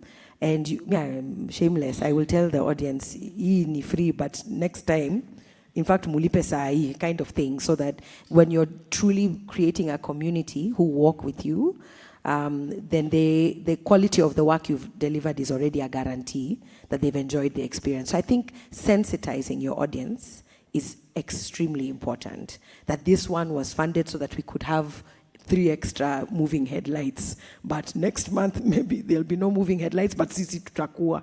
So you guys make sure you're also here. So I think that's all I would add. Let me just put one tiny thing. At the beginning of your journey, you're a bit fragile because your operations are younger, your leverage with these donors, with the heavers, with the funds, your leverage is a little bit lower. And so sometimes you have to deal with some restrictions. But make sure you build your clout, build your audience, invest in your communications, start to project a bigger image of yourself. Pay people who are doing comms, celebrate your wins, so that then you add your leverage, so that as you continue, you're able to negotiate better and better deals for yourself. Because I see you coming back to Hiva, and you say, we did this successfully in Eldred. In the next contract, we cannot take the limitation that we won't charge. And for us, we'll see, so that's something we can start to negotiate with you. It's feedback. So, yes, and so over time, as you build your esteem, you build your leverage, you build the name of your company, the rules start to generally change because a lot more people can bend their rules to work with you because you've proven that you have more capacity and that they need you. So this story will change as we continue to engage, and please come back. Thank you. I want to ask each of our panelists to answer this question as we begin to close. I know we have an audience on Zoom, so thank you. You guys have been very engaged. They have requested that each of you share your social media handles? In other words, how can they reach you so that they can engage further? So thank you for those questions. So as you respond to this question I'm about to ask, if you could tag your social media handles or any mobile number you are allowed to share, they would appreciate that. And I will say one thing before I hand over. I wanted to add 2 points. I know we were going to have an extra panelist on associations and groupings around labor and work. And I hope we are members of such associations. I think Pundo alluded to it. Our CEO here alluded to the fact that they have not been as organized as we would have loved. But I think part of the problem is we are not joining. And even if it is not fully efficient, I like to think you could be the reason it could be better.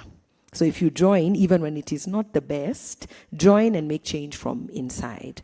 The other thing that conversation could open up is welfare conversations for its members. Rate cards is a major one. I saw it also on the IP Thamani app. Are we charging the right amount of money for the service, or are we just charging what the budget of the client is, right? Is that something that we can discuss in some of these associations, or maybe even unions, so that we are a bit stronger and we can collectively bargain for things that benefit us, including spaces, and I think that has been addressed quite exhaustively. The final point I wanted to add was platforms. I recently attended a study visit, and one of the things that was being talked about is the platform revolution. What does that mean? Most of us have our communities on platforms that we don't own. So your 9 million followers are on Instagram, but you don't own Instagram. If Instagram decides today to shut down, your reason for being the popular, famous person who earns money disappears with the people in another country who don't know you exist. And so one of the things I just want to drop here, because I think this is a space, is could we start to consider developing our own platforms so that we can have access to our own communities, not through terms and conditions that came from outside. So if there are people here who are in tech, who are able to rally communities, could we start to think about that? Okay? So the question for each of you as we close, could you name either one policy change, one financing instrument, and one behavior shift within the sector that would move the needle most forward? I'm giving each of you 30 seconds to do that. I can repeat the question, yes. Name one policy change, one financing instrument, and one behavioral shift that the sector would need to move the needle forward from today. They are taking the 30 seconds to think.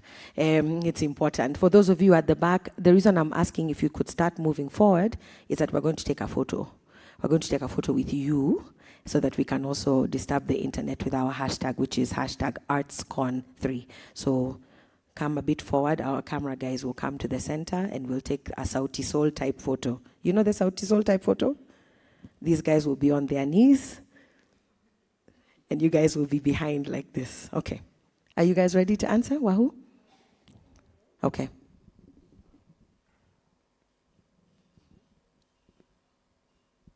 Oh, can you hear me? Oh, yes, there it is. I know you said 30 minutes or 30 seconds, but you want to run away. So just before I speak on the policy, she mentioned something about the rate card. I think I didn't get time to say that. IP Thamani also helps to generate what we call indicative rate cards. It gives you ideas of what you could charge for different services or different things that you do offer based off the data that you have fed it. So please, please, please check IP Thamani out. You'll find it's a very interesting and a very good tool for yourself. And it's free for now. Oh, is that a question, Nina? Okay, yes, please. Yes, you log in, and once you log in, you can access your data. From our back end, it's encrypted, so we can't really see the specific, but we see what is important from our end. So please go check it out and check our website out, IP Worth, that is ipworth.co.ke. You'll see a little bit of what I have, and I think I'll just shout out my partner. She's Aileen. She's founding partner, legal, advisory, and IP. So even issues legal, if you need attestation to verify some of the data or some of the evidence that you put up, we also will do that and help you do that. So now to answer her question, I think one, behavioral. I have been singing this song since I started. A change in mindset. We really need to see ourselves as not just creatives. I don't know what the existing generations did, but there was a stereotype associated with creatives and talent. And when you say you're talented, then people already have a certain perception about the limits or what you can do and to what extent. So that mindset shift to see yourself as people, one, creative entrepreneurs. We don't all have to be entrepreneurs, but at least people who run creative businesses, people who have something of worth, and that is intellectual property. IP is at the heart of what it is that we do. So I'd want to see that mindset shift, that behavioral, and once you adopt that new identity, we start behaving differently. We start planning, like, you know, what I think that's Eric, right? Was it Eric? Okay, yeah, something about, planning in advance. Do you know what your next 6 months look like, your next 1 year as a creative business? Do you know what it looks like? Have you made plans for that? Are they strategic? Do you know where the money could be coming from? Have you looked at possible opportunities that, you know, could be in that you probably had not envisioned? So that's a little bit of what planning would encompass. And I won't speak on policy, but I'll speak on financing. I think we now are at a point where we should start walking the talk. Previously, you know, from the financing perspective, there's been a lot of talk, and I know some entities are already walking the talk, but IP as collateral is a thing, and we need to practicalize it, not just speak about it. We need to practicalize it. So I would want to see instances where now people come to you with the IP valuation report, and we start from there. And because we've already done half of the work for you, the documentation and all that, that's what IP the money has already done for you. So when I come with an IP valuation, or one of the creatives, and tell you this is, let's make the process a little easier. So that's what I'd want to see. Thank you. Thank you for that. And on socials, just look for Wahoo Kirago. You'll find me, Wahoo Kirago. LinkedIn, TikTok, Instagram, look for Wahoo Kirago or IP the money. Thank you, Wahoo. George. There were 3 questions that were asked, but I have to wrap them around one major thought. Okay. And my major thought, especially for practitioners in Kenya and in this part of the continent, is to increase incomes and to not leave value on the table. Because I asked everybody who is rich. We had more broke people than rich. And for me, that's a fundamental problem.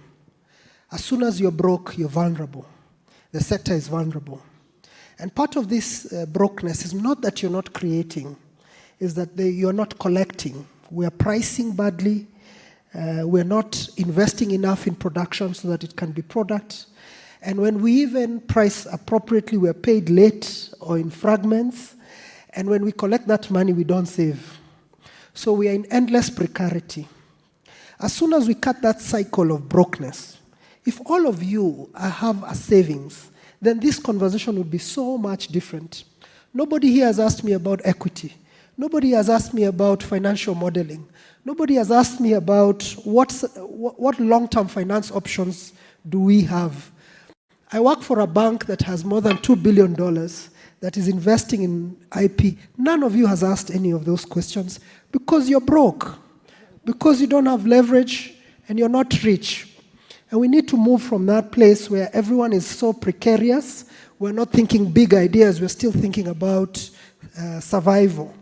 So the 3 questions, how I'd answer these 3 questions so that next time I come here, we can talk about the rest of the money that's still seated, that all of you could access, but don't have a capacity, visibility, or even desire. The first policy change that I think we need to have all your royalties paid, all your copyrights honored, and all payments are prompt. We need to be able to give death sentence for those people who are eating money at MCSK, because they're making all of you poor after you've made your money, and it's not excusable. It is not allowable. If all these salaried people sat here at the front, if someone takes 80% of their revenue, of their salaries every month, these people would even take their children and throw them in Rivayala. But you guys, your revenues, your money is eaten by people, and you come here and complain. No, that has to change. We cannot be impoverishing you. If you have not registered for your copyrights, and you are participating in your own poverty. The second thing that I would want to change in terms of financial instruments, this country, majority of people who have homes, who have vehicles, think about teachers, think about nurses, think about city council workers. Those are our parents. They've educated us, they've taken us through schools. They don't earn a lot of money, but they've managed to take us through schools, they've managed to build homes, and those are most of the homes we come from. How did our folks manage with their little incomes? They went into circles, they went into chamas, they delayed buying a new shoe or a new fridge to get the merry-go-round working. How many merry-go-rounds are you guys part of? If we can't learn from our own models already, then there's nobody coming to save us. So if you cannot save and create sort of a buffer between yourself and the vagaries, you're always going to be precarious. So the first thing we must do is increase our income, price appropriately and demand for our payment, and don't give services for exposure. God will help you. The second thing is save that money. And once you have a bit of money somewhere, then now reinvest that back into your production and to your own lives. So that's where I'll start.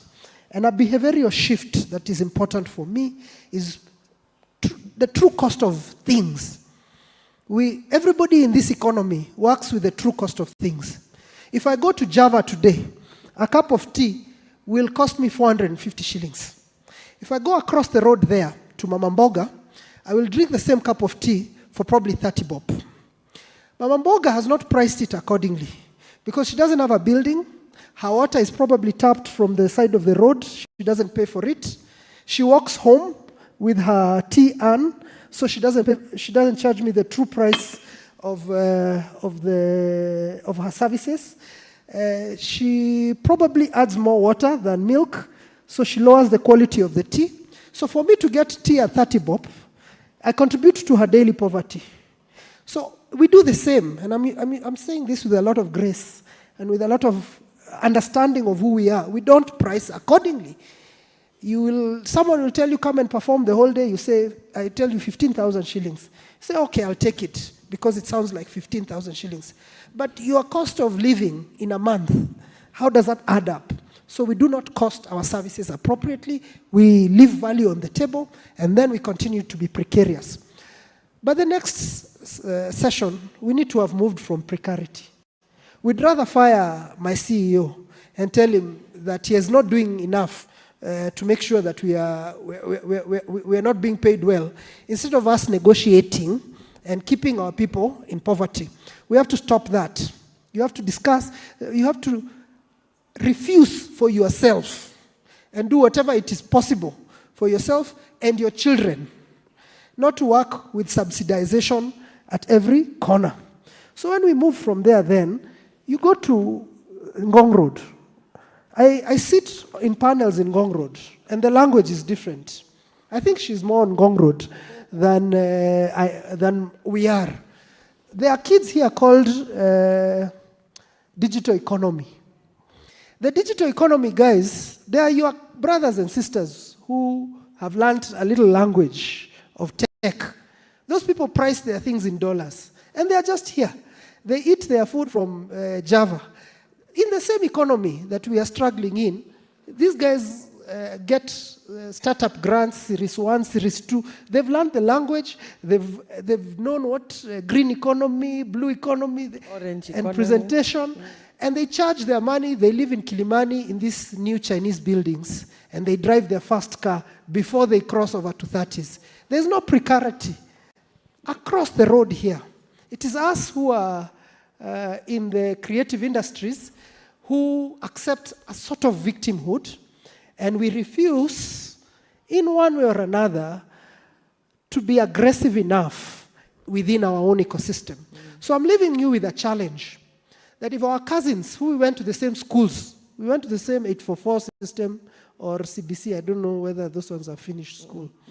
So maybe 844, are here on Gong Road, receiving 500 billion foreign direct investment from Google, from who, to do the same things that we are doing. We also have to shift the perception of our sector, the costing of our sector, and our courage around it, so that the next time we're talking, the guy who read a poem here is not the only poet. He has a poet collective, and he's charging CEO 300,000 to come and do the activities of the day with different poets from different sectors. So he's a service provider, not a poet by himself. Yeah. The musicians who came here give us their QR codes, and we start buying their music even as they are singing Zilizopwendwa. That's where we need to go, so that then we are not talking about precarity. And then now, that time, I can tell you what Afrexim Bank does. We'll be ready to hear it. Thank you. Benedict. Yeah, thank you. I think most of the issues have been said, but one of the things I'm looking at policy change. The laws governing the sector are a bit fragmented. For a young person, being the person who is working in the youth space, there are so many laws that are regulating the industry. And this is a young person who's just started life and cannot be able to understand which law is applicable and how to go about it. So I'm looking at it as the players. We need to see how we can be able to bring these laws into one that can be able, that is easy for the players to ensure that there is compliance and there is value for money. Because at some point, the young people are still developing, they have no idea of compliance, then they find themselves, they are losing because of just not doing what is expected of them. Then secondly, in terms of, there's also need for us as artists, branding. How do we ensure that we identify the niche in which we are in and we do it best, and we ensure that we brand? So that once we brand, there is value for money, because you have set aside that which you do better without just doing everything, and then you find that, like George is saying, in terms of costing, you're just charging the bear. So you need to ensure that you have clearly identified the niche in which you want to operate in, and you do your best. Then I will not stop without saying that the issue of our entrepreneurship thinking. Let us not become creatives. We have the talent, we know the culture, but let us think business in everything that we do, that whatever I do can be able to create a sense and will make me rich. Thank you. All right. Can I ask you to appreciate our panelists, please? Wahu Kirago, George Gashara, and Benedict Atavachi, Mr. Benedict, thank you. I want to thank you in the audience for your patience, for ignoring your hunger, and focusing on the hunger for learning. I think we appreciate you investing in yourselves. I'm going to make the request I made earlier, and I'm going to ask those of you who are behind my fashionista here. Can you please put up your hand? Could you stand? You with the sunglasses looking at me. That's right. Anybody behind this gentleman, kindly come a little bit forward, please. in just a few minutes, because if I'm not wrong, we're breaking for lunch. So we will be standing up anyway. Just come a little bit forward. And if the media team could start coming a little bit closer so we can try and grab this photo. This will also help us make sure your blood is flowing. We'll only be here for a few minutes. Come forward, come forward, come forward. Closer to the middle, if you can. Closer to the middle. Those of you who can just stand also there, it's okay. But we want to see you. We want to see you. So first, please take a photo of my panelists. I'll ask the panelists to stand here so we can take a photo together. And then the rest of you, as you come, I'll show you what we're going to do.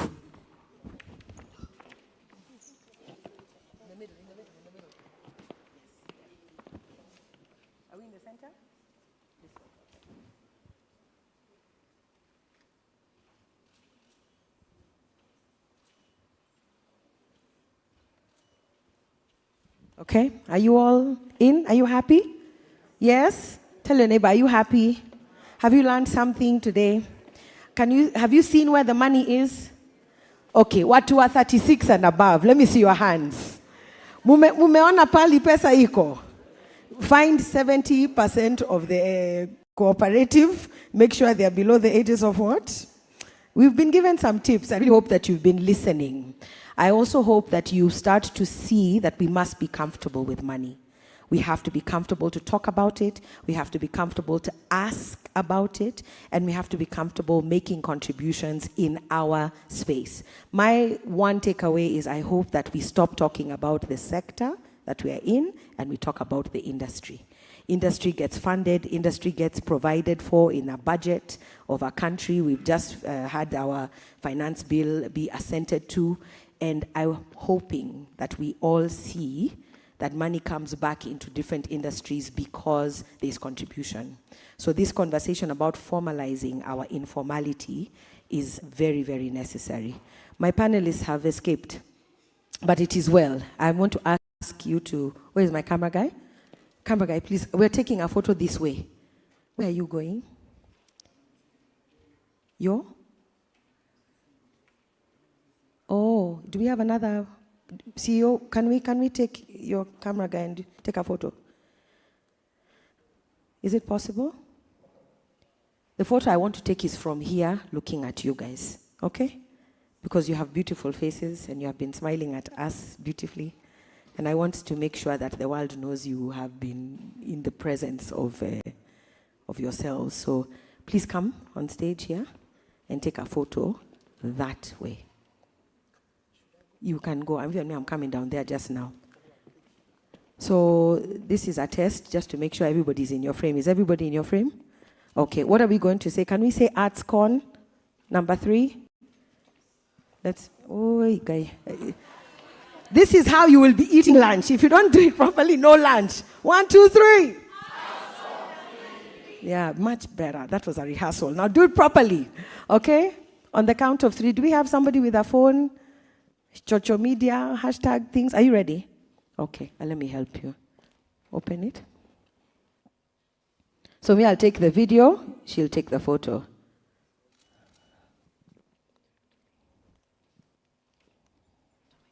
Don't worry.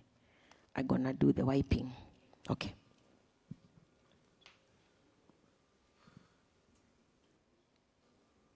Thank you. All right, friends, are you ready? On the count of 3, ARTSCON number 3. And then your hands can be in the air. Sasa. All right, 1, 2, 3, let's go!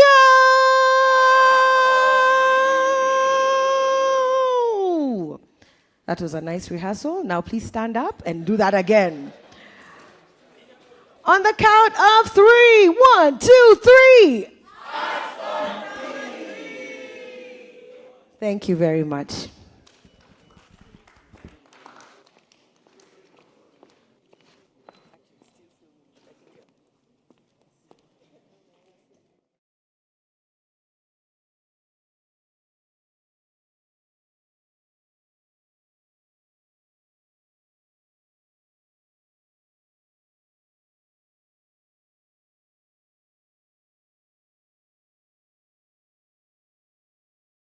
is. But in a short while, you'll also know where food is in the same direction.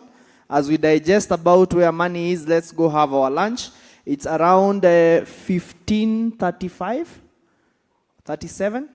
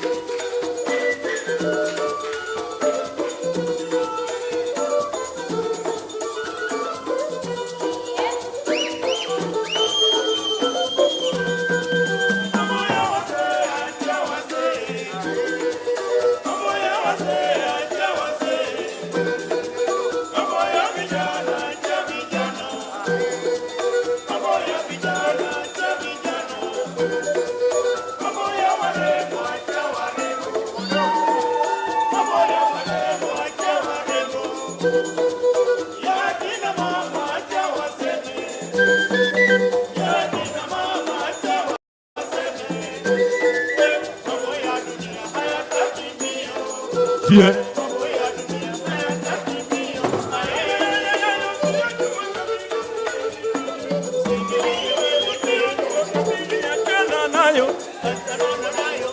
Wakisema waje waseme, hata wakisema waje kus watasema wachoke sana, watasema wachoke kweli. Mambo ya watoto ni ya watoto, usiingilie wewe. Mambo ya warembo yaye, usiingilie wewe. Mambo ya warembo kujipodoa, watu mambo yako. Mambo ya vijana ni mambo yao, watu mambo yako. Mambo ya walevi ni mambo yao, wacha wakunywe. Mambo ya dunia, mambo ya dunia, ya watu usiende haraka.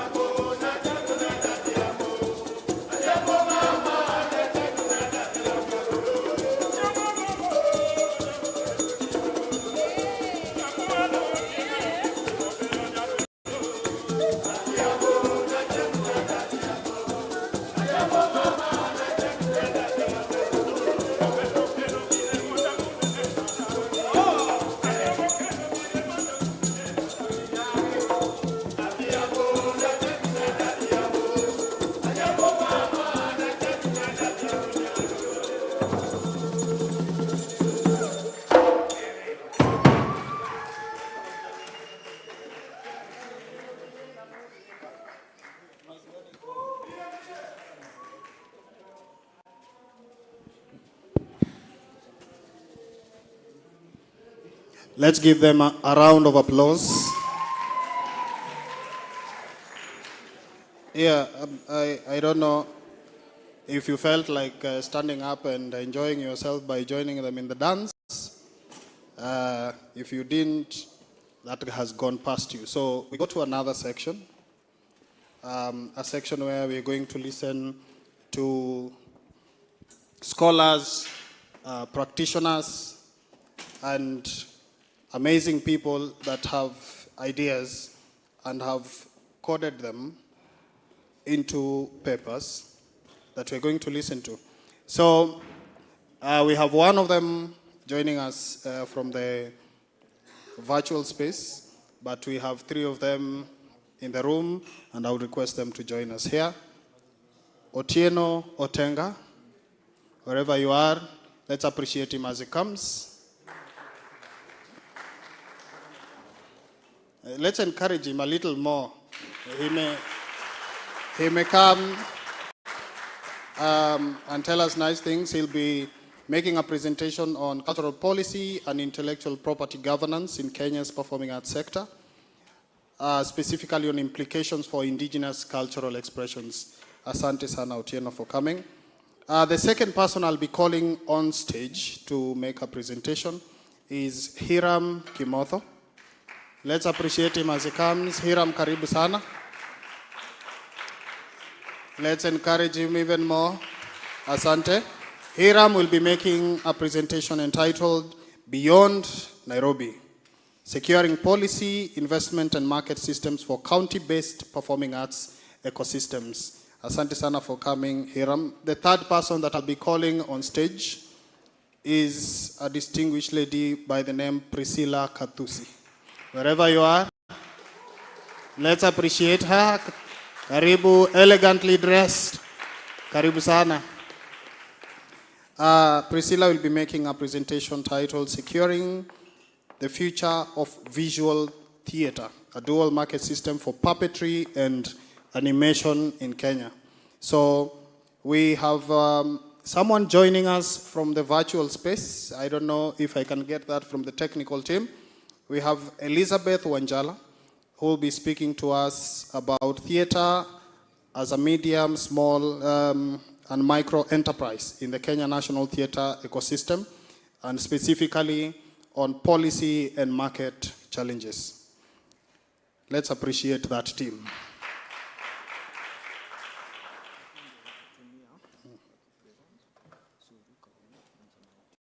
All right. So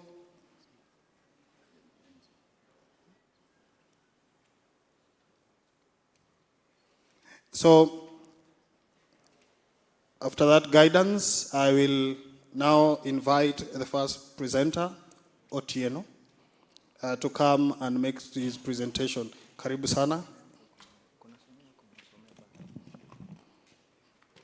So as he prepares his presentation there, I will read his bio.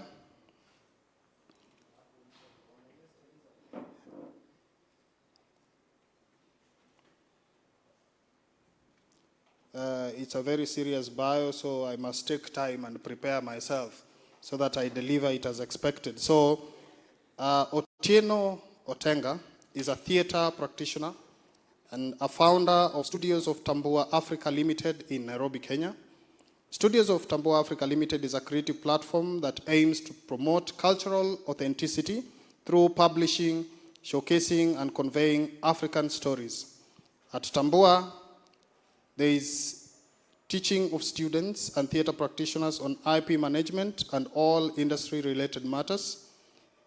Otieno is an undergraduate student who is pursuing a Bachelor of Arts in English and Literature at the great Kenyatta University. Let's appreciate him. So it is your chance to engage with us, Otieno. Karibu sana.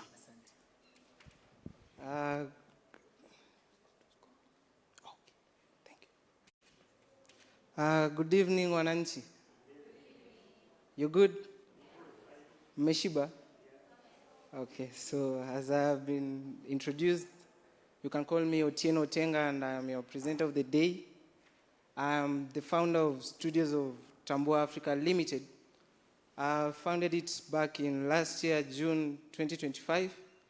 Just in a conference like this, the idea came up to build a system that incorporates publishing, theater, film, animation, and comics. So the two that you've heard at the last, Kenya, we have not promoted it that much, so that's where I'm coming to. And given that, yes, okay.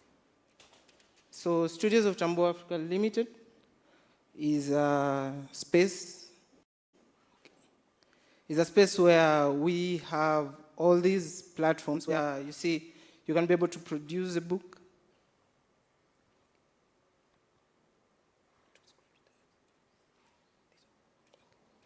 so it starts from book. There's a way we found out that you can turn a book to a script, to a comic, to an animation, to even a film. So that's particularly what we do at Studios of Tambua Africa Limited. We have our website, you can check it out. And one of my founders is here, Abdallah Wesamba. He does theater. So you can just, yes.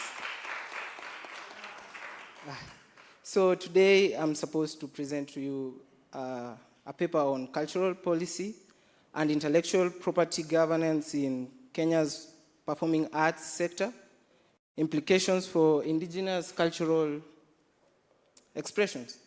So with this, I can start by defining the terms. I'm hearing several terms here, and some people don't know that, or some do, but it's allowed. So that's why we're here. I'll start with the base of it, which is knowing the origin, which is the foundation of all these, like, why do we have these cultural policies? Why do we have intellectual properties? Why are we having talks related to these? It starts from performing arts. And performing arts is all sorts of artistic expressions that is presented before an audience, you are the audience, through live enactment, performance, or even interpretation. So it can be a piece, the poetry piece that we had earlier this morning, that was a performance piece. It can be something about music, theater, dance. All these are performance aspects. So that sits at its core. And with that, we find indigenous cultural expressions, which refers to the artistic and cultural forms developed, preserved, and transmitted collectively within indigenous communities across the generation. So whatever the Maasai's produce, those cultural dance that we love to consume, these are what we refer to as indigenous cultural expressions. I'm sure every community here, Kenya, we are culturally rich, and every community has their own. So the two, performing arts and indigenous cultural expressions, forgive me if I'm fast, the two are what we protect through the intellectual property, that's IP, and cultural policy. So IP, what are IPs? So let's start by defining it. And back when I was doing my research, I realized that even some of the people in the creative industry do not know what IPs are, yet it becomes alarming to us.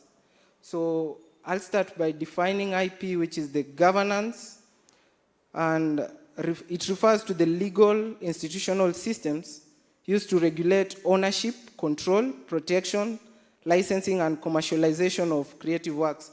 So whenever you're going to produce anything from your mind, it's already intellectual, and there are various forms of properties, right? Yeah, where you can own a car, you can own a house, so those are just properties.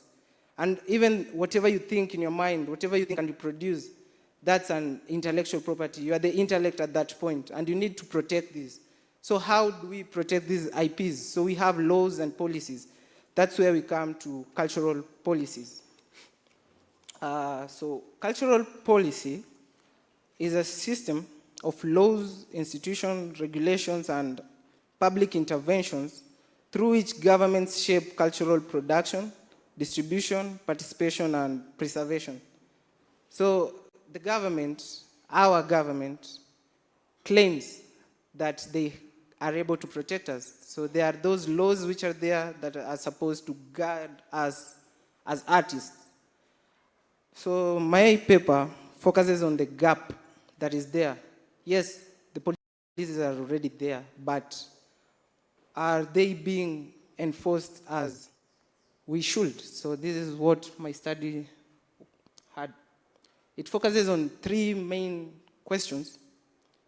So I hope everyone has a good eyesight, or you can just come closer and you see. The first one is, who owns a traditional dance that has been passed down through generations? And the second one, who owns a theatrical performance created through collective creativity? So if the way we are here as a group, we produce an item, who owns it? And the last one is, what happens when a performance is recorded, shared online, or produced without my consent as the artist? So there's a study that the World Intellectual Property Organization did, WIPO, as we call it, regarding the traditional cultural expressions. So TCEs are the form of expressions that are there. These communal, indigenous expressions that we use, the dances from Maasais, we have Isikuti from the Luyas, all these are what we need to protect. So I'll jump into the next slide where we have the problem. So Kenya, our Kenya, has made significant commitments towards protecting culture and creativity through these 3 ways that I've listed. The first one is, as Gashara read in the morning, is about the Constitution. So the Constitution itself recognizes culture as the foundation of the nation and obligates the state to promote cultural expression and intellectual property rights. So it's good that since 2010, now artists have been able to be included in that section 11 so that we are recognized. But it doesn't stop from the recognition. We need to see the implementation so that as you as an artist, you can be able to be happy in return as you produce what you're going to produce.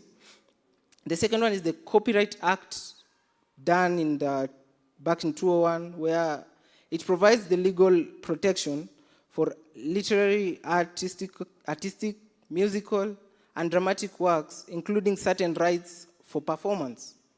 The last one is the National Policy on Culture and Heritage, which promotes the preservation, development, and protection of Kenya's cultural heritage and indigenous knowledge systems. So what we have here is that policies are there. We have laws and all these, but who is enforcing these laws? So Kenya has laws and policies, right, as I have read. But despite of all these, theater practitioners still struggle to protect their creative works. Today, if somebody comes in here and records a good choreographic piece that we saw here in the dance and goes and duplicates what has been here, it means that we have not protected. Even the artists who have performed it or the person who produced it from the brain will not benefit directly from it. The second one is that traditional songs, dances, songs, rituals, and performances remain vulnerable to unauthorized use and appropriation. It's still the same. It's tied to whatever I've just stated. Also, the digital technologies have increased unauthorized recording, production, and online distribution of performances.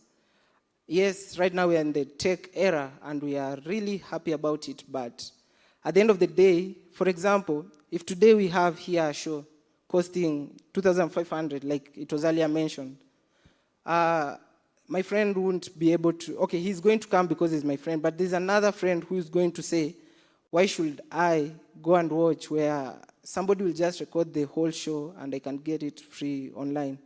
You see, where as an artist, you won't benefit from it. So we really need to know, are we supposed to come up with laws that, hey, you over there who is holding the phone, please don't record?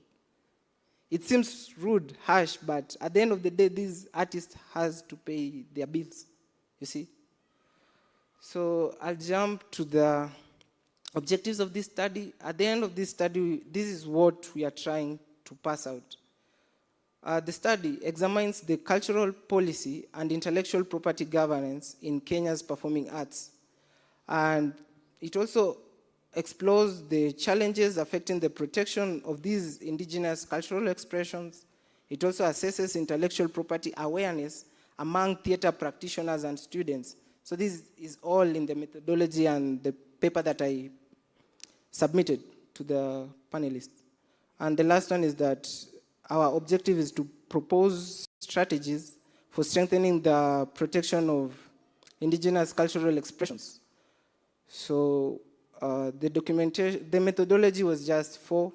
We did interviews, document analysis of policies that are already there, some of observation where the non-participant form of observation, and the last one was the field notes. So having provided all these gap, and I see from your faces, you're dull, you're filling the gap. So let us work on filling it so that we can provide solutions. We can fill it with solutions. So let's see. So our key findings. The paper focused on 3, actually, which is intellectual property awareness is alarmingly low. Where in the study, some of the big people, okay, it was focused on Kenyatta University students and some of the lecturers, but we found out that we have good artists, people who are being taught theater. They are celebrating that, hey, we are graduating, yet they don't know what they are graduating into.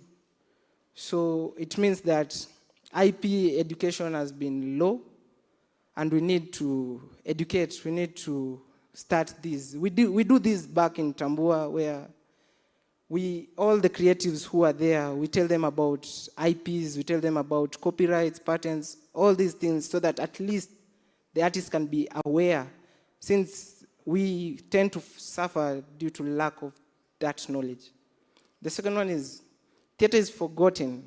It's a forgotten creative industry. As much as we love it, we love the theater for entertainment, we also have few associations developed around theater that protects the artists and other cultural entities. So this is alarming. With the music is fine, and publishing. Publishing has the Kenya KPA, the Kenya Publishing Association. Music has the MCSK, which they tend to complain about. So it means that after this, we need to build an association, or if it's there, we need to strengthen these associations so that at the end of the day, we will not be complaining about this, so that theater cannot be seen as something incorporated under other things, since theater can also pay people's bills, and we need to work on deleting that assertion from our minds. Let's deconstruct it. The last one is that digital technology is changing the game. Still on the recording bit. When you record that show and you share it, as I earlier explained, the artist doesn't consume that, doesn't benefit from it that much. So from the study, we can also find that Kenya, other countries have tried to protect their artists. For instance, Australia has developed frameworks that recognizes the unique relationship between indigenous communities and their cultural heritage. So in Australia, it means that if I'm supposed to go and dance a certain artistic piece, I cannot do so without the consent of the community. At least the community benefits, so that we don't have a Mzungu dancing Maasai culture and we are not benefiting in any way, right? These are the things that we need to talk about. We have New Zealand, on the other hand, has made significant efforts to recognize Maori interest in traditional knowledge, cultural expressions, language, and heritage. At least theirs, it's protected. Lastly, South Africa has introduced policies and legislations aimed at protecting indigenous knowledge systems and traditional cultural expressions. So Kenya's challenge is not the absence of policies. We have them. So it is the translation of these policies into effective practice, so that from the system, we build a concrete system, and at least the artists themselves are aware of that system and can benefit from that system. So simply, I think I've already even talked about my main argument, which is the absence of policy, which is the presence of the policy, but the poor enforcement. So this slide echoes that. So I'll just read the last one, which is, if implementation, awareness, and theater-specific protections are central challenges, what practical steps can be taken to address them? So we are not supposed to present problems and not recommend anything. So these are our recommendations. So the findings suggest that stronger protection of indigenous cultural expressions requires actions at the level of education, governance, and institutional support. So as much as we are going to teach people how to produce a play, how to produce a music, how to produce a book, let us also teach them about how to protect them. Let us also teach them how to make this thing pay your bills. Since we don't want to have graduates, releasing more graduates outside there, yet they get unemployed, but they can even have the self-employment. I'll tie it to the CBE, the competency-based education that was recently passed. According to the CBE, it's nurturing artists. We clap for that. We tend to say, hey, and hurrah. So, but there's a problem, since it means that after the first batch of CBE students are released to the market, it means that we will have many people, yet we don't have places to take them. It will still be the case as 844, yet we are saying that CBE is full of employments, is full of opportunities, people and artists can employ themselves. It won't change, it won't change. We have to make that change right now. So let's work towards, let's be keen and careful and work on how we are going to have those juniors and Gen Alphas being protected and not end up like the other generations. So lastly,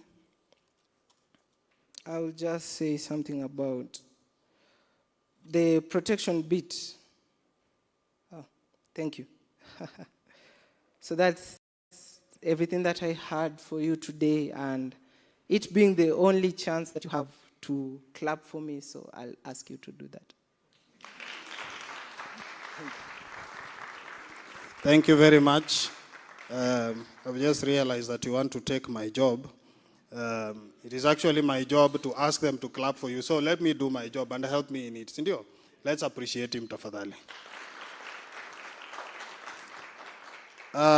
That is a very good introduction to this engagement, and at some point, please take note of any questions that you have. We will have a chance to engage with Otieno after this round of presentations is done. So the next person that I want to bring to the stage is a performing arts practitioner, director and policy researcher. His name is Hiram Thume Kimotho. He's an award-winning theater practitioner, playwright, director, and community arts advocate.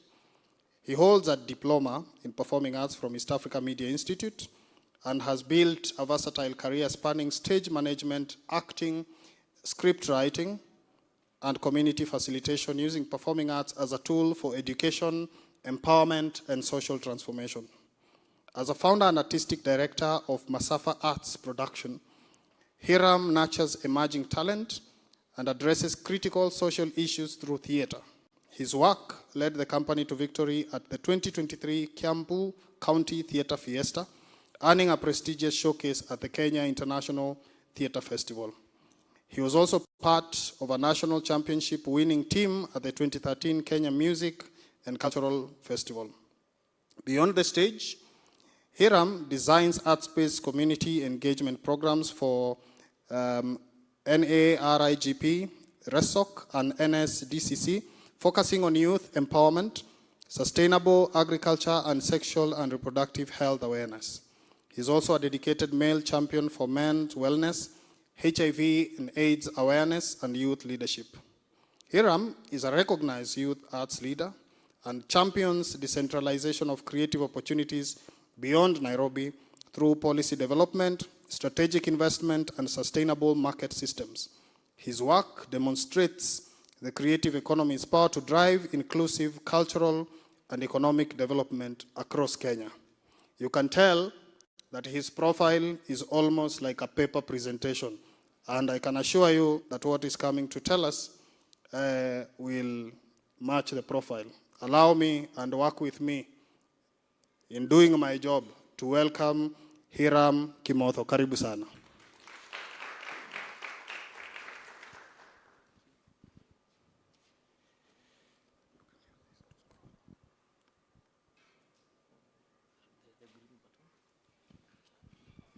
Hi, hamjambo.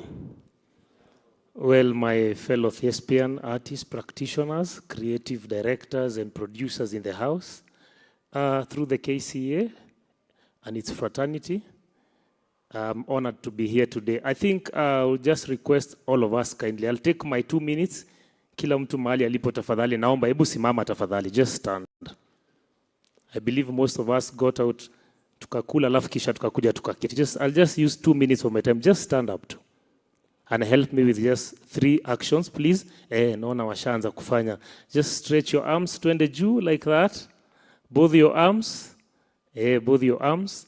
Alafu push to the right. Nice. To the left. Nice. Alafu weka mikono yako hapa nyuma like this. Alafu jisukume mbele. Do yourself a favor. Nice. Shika shingo. Alafu don't commit suicide. Sawa sawa. Just hold you to the left, to the left. Skuma, wacha kuyurumia. To the left. Then go to the right. Shake your fellow artist in the house or your partner. Msalimie mwenye umeketi na yeye, hata mjasalimiana. Msalimu ambaye umeketi na yeye. Nice and lovely. Na kwa wale ambao wako kwa mtandao tunawaambia hi. Salimieni wako kwa mtandao huko nyuma, wasalimieni hivi. You may have your seats, ladies and gentlemen. Thank you so much for that little moment. I think it was called for. So as you've heard, my name is Hiram Thome Kimotho, and I'll be very brief. I've tried to symbolize this because I know most of us, I just want to speak like an artist that hatupendi kizungu mingi na masomo mingi mahali ambapo tunataka kuchanuana, si ndio? So I would really want to say, in the field of art, I've always had problems, trying to demystify this theater space. And in this is whereby I've been doing my little research, and I came up with this abstract or paper that thinks or talks to the space that is beyond Nairobi. What is beyond Nairobi? Well, I've been trying to ask myself, how is it that this big space, it can be transferred from this beautiful city and all the way to our different counties? It is as simple as that. I believe most of us here, as much as we're in Nairobi, we've come from different counties. If I would ask each and every one of us, you'd really get to know we are from different counties as much as we are living and practicing theater in Nairobi. So, Beyond Nairobi is a document or a paper that is looking to securing policy investment and market system for county-based performing arts ecosystem in Kenya. How so? My presentation, just an overview. We'll just go through, they look as many, but they are very, it has small writings in it. So we want to see how can we, the centralization problem that we have in Nairobi, all the artists and everybody else who wants to practice theater or performing arts, in one way or another, you find yourself in Nairobi. True or not? True or not? I will not go through this, but we'll go through it one by one. when you talk about centralization problem, 80% of performing arts activity are concentrated in Nairobi. 40%, I want to say 40 plus, counties are underserved by the national performing arts infrastructure. And then the high artist dropout rate driven by the unsustainable incomes. How is this? Because the systematic consequences, you know, we have what you call oversaturation of creative in Nairobi. Is it so? Is it so? So this brings about limited and irregular income for artists. Because the same role that you're fighting for, somebody else will take, or we do what you call undercutting, right? For the same role, okay? So this brings about exploitation of emerging artists, which we know it is rampant since time immemorial. And also there's high dropout rates across the industry. You come all the way, you've moved from your county all the way to Nairobi, you try to make it work, you know, you look for that space to try and make it here every day or to the rehearsal space that you need. In a Qatar, and then you say, I mean, guys, we find yourself kwa Mujengo or in a car wash somewhere in Nairobi. And that is what happens to most of our artists. Then there is what we call underutilization of the county talent. Why? Because by the time you decided to move to Nairobi, you know you exported that talent to this county, true or not? So back at home or back at your county, then I think that gap, that person who was holding the fort back there, and then he decided, let me go to Nairobi. You know, he comes with all his might and with all his creativity down here, and he leaves that gap back at the county. So there's what we call brain drain from local communities. And this is because when you're down there at the county, you've been thinking of how to make it work, but somebody is shaking his head like this, yeah. And I think that is what we've been suffering, most of us, and that's why we are here. So when you look at it, and you talk about the artist migration cycle, talent emerges in the counties, goes down to Nairobi, mnajipata na wewe vile umefikiria, the way you've thought of coming down here, everybody else did the same from wherever, Marakwet, Elgeyo, you know, Uasin Gishu. Name the counties, all of them, the ones that are here. Then you find yourselves in the same space. And then the income instability comes in, and then the industry dropout. So you decide, because this is not working for me, you look for something else to do. So you either become a hawker, or you do something else in Gikomba, or you find for something else, unauza peanuts, and you decide to do something else to make ends meet, because you need to pay your rent. Maybe in the midst of trying to become this artist, you got a family. So you have bills to pay. And that is how hard the artist industry now takes you down.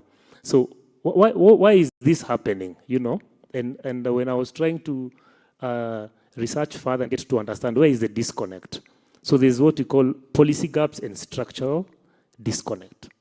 There's no formal docket for this in our respective counties. So theater and live performances are recognized in the county government. So these structures mostly, unlike film, performing arts, lack formal institutional. In the counties, you realize that the films, because they're being done, you know, using our phones, we have so many cameras. Somebody alimaliza shule and then a camera was bought and they're somewhere trying to do film, you know, with the digital era and space. So film in one way or another, that's why you have your YouTube channel, welcome to my podcast. You know, those things can happen wherever you are. But unlike this docket for the theater, I think it is a space that has not been, you know, formalized in our respective counties. Then at the same time, we have weak policies anchoring this. So one of probably the safest space that we got, and that probably, you know, also gave birth to this paper in one way or another. Most of us know of Kit Fest, I believe, and County Theatre Fiesta, which remains, you know, centralized again. But the idea of the County Theatre Fiesta was one that really actually even made me think that I was in line with, you know, the decentralization of the same. Because when county came, I was like, yeah, this is what we need, by the way. This is what we've been looking for. But at the same time, the skills that were acquired, you know, failed to translate to sustainable local practice. Because again, When all is said and done at the county levels, when people hear of the county theatre fiesta, people again move from Nairobi, and then you remember, I belong to Eldoret County, I belong to Uasin Gishu, I belong to Embu, Meru. You go back, and when you're done with the county theatre fiesta, again, what do? You go back to Nairobi. True or not? And that is how, again, the talent still remains where, again, in Nairobi. So the sustainability of the theatrical or the county theatre performing arts back in our counties becomes, again, a challenge. So, well, there's also no dedicated funding, absence of funding totally. Absence of county level of funding streams, rarely will you find a county that is saying purely they are focusing on performing arts. And if this happens at all, you will realize it is what we call event-based. They will come up with something, they call it eco-talent, which was once done, I think, I don't know, is it 21? Several years ago, you will hear something like eco-talent in a certain place. And then when that event is done, down the line, in a fifia like that. So when you look at it, there's no technical or administrative support infrastructure at the local government level. Because this only comes with someone, probably they've changed a CEC, and Octavius probably has become the CEC in the Department of Gender, Culture, or Youth Affairs. And then because this is at heart, he will come up with some constant programs with regards to theatre. But when that is said and done, somebody feels again like these are consumable. It is a recurrent expenditure, so it is not to side. And then within no time in a fifia, and it is done. Then there's minimal CIDP integration. When you talk of CIDP, where I think is where most of us as artists have gone wrong. CIDP is something called County Integrated Development Plan. It is only during the CIDP, which looks like it's a blueprint for the long-term projects. When you talk of the County Integrated Development Plan, these are plans that are laid down, having gone through the budgeting by the county government. So when they say, many of us have heard of something called public participation. Have we heard of that? Have we heard of that? And it has been quite a big war between, our MPs, you've heard of the MCAs, and the legal processes, because saying hakukua, there was no public participation. How many of us as artists have we participated at any public participation in our respective local places? By a show of hands. How many of us have ever heard of CIDP? So, when you talk about CIDP, County Integrated Development Plan, this is the only time that we as artists have room to get into that space and introduce. When they are saying, our road, ile barabara ya huko kwetu mheshimiwa, ile barabara ya huko, we need, you need to light up that space. You need to make sure that we have this, we have that. It is during that time that they collect projects and then they budget for them. It's only through that.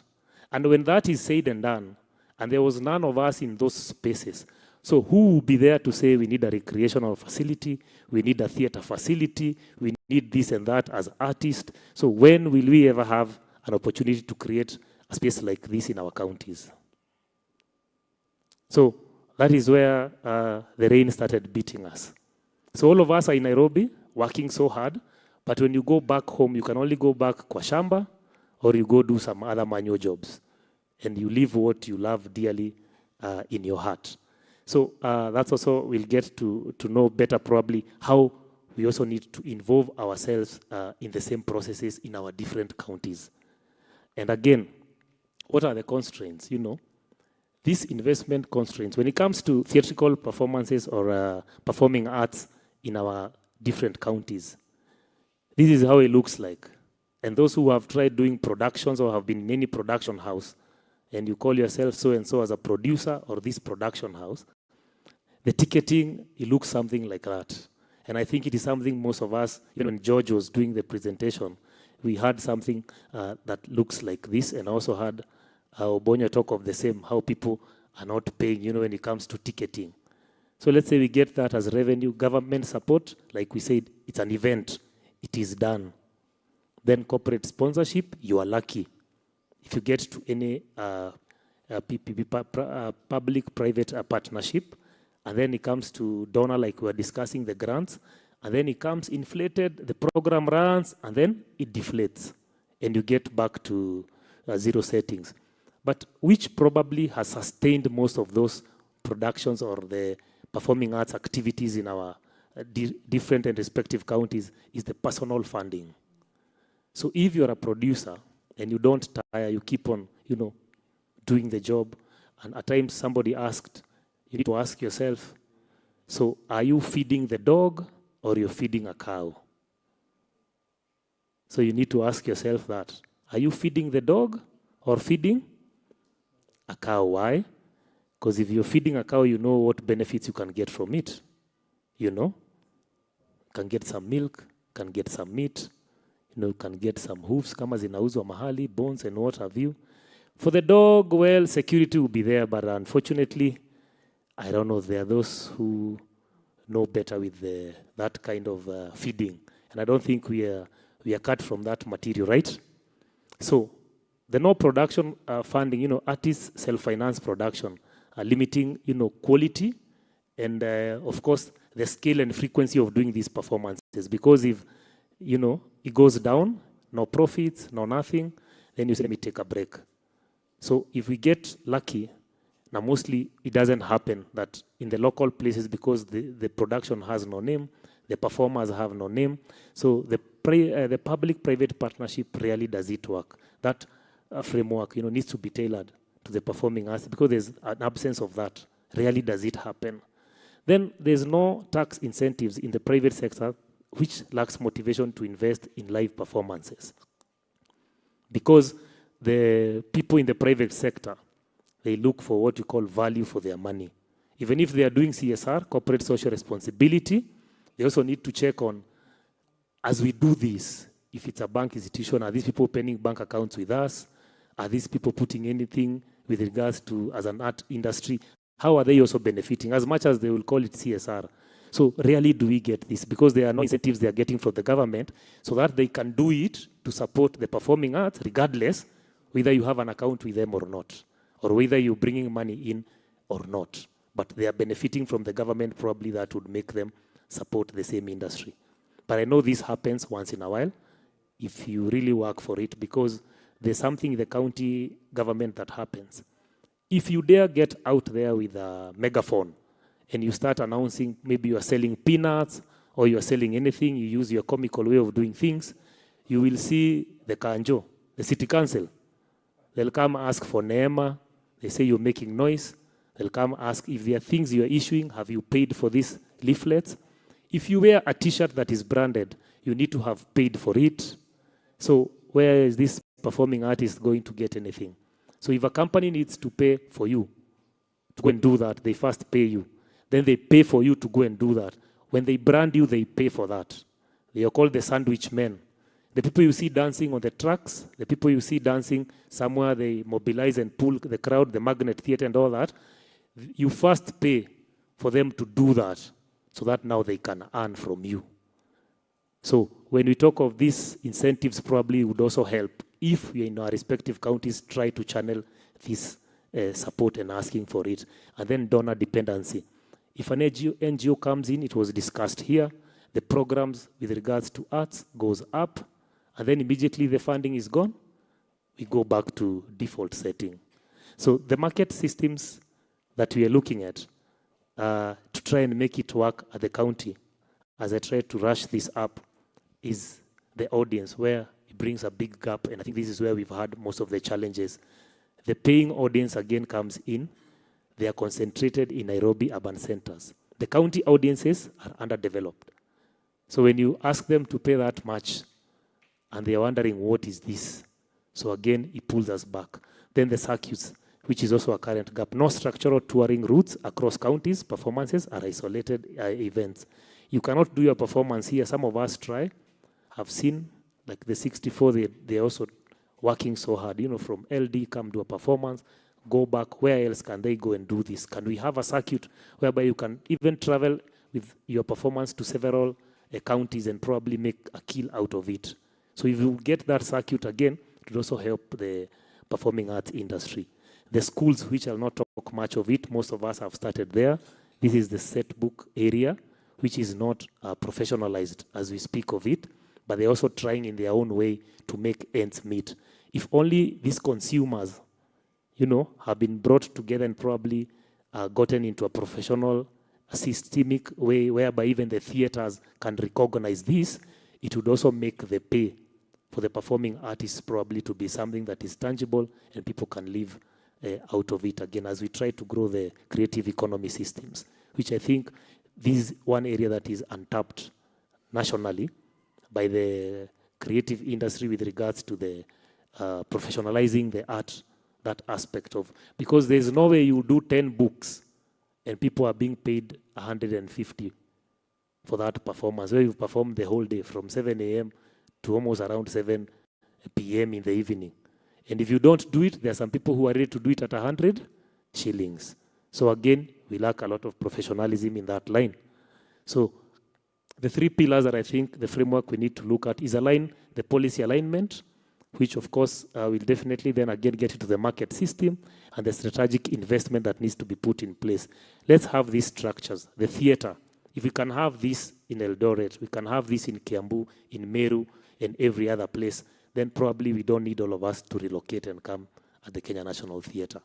As I head to winding up, I will not go into each and every of this, but probably just to make this work for all of us, I think we'll need to participate and get integration of performing arts into the CIDP. Let the county establish this performing arts docket in our respective counties.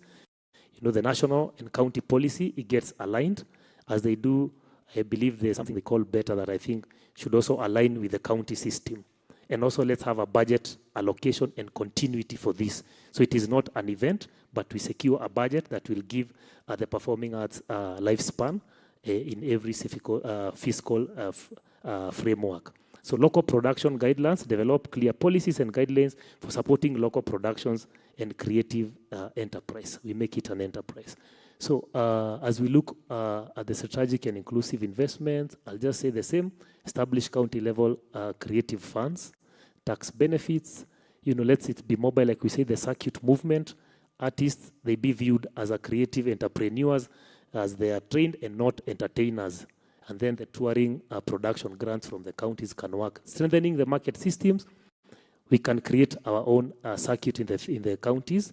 The curriculum-based production can be something that it is tangible to make sure that production earns significantly and the artist can probably be able to make a good kill out of it. Then the corporate and NGO partnership that will not just come to diminish the levels of the theater productions that we have, but it can give life and speak life to it.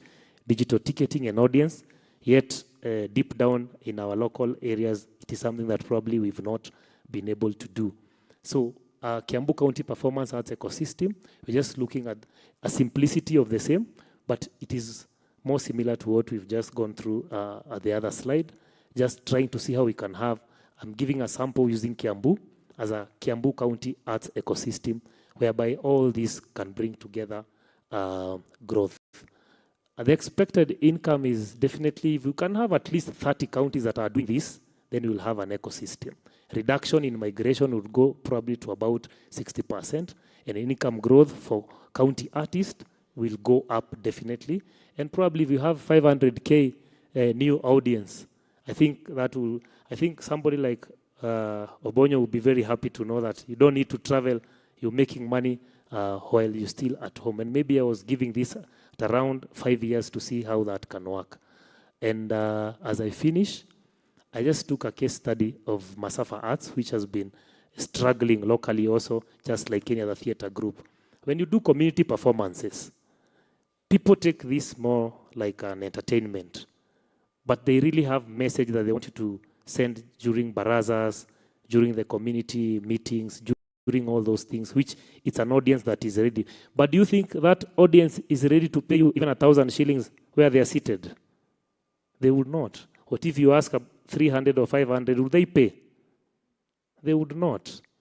The only person who will pay you is the one who engaged you to come and do this, which probably that has been a survival for the performing arts groups that have been able to commercialize or make this as a creative entrepreneur space. But you use that also to make money. It's not just entertainment. And it happens if you know how to do that. Do that even better. Let's appreciate. Do that even better. Let's appreciate.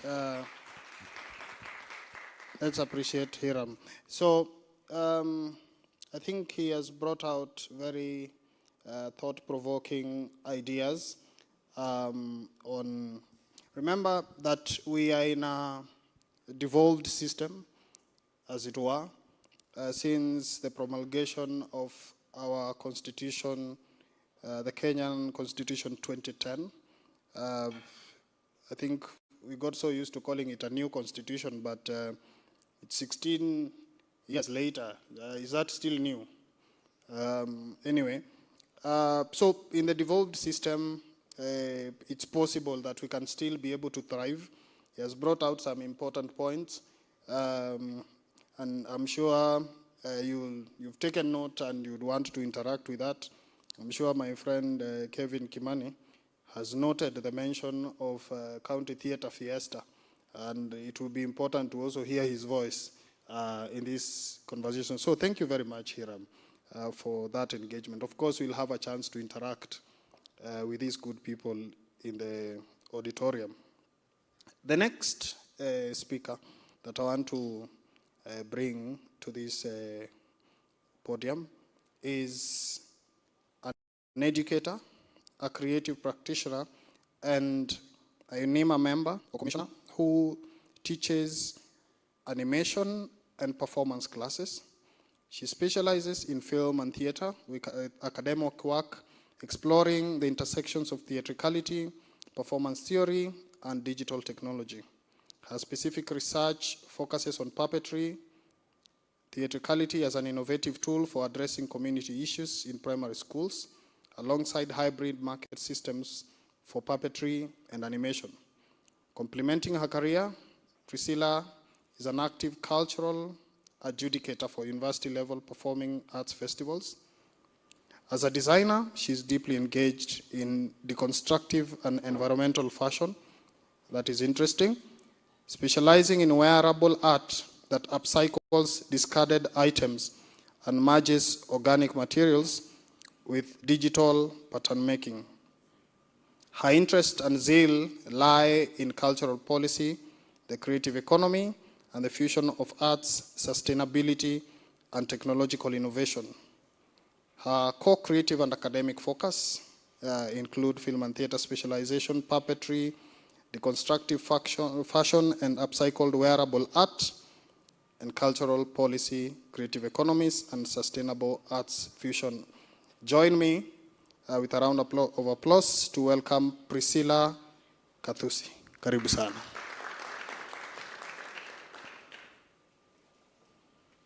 Okay, let's encourage her more. Now I understand the fashion part. Karibu.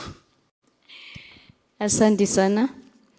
You know, when I was given this topic, my topic is securing the future of visual theater, a dual market system for puppetry and animation. You know, when I was given this topic, it's one of the hardest because this is an area that is under-theorized, underfunded, commercially marginalized. People think that animations are cartoons for children. It's a children's theater. So it's an area that is at crossroads. When we are dealing with policies, people still think that it's in audiovisual art. Others think it's in visual theater. Visual theater, it's what you see. Other people think that it's in IT. Other people think it's in communication. So the policies that are there are no specific policies that target this animation. And that is where the problem is, because when our country's framework lags behind its creative and digital growth, it creates a policy vacuum with major economic losses. While we debate about these theatrical structures, the youth of this country have migrated to the digital space. You've seen that the Gen Zs are using these silhouettes for satire, political satire, we have seen that most of the people that are like in fashion, they are now in 3D stimulation. People are not doing the patterns using the brown paper, they have moved to 3D. So it's an area that people have moved. But the question that I usually ask is, are we ready, or we have been caught when we are not ready? And then I think we have been caught when we are not ready, because if there are no policies and someone uses these animation or silhouettes to defame someone or for malicious act, then what happens? And are there other countries that have been caught when they are not ready? That is the question that I was asking myself when I was doing this research. And then I first checked the policies that are there. And it's not that animation is not there, because we are told that visual theater, puppet film, and animation are too niche to receive targeted policy allocation or funding. Yet every single afternoon, when millions of Kenya tune into TVs, you see the animation, there is motion graphics. When you see that a ball in that Citizen TV that moves to that sea, that is animation. Even the deep fakes, that is synthetic animation. But then when millions of Kenyans tune into TV, the very first things that greets them, it's a complex high-end sequence of animation, the motion graphic spinning across their screen.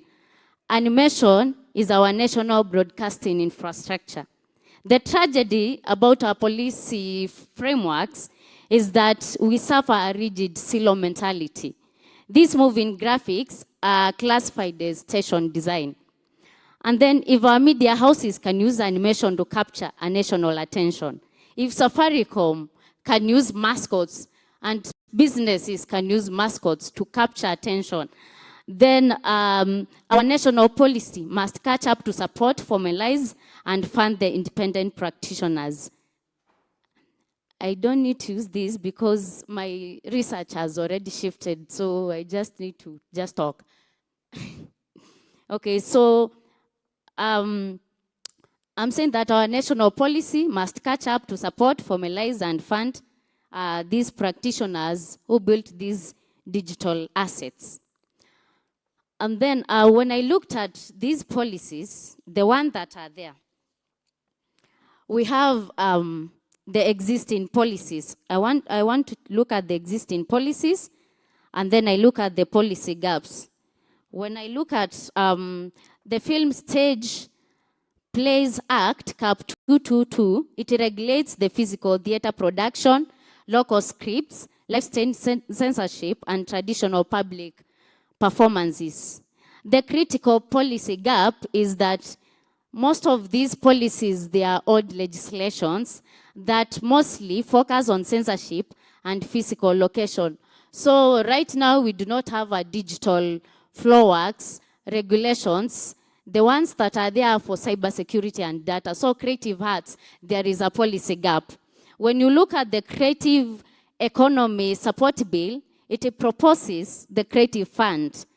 But then the classification blindness, I've told you that we have a classification blindness where you don't know where to place what.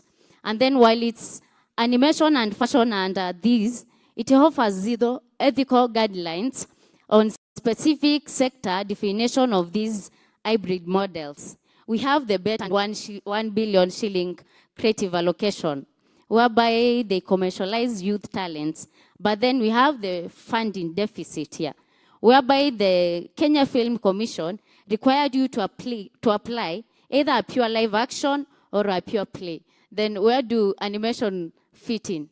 So this classification board, there is a problem when it comes to funding. Then the Act of Computer Misuse and Cyber Act policy, they say that primary weapon against cyber offenses, data leaks, and malicious digital file distribution. The policy gap is that since the Court of Appeal struck down the Section 22 and 23, criminal defamation or fake news are unconstitutional.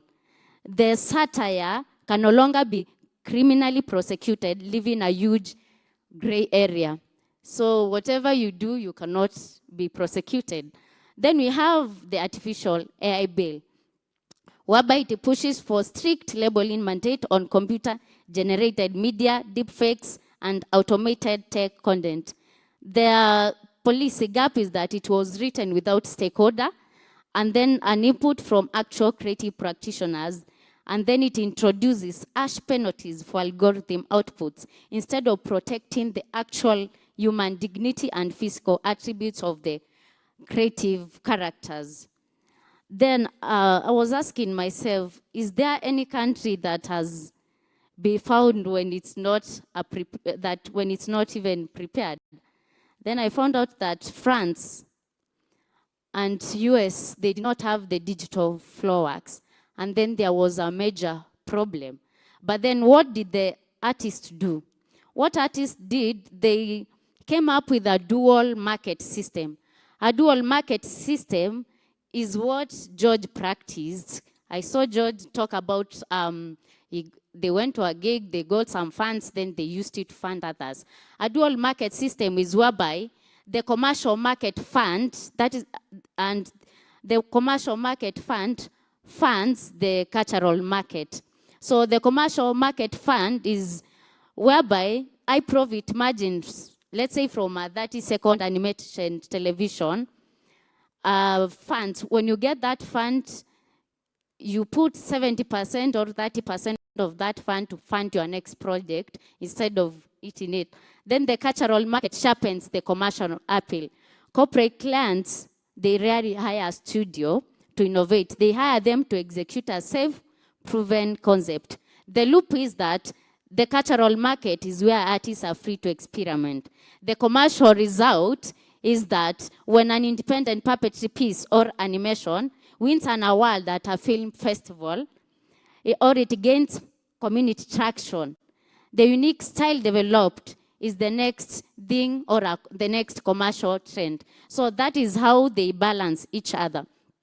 But then we have the structural risk, whereby is the overleaning trap. Leaning too much on commercial, you can lose identity.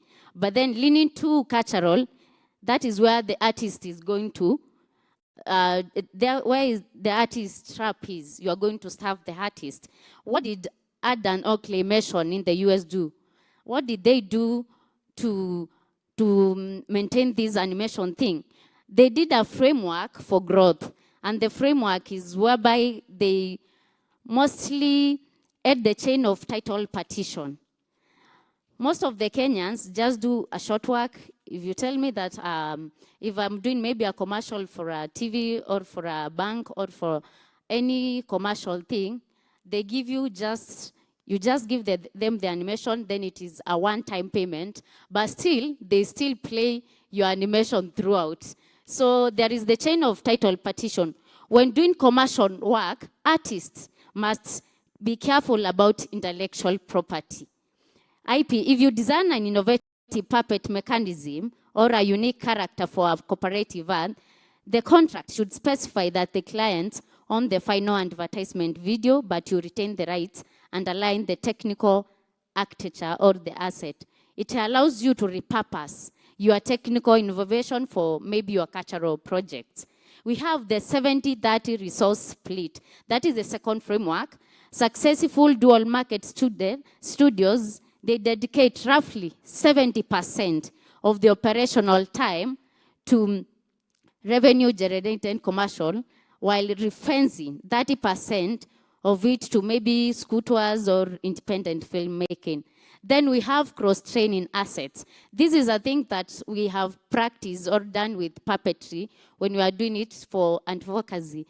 So mostly when you go to school, like a project that we did with AMRE for hand washing, we are going to schools. So they went to schools, but still they made a film about this that was heard in Akili Kids TV. So there is that cross-training, a physical, you do it for advocacy, then you bring it to TV so that you can at least earn. Then examples of successful dual market is Adam's animation. But in order for this dual market system to work, you must have an employee ownership structure set up. The other day, there is something about this IP. It is what licensing, it is what Nigerian has done, it is what US are doing. And one funny thing about it is that 2 weeks ago, there is a friend of mine who came to me and told me that they wanted to partner with me to do a 3D cloth stimulation. Then when I looked at the contract, I asked myself, the contract, what if I put my money here? The guy also puts his money or the lady puts his money here. What about, what if this thing fails within 6 months? What about my capital?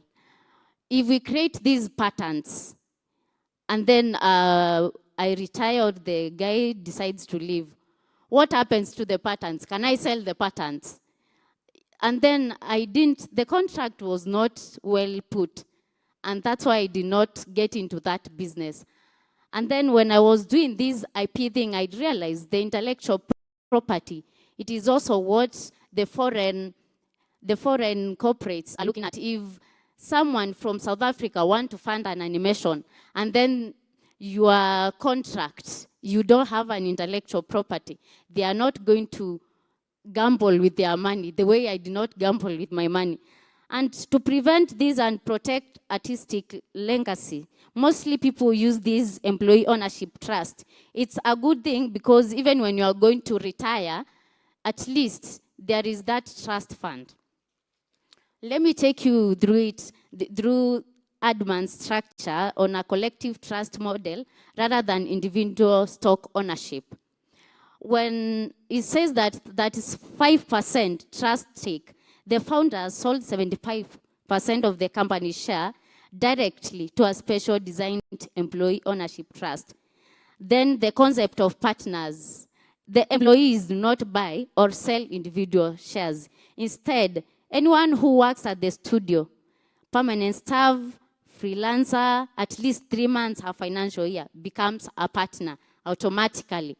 So the power split, the governance, the studio is structured.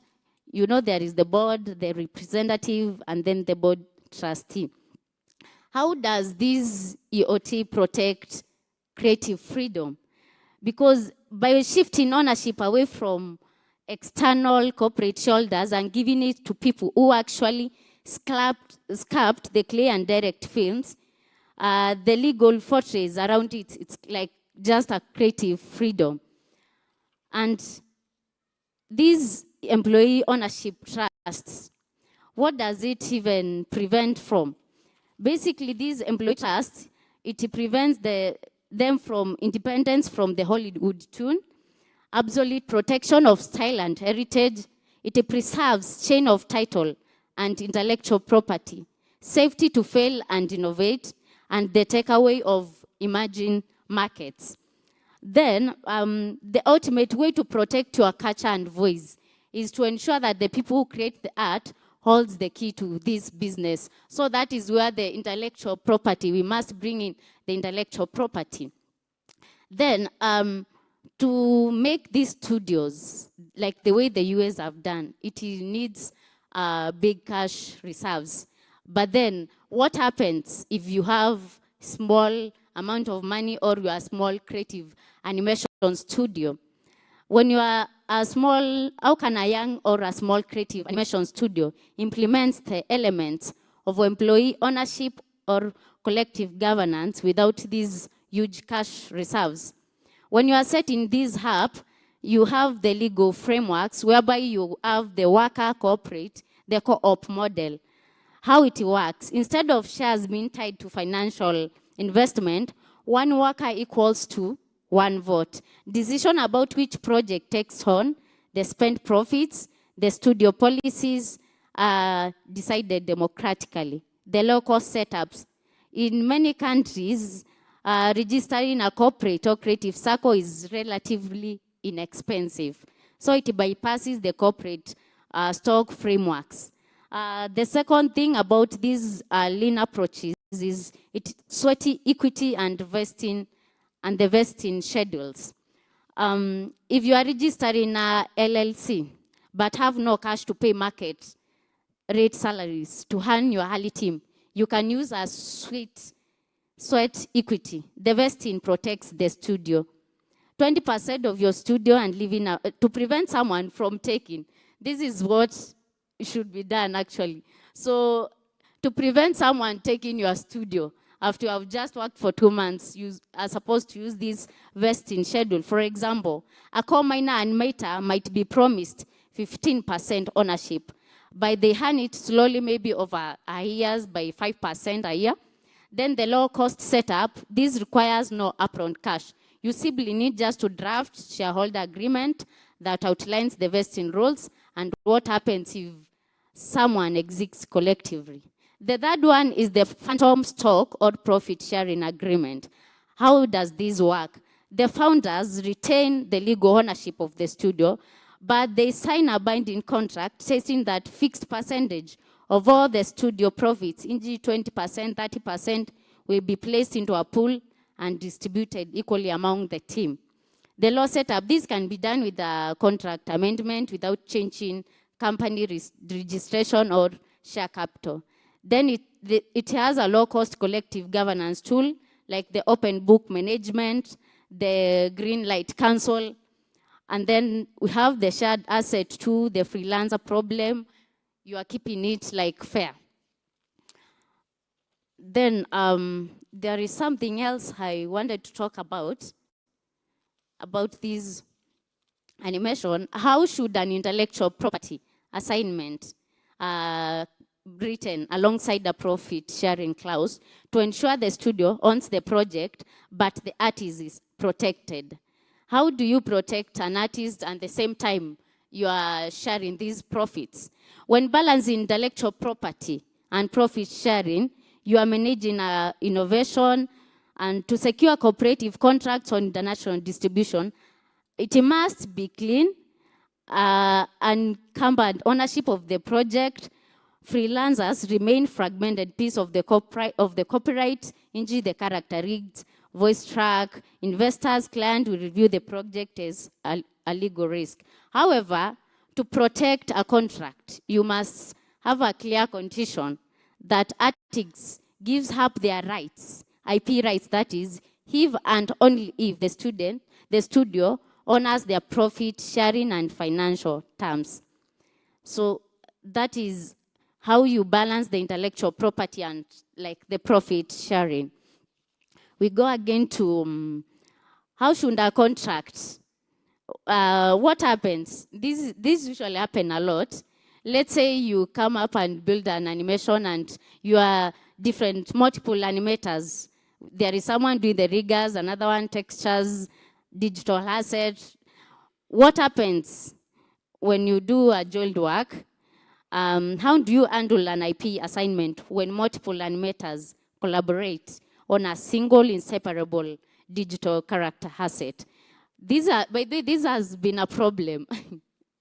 If a contract does not address this, then every single contributor must own an equal and divided share of the whole character. This means that any single animator could legally license the character to a third party without the studio or other character's permission. This is what happened to me. I was asking myself, if I get into this contract, we have done this 3D stimulation pattern of clothes. If we part ways, who has the rights? Can I sell the work that we did together to someone else who is outside?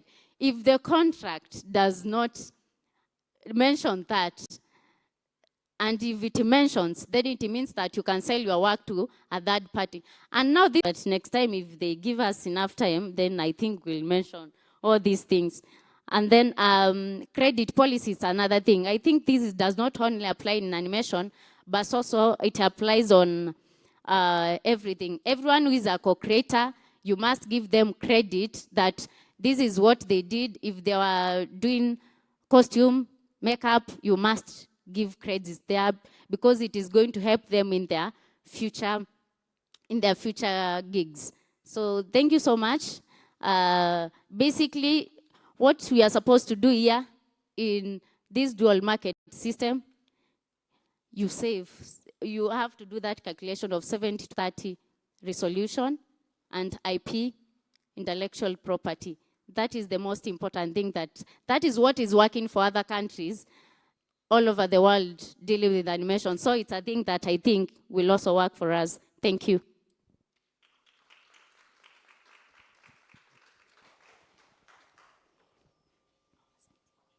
A round of applause for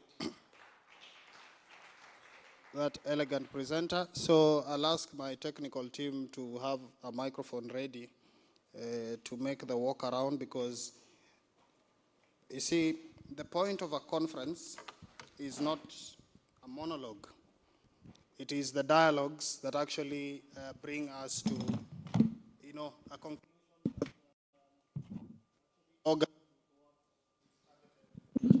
Conference.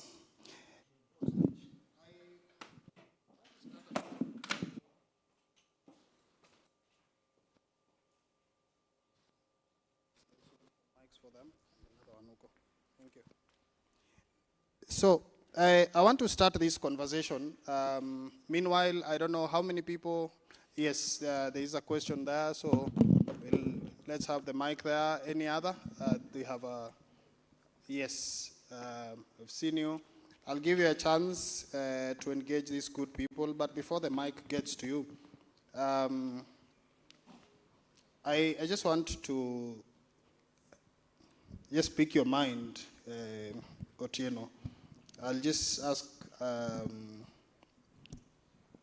first of all, from your assessment, because you started with that question on who owns the IP for those traditional performances or the indigenous performances. And how do we demarcate what we call the commons, okay, in copyright? What we call the commons, basically the commons is where all of us, is like community land. How do we demarcate the commons and what is actually owned in terms of IP? For instance, if I decide that I want to perform Dodo, the Dodo dance, okay, from the Luo community, at what point can it be claimed as an owned piece of intellectual property? And at what point does the common end? Okay? We had Kenge Kenge here performing, you know, I think I'll just generally call it Ohangla music. Am I right, Japuo inaitwa? Orutu music. Yes. For example, the Orutu. And let's even talk about the Nyatiti. We have a lady who came to Kenya. She came to Kenya speaking an East Asian language. She's Japanese, right? But right now she's Anyango, the Nyatiti player. She sings and plays the Nyatiti. So at what point do we say that Anyango has taken away from us? Okay? I don't know. You can pass the mic, please. Thank you for that question. I would say that the problem with existing policies and frameworks that are there is that they tend to focus on individual protection rather than communal. So that's why we find people have the freedom to pick a piece and duplicate it without even consent of everyone. Yes, it's gone. I hope you can still hear me. Yes. Yes, it's a challenge to protect this. It's in nature, even how it sounds. One of my recommendations in the paper was if we can have Kenya Cultural Center here, we can have an office where if somebody wants to use, it's not a must for it to be here, but you can have different places. We even have the tech. We can have a place where people at least register, or it's not a must they buy it, but at least so that you can have consent that yes, today these guys are going to be performing the Maasai dances at this point, at least so that we don't make these things for free, since we are trying to commercialize it, and if everyone can access it for free.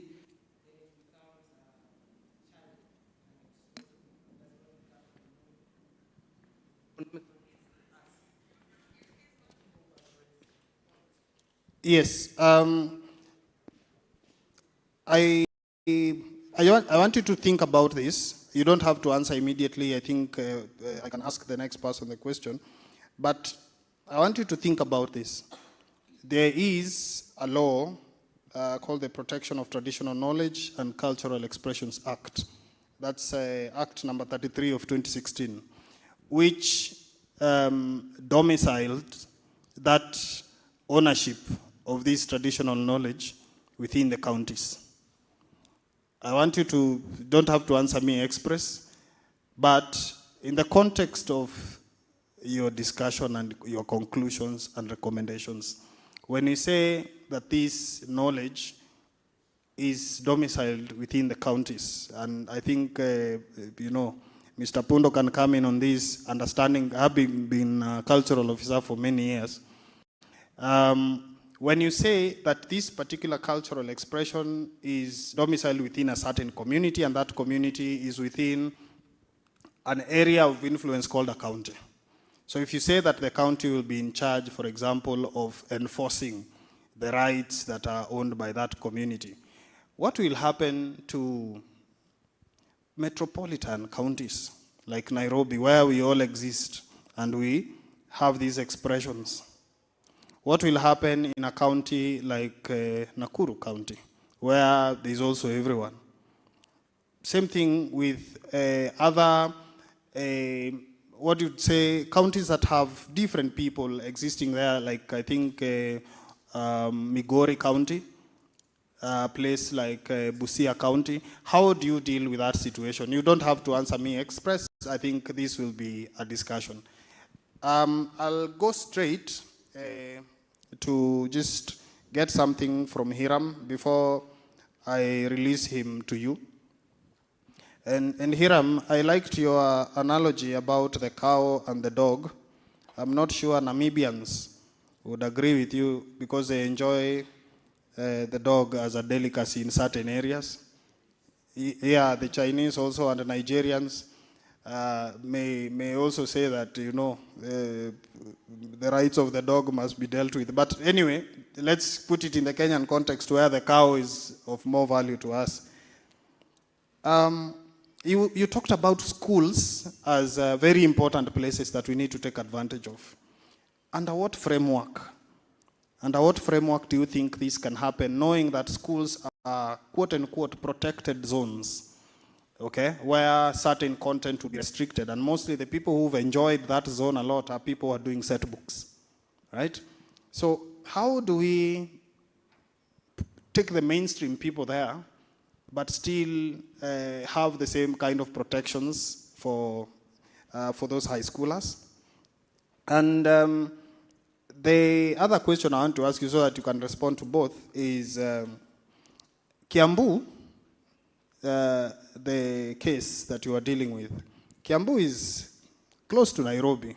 Literally, people who come from Kiambu town, including my friend Kevin Kimani, and some that come from Ruaka and other places within Kiambu, some of them even get to town before even Nairobians from Kayole get to town.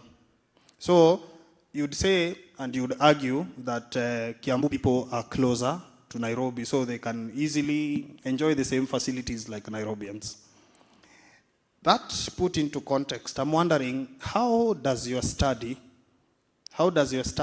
work out within the framework of far-flung counties, say like a county where my good friend Michael Pundo comes from, or Mabei County? How do you deal with such a county? Can you take the same pillars or framework that you have mapped out for Kiambu and say that you can retrofit them directly into Homa Bay, for example? On the question of CIDPs, and they are very important. The county integrated development plans. If you can be able to get it there, I think it's an excellent idea. But how do you make sure that apart from being there, the treasuries are able to implement that as part of the CIDPs? Those are my questions. Yes, I think the issue to do with the set book in schools is a hot issue.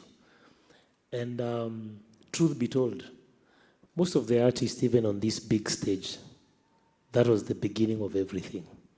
And even as George said earlier on, he alluded on the fact that it is the same space that ignited what he does today, 26 years ago.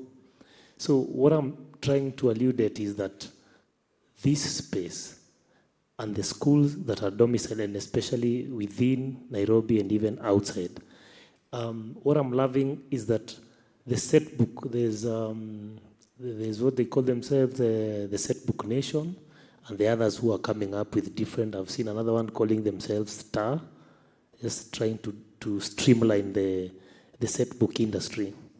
The challenge and how we can tap into this is the fact that now, earlier on, I think during our time, somebody's wondering, and also Akina Wakio and the rest, groups would travel mostly from Nairobi to many other places. Now the ones, by then were provinces, but by now we're talking of counties. So as we speak right now, there are groups which have formed themselves specifically in the specific counties. That even by the time you are traveling there are groups that have already secured that space. So people are getting now confined in their respective counties. And also looking at that as a model.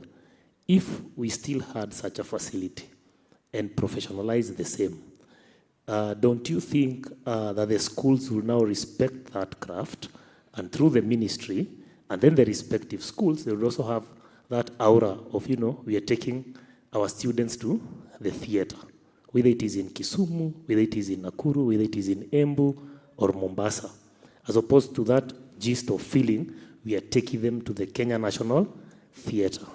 So I think if we would also work in the same model, regardless of the county, that it would also professionalize that art and even probably bring about the charging that we've been talking here the better part of the day. Yes. So I think on that could work. About enjoying the same facilities here to the far-flung and other places, talk of was in Gishu and those other far counties. I want to believe you're still in the space of culture and the creative industry. We've enjoyed Orutu, as it has been said.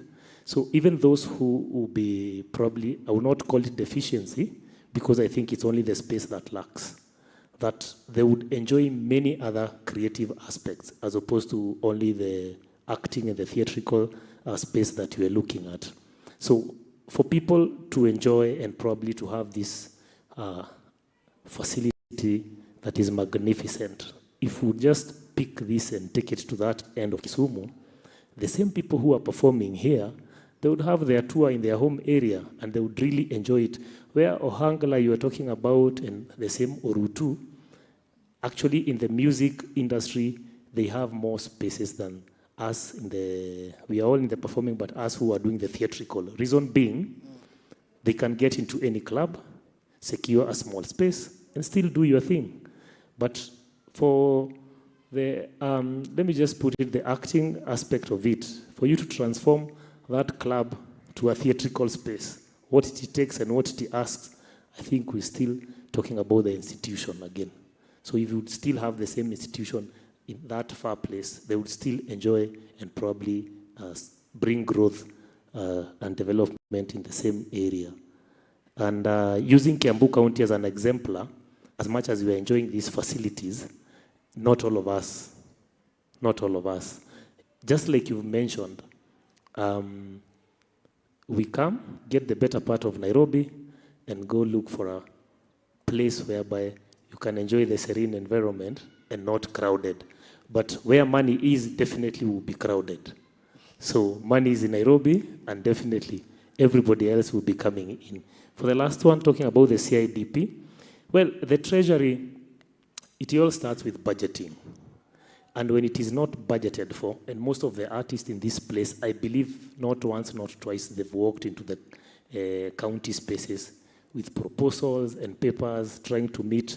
They usually talk of Department of Youth Affairs and Sports, because that's what comes to anybody who feels I'm a youthful person.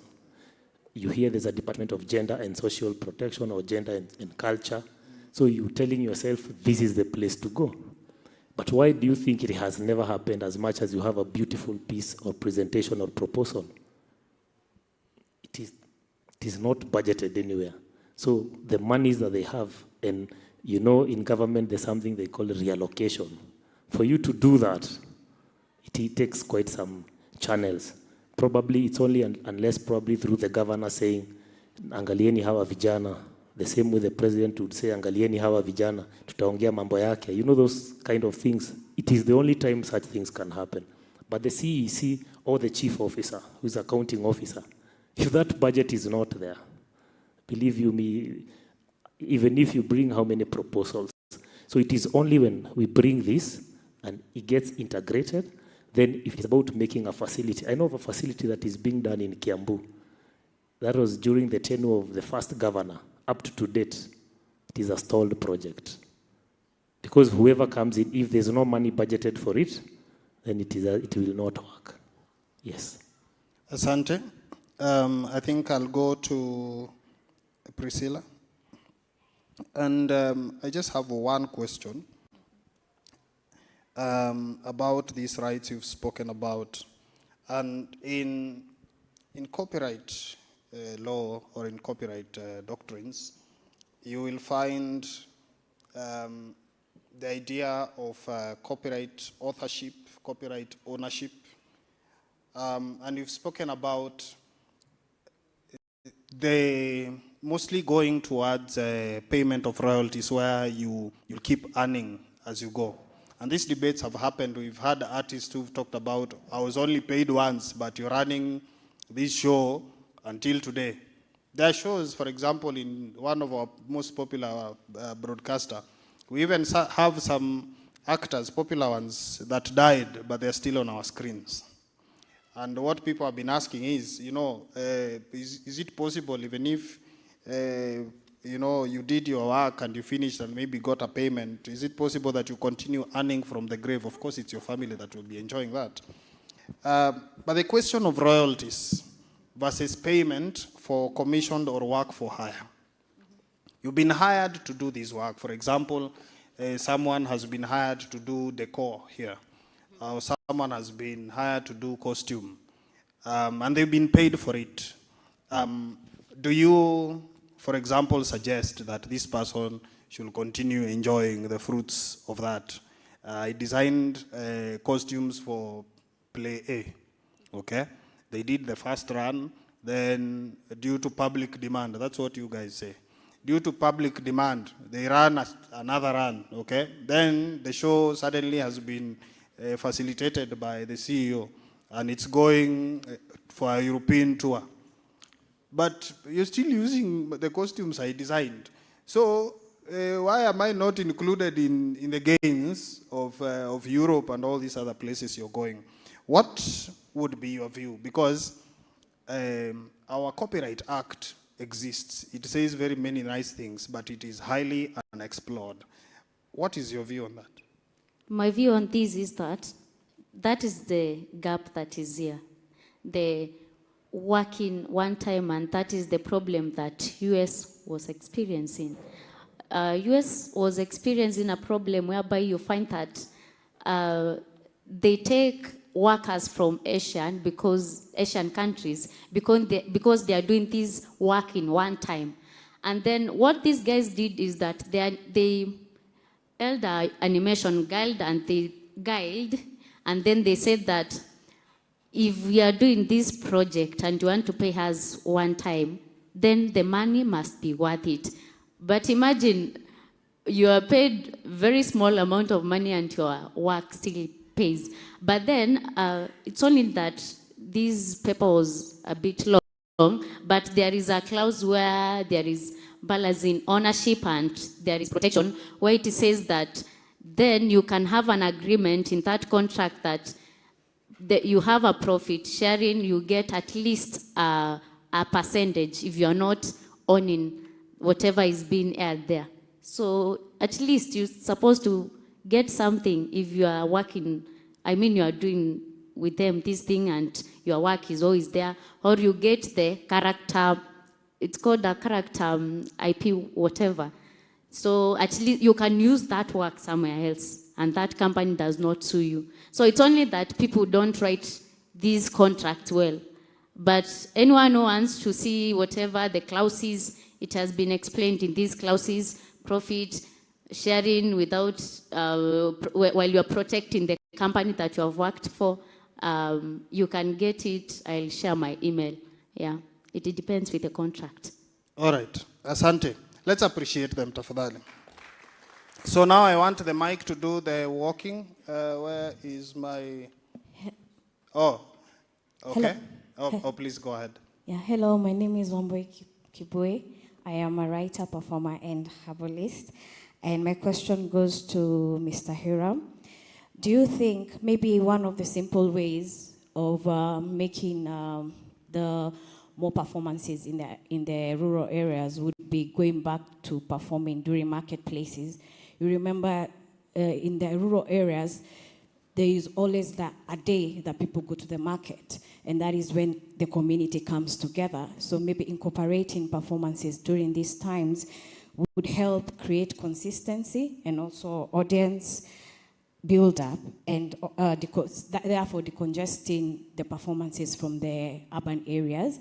Something similar to what the football activities are taking place. Nowadays, they're building small stadiums, and they're just, these stadiums, as long as they're there and available, you find that footballers are getting a chance and an opportunity to go and play, and this is leading also to competition between different counties in one area. Maybe they say this time it's in Nakuru, the same way it's in another place. Maybe that's one of the ways to be able to open up these performances in the rural areas. Thank you. Thank you. I think there is... Hello, hi. My name is Leon. I'm a production assistant, a location scout, and basically a creative. So mine are just concerns. So if I spent 30 years building my art and someone calls me for a gig and I do their work in just 10 minutes, so do they owe me for the 30 years that I spent doing this, or do they owe me the 10 minutes that I have just done the work? Another concern is the barrier between the corporate and the artist. Because corporate, let me say like Safaricom unapata, they have released the money, but the money ndio ifikie artist, there is this in-between person. So this in-between person works as a barrier between Safaricom and the artist. So unapata pesa inamfikia ni less or even not worth it. Another concern is, so you land a gig, and that gig, they tell you that for this gig, we are paying you 50,000 shillings. So are you taking these 50,000 shillings or not? So you look back, you have bills to pay, and you have even your utilities. So they tell you, if you refuse to take this 50K, I will call so-and-so, and I'm sure he will take the 30,000 or even 40 shillings, the 40,000 bob. So you just take the 50K because of desperation, without knowing tomorrow, of which makosa si yako, ni vile imekulazimu. Imekulazimu. Yeah. Lastly,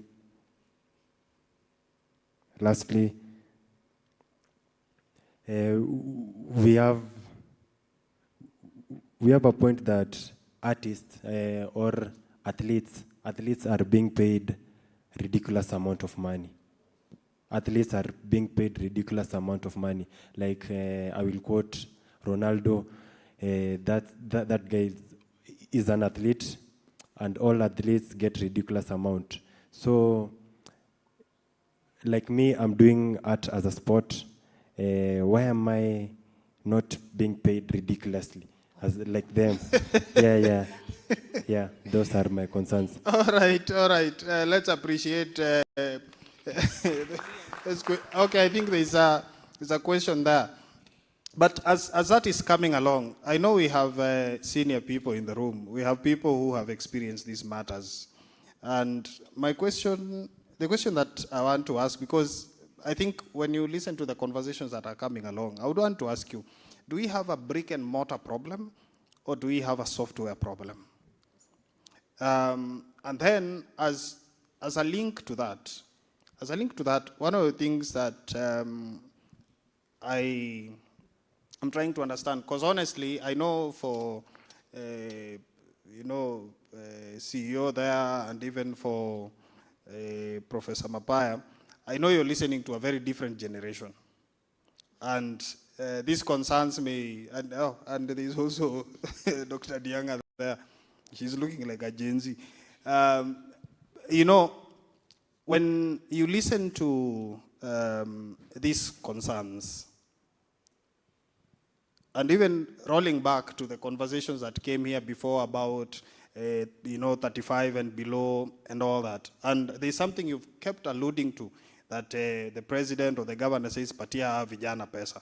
Don't artists grow old? Don't they grow old? And then are all youth artists?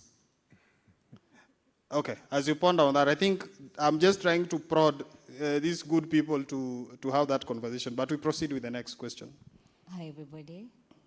Hello. Okay, so the three of you look amazing to start with.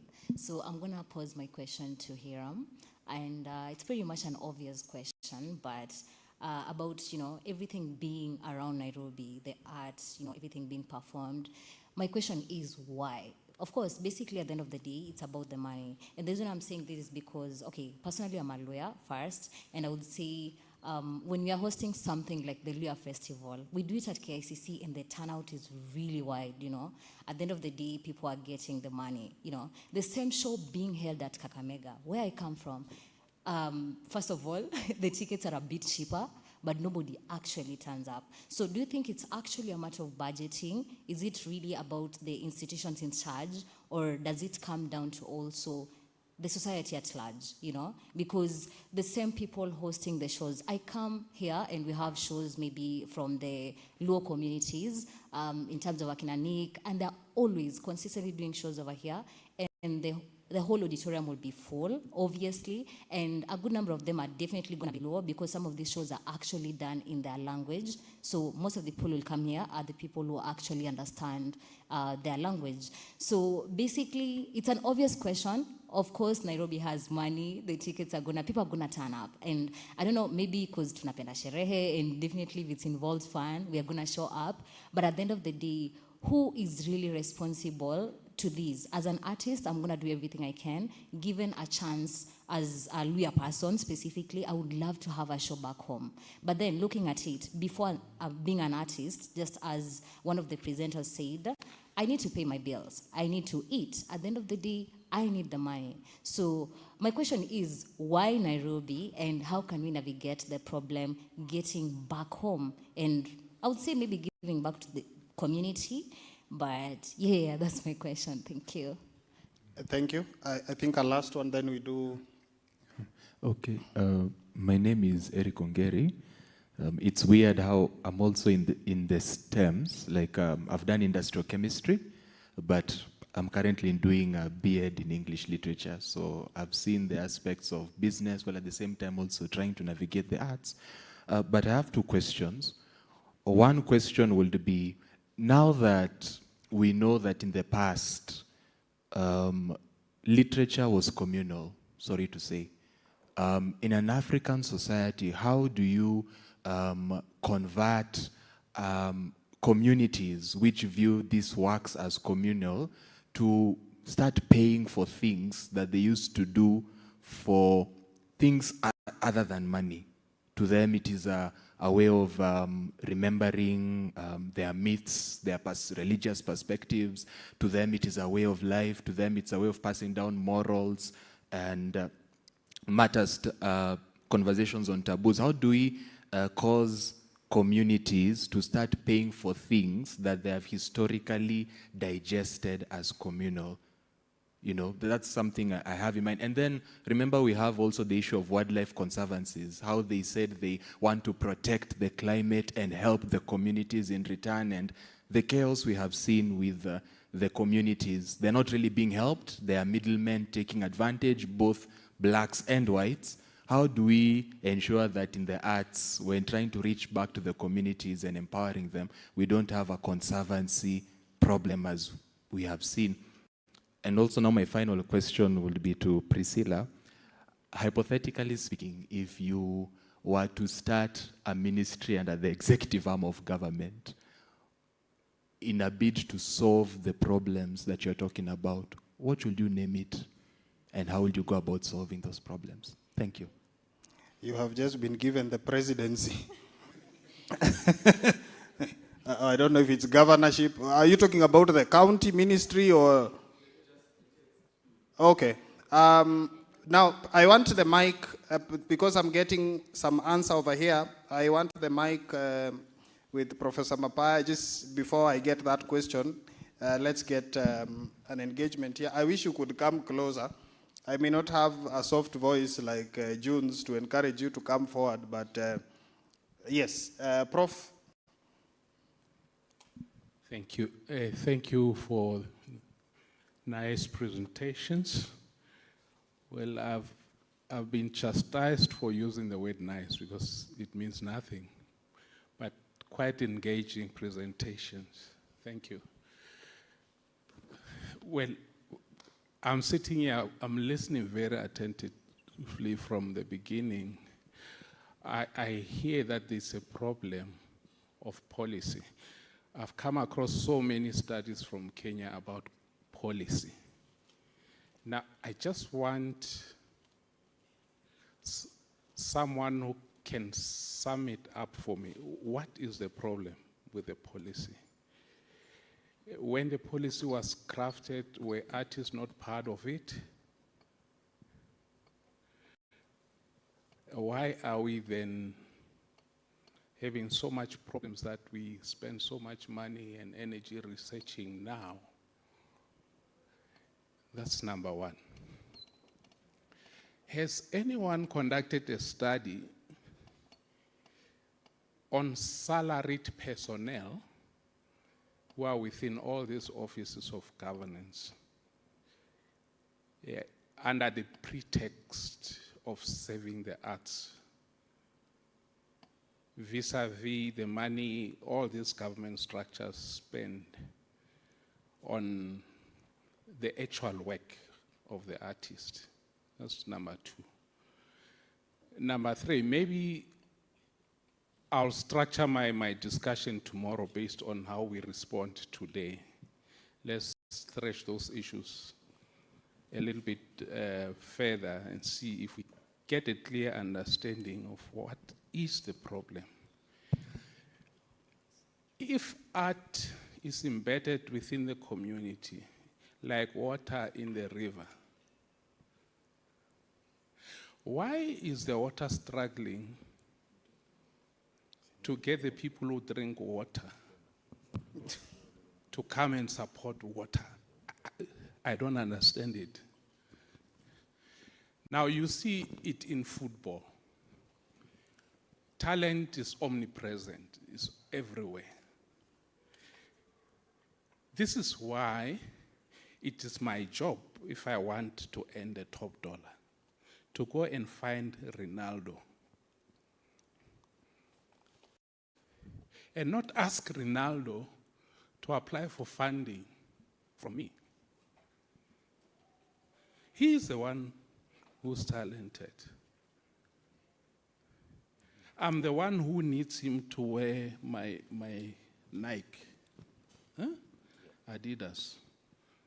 Why must he come to me? Something is wrong on the African continent. And I think the research that I've come across so far, we're still dealing with very peripheral issues. I don't think we are brave enough to hit the nail. If the arts are that important,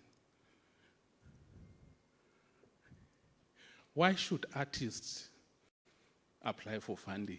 I don't understand. Thank you.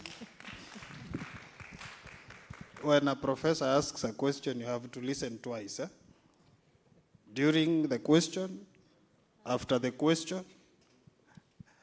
Yes, I hope you're taking note. I think there's one more there, and then I think we can do around. Oh, please. Do you have a mic? Yeah, I have a mic. Oh, proceed. Okay, my name is Henry Nyagudi Omondi. I'm actually a visual artist, but a very serious consumer of the performing arts. So when we had the other panel before this, I was raising my hand, but I did not get the chance to ask the question. So I don't know who will help me with this question, but I'll just go ahead and ask it. First of all, I am 35 and above. Then number two, we had an art exhibition for visual artists for Jamhuri 2024 at KICC. Up to now, we have never been paid. Then there is an event here at National Theatre, which guys did last year in November. They have never been paid. Then, where we had the guy for HIVA here. HIVA they apply for, it's a body where people apply for grants. So me, I was asking, we keep on asking people to apply for these grants where more than 1,000 people apply and only maybe one person gets their opportunity. Why can't we come up with a way, for example, for visual artists, we can come up with funds that is just supporting the materials. It's buying paints for this artist, brush for this artist, canvas for this artist, or maybe musical instrument for a performer, piano, a guitar. Instead of applying for grants for business, then you get the profit. Then I think that's all. Thank you. You can, you are clapping online, eh? Okay, yeah, some people are clapping online. You can clap offline, don't worry. Now, this conversation, why I have now moved from the chair is because now this conversation is no longer just here. It's a running conversation that is cascading on the floor. So, Mwalimu, soon to be Dr. Pundo. Thank you, Dr. There are several pertinent questions that have been asked, and some are comments. I just want to comment on a few. Starting from the question you asked about communality of traditional knowledge and who is responsible. The Protection of Traditional Knowledge and Cultural Expressions Act defines what traditional knowledge is, and also what the community is. And we find that first we need to know that whatever piece of cultural expression we are talking about has been enjoyed communally, in the sense that it might not be easy to pinpoint the origin or the person who started it, but then the community owns it, and that is evident in, say, pieces of music that have been enjoyed over time, to an extent that in the Act it says when you want to make use of it for personal gain, then the county government, which it's a process that has never been exploited, the county government ought to have registered those elements so that when you, as Dr. Thuku, wants to make use of it for personal gain, then you go to the community through the county government. But I want to take an example of, there is a village in Western Kenya, around Vihiga that are known for rainmaking. And so the aspect of making rain is a traditional knowledge bestowed on that community. And so if I want to explore and exploit that aspect, which is basically reserved, nobody else has that capability, then I have to seek authority from that community. And that is an example of a traditional knowledge which is communally owned. The problem comes in cosmopolitan situations, because then, and remember we need to distinguish two things, culture and tradition. And we are agreeing here that culture is dynamic to an extent that the Gen Z in Nairobi have their culture, different from us in Nairobi. The kind of Sheng I speak is not the Sheng my son speaks now. But the dynamism of culture does not remove the staticness, I don't know whether that is right English, of tradition. The tradition is static.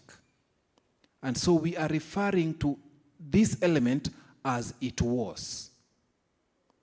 And so when we are coming to preserve, we are preserving something that has been exploited and enjoyed over time, and then it is the mark of that community. So the community has ownership. And that is an element that we might not find in cosmopolitan settings, which has a lot of dynamism in it. Come to why an artist is, why an athlete is paid more. And I think Prof tried to talk about it. And it comes down to what we were saying early in the morning. There is an artist in the US. He's in jail now. I don't know, it's called Didi or Digi or somebody. P. Diddy. That one. Compare the value and the worth of that guy and Ronaldo. And you'll find they're going like this. I don't know how to call that. They're going like this. We understand it. That's an African language. Why? Because of, I would say two things. One, the guy knows his worth. And so when he's coming, no, not when he's coming, when you are going to him, it doesn't come, as Prof is saying. When you are going to him for a gig, you go to him having known the kind of expectation you need from him. And that raises the bar. But I think here we are dealing with the African problem of limiting our space and limiting our ability, so that we imagine that it is us who need to go. So it is Ronaldo who needs to go to Nike instead of Nike coming to him. And the moment Nike sees Ronaldo going to him, he raises his bar. And so we are left to beg. So an artist who is an IP holder begs for somebody to exploit his talent. The reverse should be true. Now, when in the morning we talked about attitude shift, now that is one of the areas we need to shift our attitude drastically. That my talent is mine, I'm the one who knows the worth, and so I should be able to quantify it. In that case, then, we will be sambamba with Ronaldo. Finally, why is it that a theater will get filled up in Nairobi and with a higher price and does not get filled up in Kakamega? Again, mindset. But I want to give you an example. I was involved in the selection of creatives who are benefiting from the He Stage. I was in the selection panel. And one group which does their trade here, but comes from upcountry, in our interview, we were asking them whether they would take that production. It is a very successful production in Nairobi. And we were asking them in the panel whether they would be happy to take this production to their village, because it was all about their village. And Nairobians were paying 2,000 to come and watch a story from the village. So we were asking them, why don't you then take this story to your village? And they said no. Why? Because people down there will not pay for this. The question therefore is, why is it easy for a family in Nairobi who might even be less endowed than the family in Kakamega to pay for entertainment higher than the same family across the board? And I think one reason comes because of sensitization. That this is why Kenya Cultural Center started the 20 Theatre campaign, so that we sensitize our audiences to know, one, that it is important also to get to the theaters and enjoy those performances, but two, the value, so that when you come to a theater, you need to pay. So can we start sensitizing our audiences on the value of entertainment, so that it's not only Nairobi who are sensitized enough who will enjoy it, but we can also take it down to other regions. But secondly, for those of us who have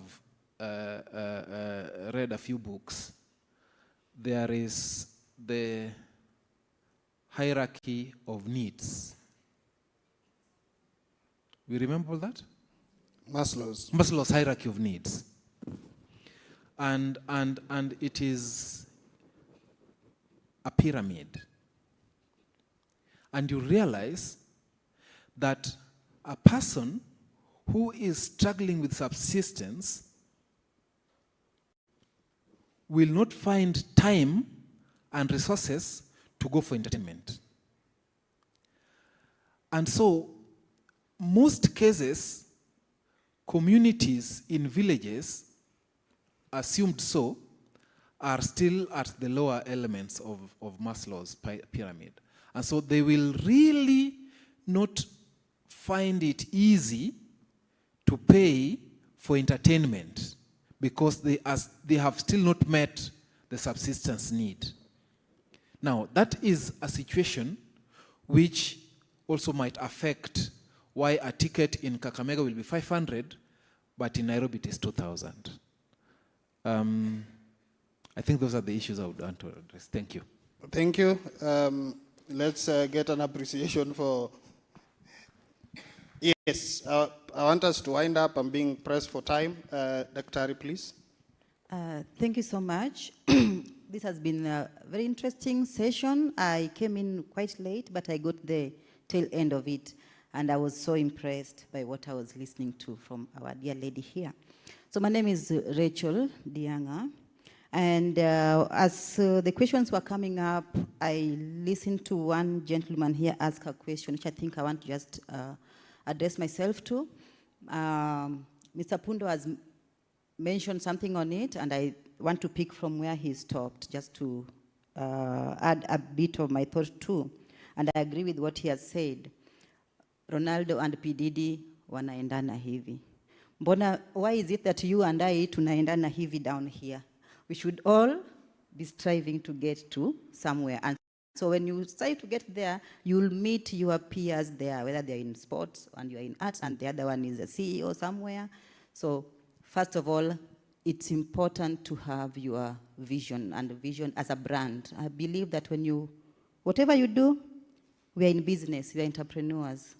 So have a brand vision and try and see if you can achieve it or move closer to it, then you'll meet your peers up there. You would be comparing yourself when you're up there to a beginning footballer who is not Ronaldo. Now, the same gentleman asked a question directed to the lady, and I would like to just add something to it, that when you ask when you've been practicing something for 30 years, and now you have a client, whether the client owes you for the 30 years or just for the 5 minutes you took to do the work and all that. The 30 years reminded me of the story of Java tea and the Mama Mboga tea, which is 30 bob, and the Java tea is 500 bob or 270 or something. What is in that tea? What is in you, your brand? If you ask me right now to do some little jobs I used to do 20 years ago, I would do them. But a new person from high school would still do the work. But would you trust me taking the job or the new person from school? There's something in me that has happened over the last 20 years. And every time I'm getting to the market to engage a client, I have to charge what I am. So you are not asking about what he owes you. We are asking about what do you charge. That's what Mr. Puli was talking about. What's my charge user? So you have a price. So what's my price? What's my worth? You always have to think from that direction rather than from the side of what do they owe me. So tell them what they owe you. Give them your rate cards and let them work with that. And also give quality that goes with that rate card.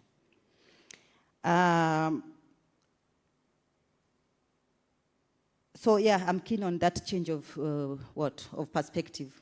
I think I wouldn't want to. Other things have been answered, and so the years you've taken to go to school, to practice, to the kind of clients that you've handled before, those ones are the things that make your pricing go up.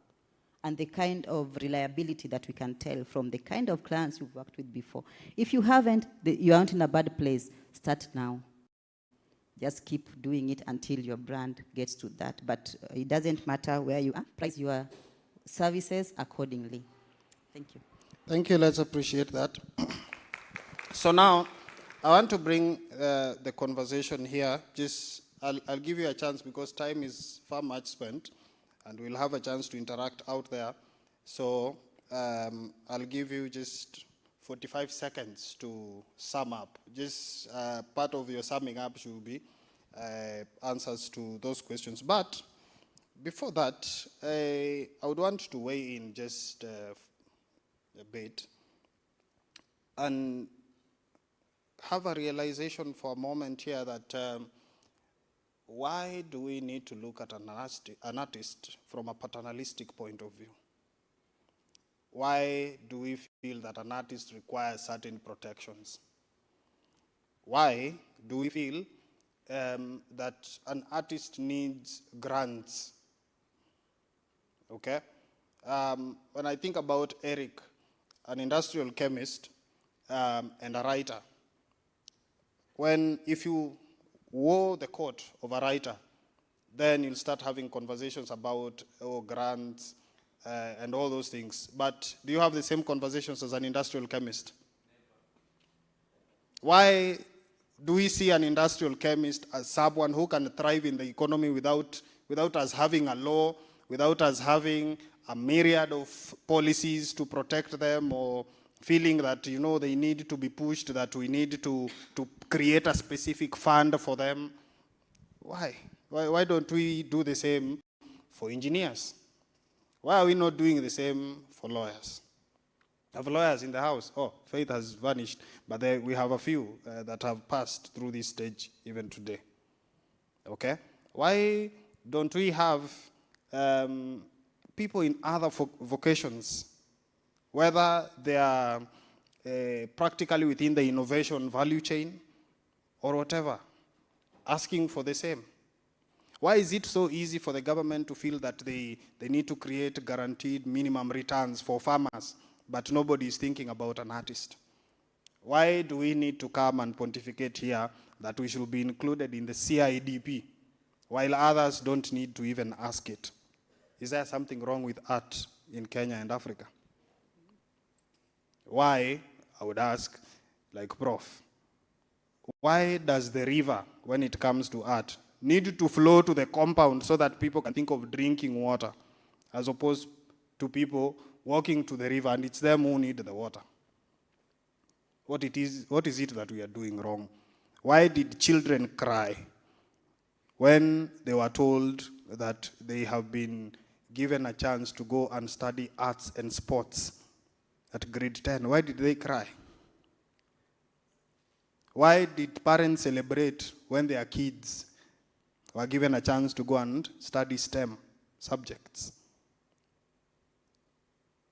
Those of us who are in universities training these young souls, we need to ask ourselves very important questions. What are we training them to go to? Those, you have told us that you are nurturing people. Where are you taking them to? Are you taking them to these same conversations of asking Gashara here, why are you not considering us for grants? Are you taking them to those conversations of saying that we went to KICC, we were not paid? Do you think the sound engineer was not paid? There is something either very wrong or something that we are not getting right. We need to go back and try to understand the value of art, the value of our cultural expressions, and understand what is its space, what is the contribution of that. I was in a conversation some time back, and I was hosting, as part of the panelists, the retired Chief Justice, Professor William Mutunga. And he asked a very pertinent question. He said that every sector needs to contribute every time there's a particular dynamic of development in society. He asked, for example, when the SGR, the standard gauge railway, was being constructed, there are people who are called to the table. They did not ask to go, they were called to the table. They called architects, they called quantity surveyors, they called engineers, they called all those people that are supposed to be, people who are in charge of urban development, all of them were called to the table. Was any artist called? What would have been their role? And he asked a very important question. You guys are musicians, because we are in a musical space. You guys are musicians.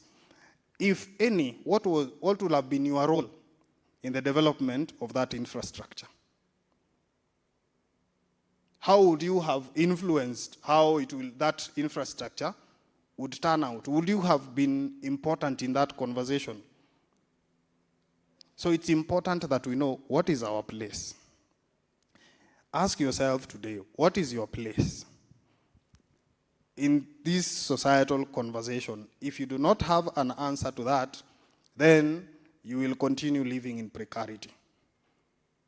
That answer is what will make the difference between this conversation we are having now and that conversation of 26 years from now, when we'll be looking back and saying, look at the gains we made. So I will allow you to have concluding remarks so that we can take leave. Thank you. Thank you so much. Let me conclude. Someone asked me about animation and puppetry, that is visual theater. The other thing, Prof asks, it's about policy. The answer is that these policies are all legislations. When were they made? Do they cover the digital flow works? No. And the other question is, why do these animators take a one-time thing? They don't know they're worthy. They don't know about these contracts. The same, this year, something happened to me about that contract. You went to sign something because you didn't know about these contracts, what they entice and everything. So the major problem is about education, about these contracts, the IP. Artists do not know about this because most of the people have not gone to the universities to learn about theater, film, IT, and animation. The reason why some people would take this job is that we have some people who do not do these things. I don't know, they call them quacks. They are there. If I don't take that, someone else is going to take that. What is going to help? What has helped others? It's the animation guide, or you have an organization that says that we cannot take this work if you don't pay us this. Thank you very much.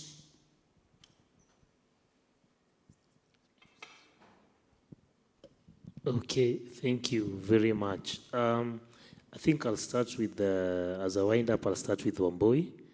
and the issue to do with the simple ways of trying to realize performances in our rural places. True, I agree. We've used that many a times. Mostly you used to call that magnet theater, performances in the local areas and the market areas. It has worked well, mostly for promotions, maybe when they're doing creating some awareness, when they want to do the TB awareness, or they want to do what you call the polio and things like those ones. I think it is in the midst of all that, like we said, most of those are event-based. It is a one-off thing until they give polio again or until they have another campaign again. But I think what we need is consistency. So if we'll do that probably now and then, and just like the way our CEO has said, make it consistent and bring people on board that this is what we do, this is where we are located, this is the much we charge, would appreciate your presence, and we keep on doing that time and time again. And I will join that together with the question that my sister at the corner asked, that why is it that people will not go all the way back at home for the same? I think we've seen people traveling far and wide, the Europe tours, and mostly this has happened with the musicians, because there's a circuit that has been created in that end, and it is still local. So someone will travel all the way from Kenya and go do gigs, you know, in Massachusetts, from that town to another, Boston to wherever, in those different states. But that will not happen within our country because somebody created that circuit there, which is what we are saying. We need that consistency and persistence within our counties for the same to work.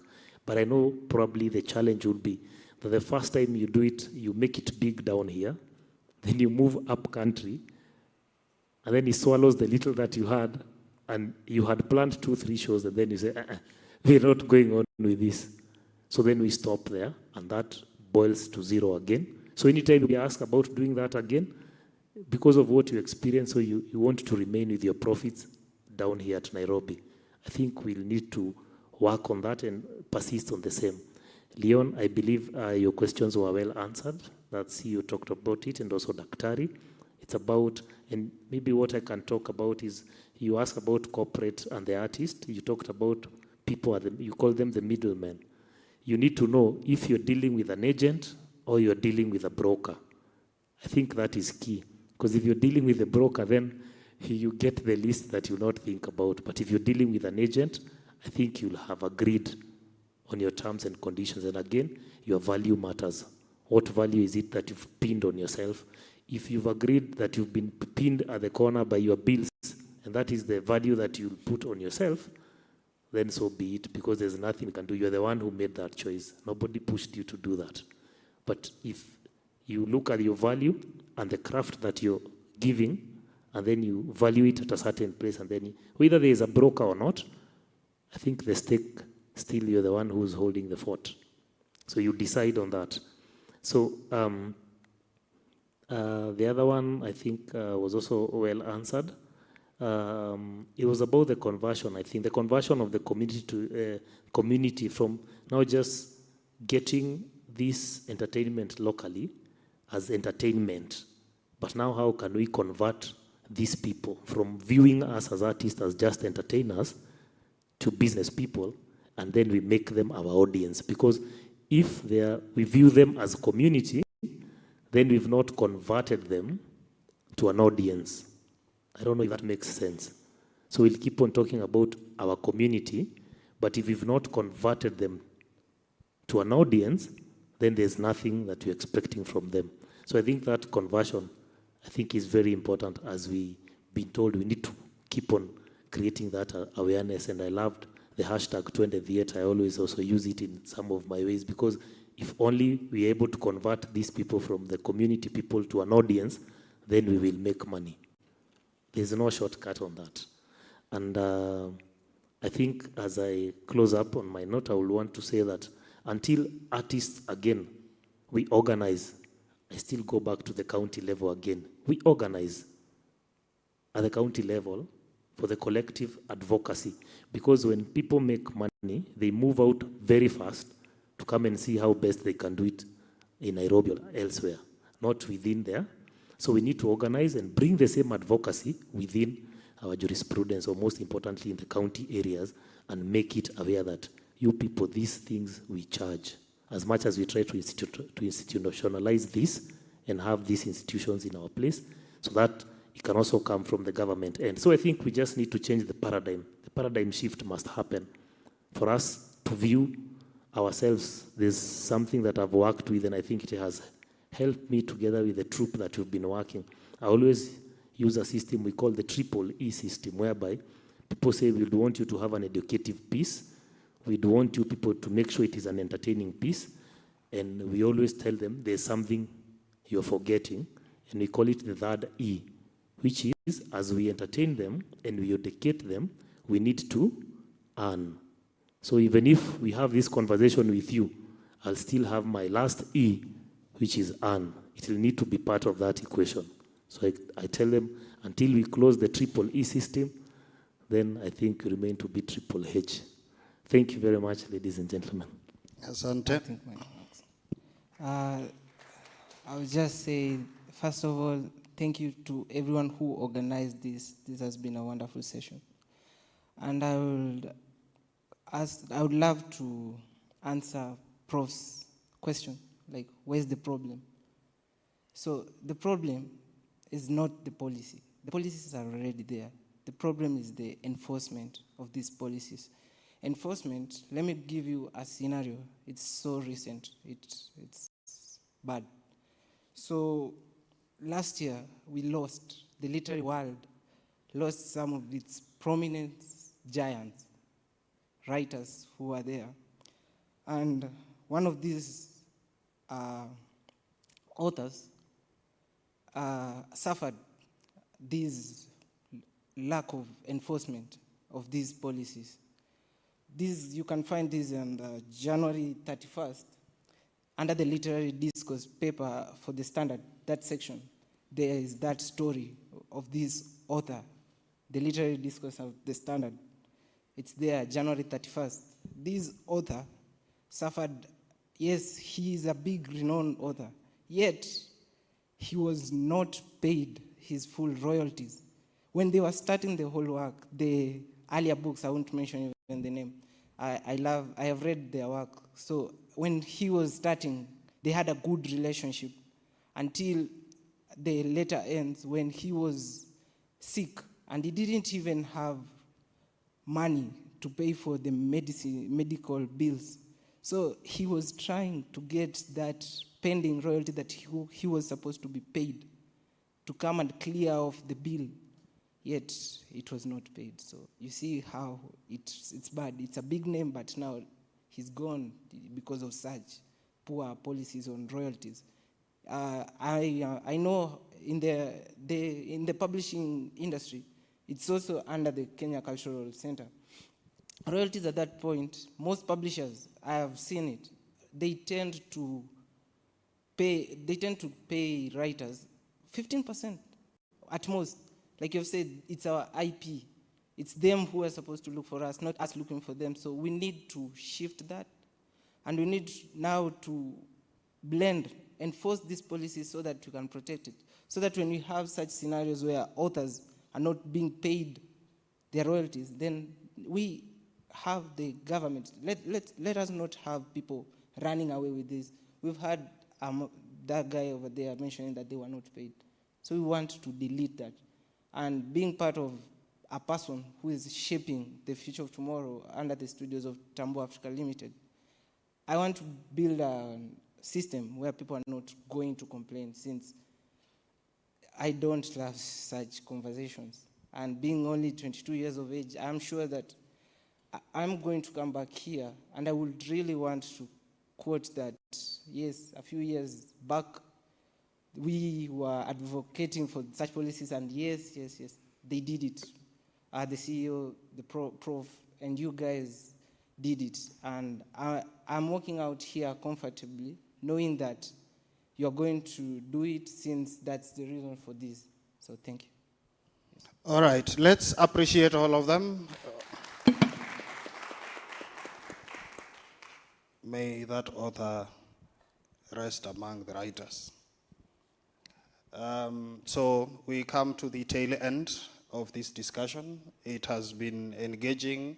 At least I know we have some takeaways. Everyone has a takeaway. As we head to tomorrow when we'll be having other discussions, I'm sure we'll be having a basis to have key action points from this conference. So I want to invite back on stage Kevin Kimani so that he can kick us out. Otherwise, asanteni sana, you may take your leave. Thank you. Thank you, Gabriel. Thank you to the presenters. Thank you. We have come to the end of day one. Just important points to note is that we have uncertainties of tomorrow, but we are going to go on. Those who will be able to join us, please join us early enough. Between 8, we will start our program at exactly 9. Those who are not able to join us can also follow the proceedings online, and you can follow our social media platforms to get the link on how you can follow this conference tomorrow online on Zoom. So thank you very much. We still have some tea served, so don't leave early. We have tea on our usual end. Thank you very much. I think today we've learned a lot. I think we have had proper discussions from morning, from keynote, from setting the scene, to the keynote address, to the panel on Show Me the Money, and to the amazing presentations that we've had. And now request us to be upstanding for the national anthem from the technical team. Thank you very much, and do have yourselves a lovely evening and safe travels back to your homes. Thank you very much. Technical.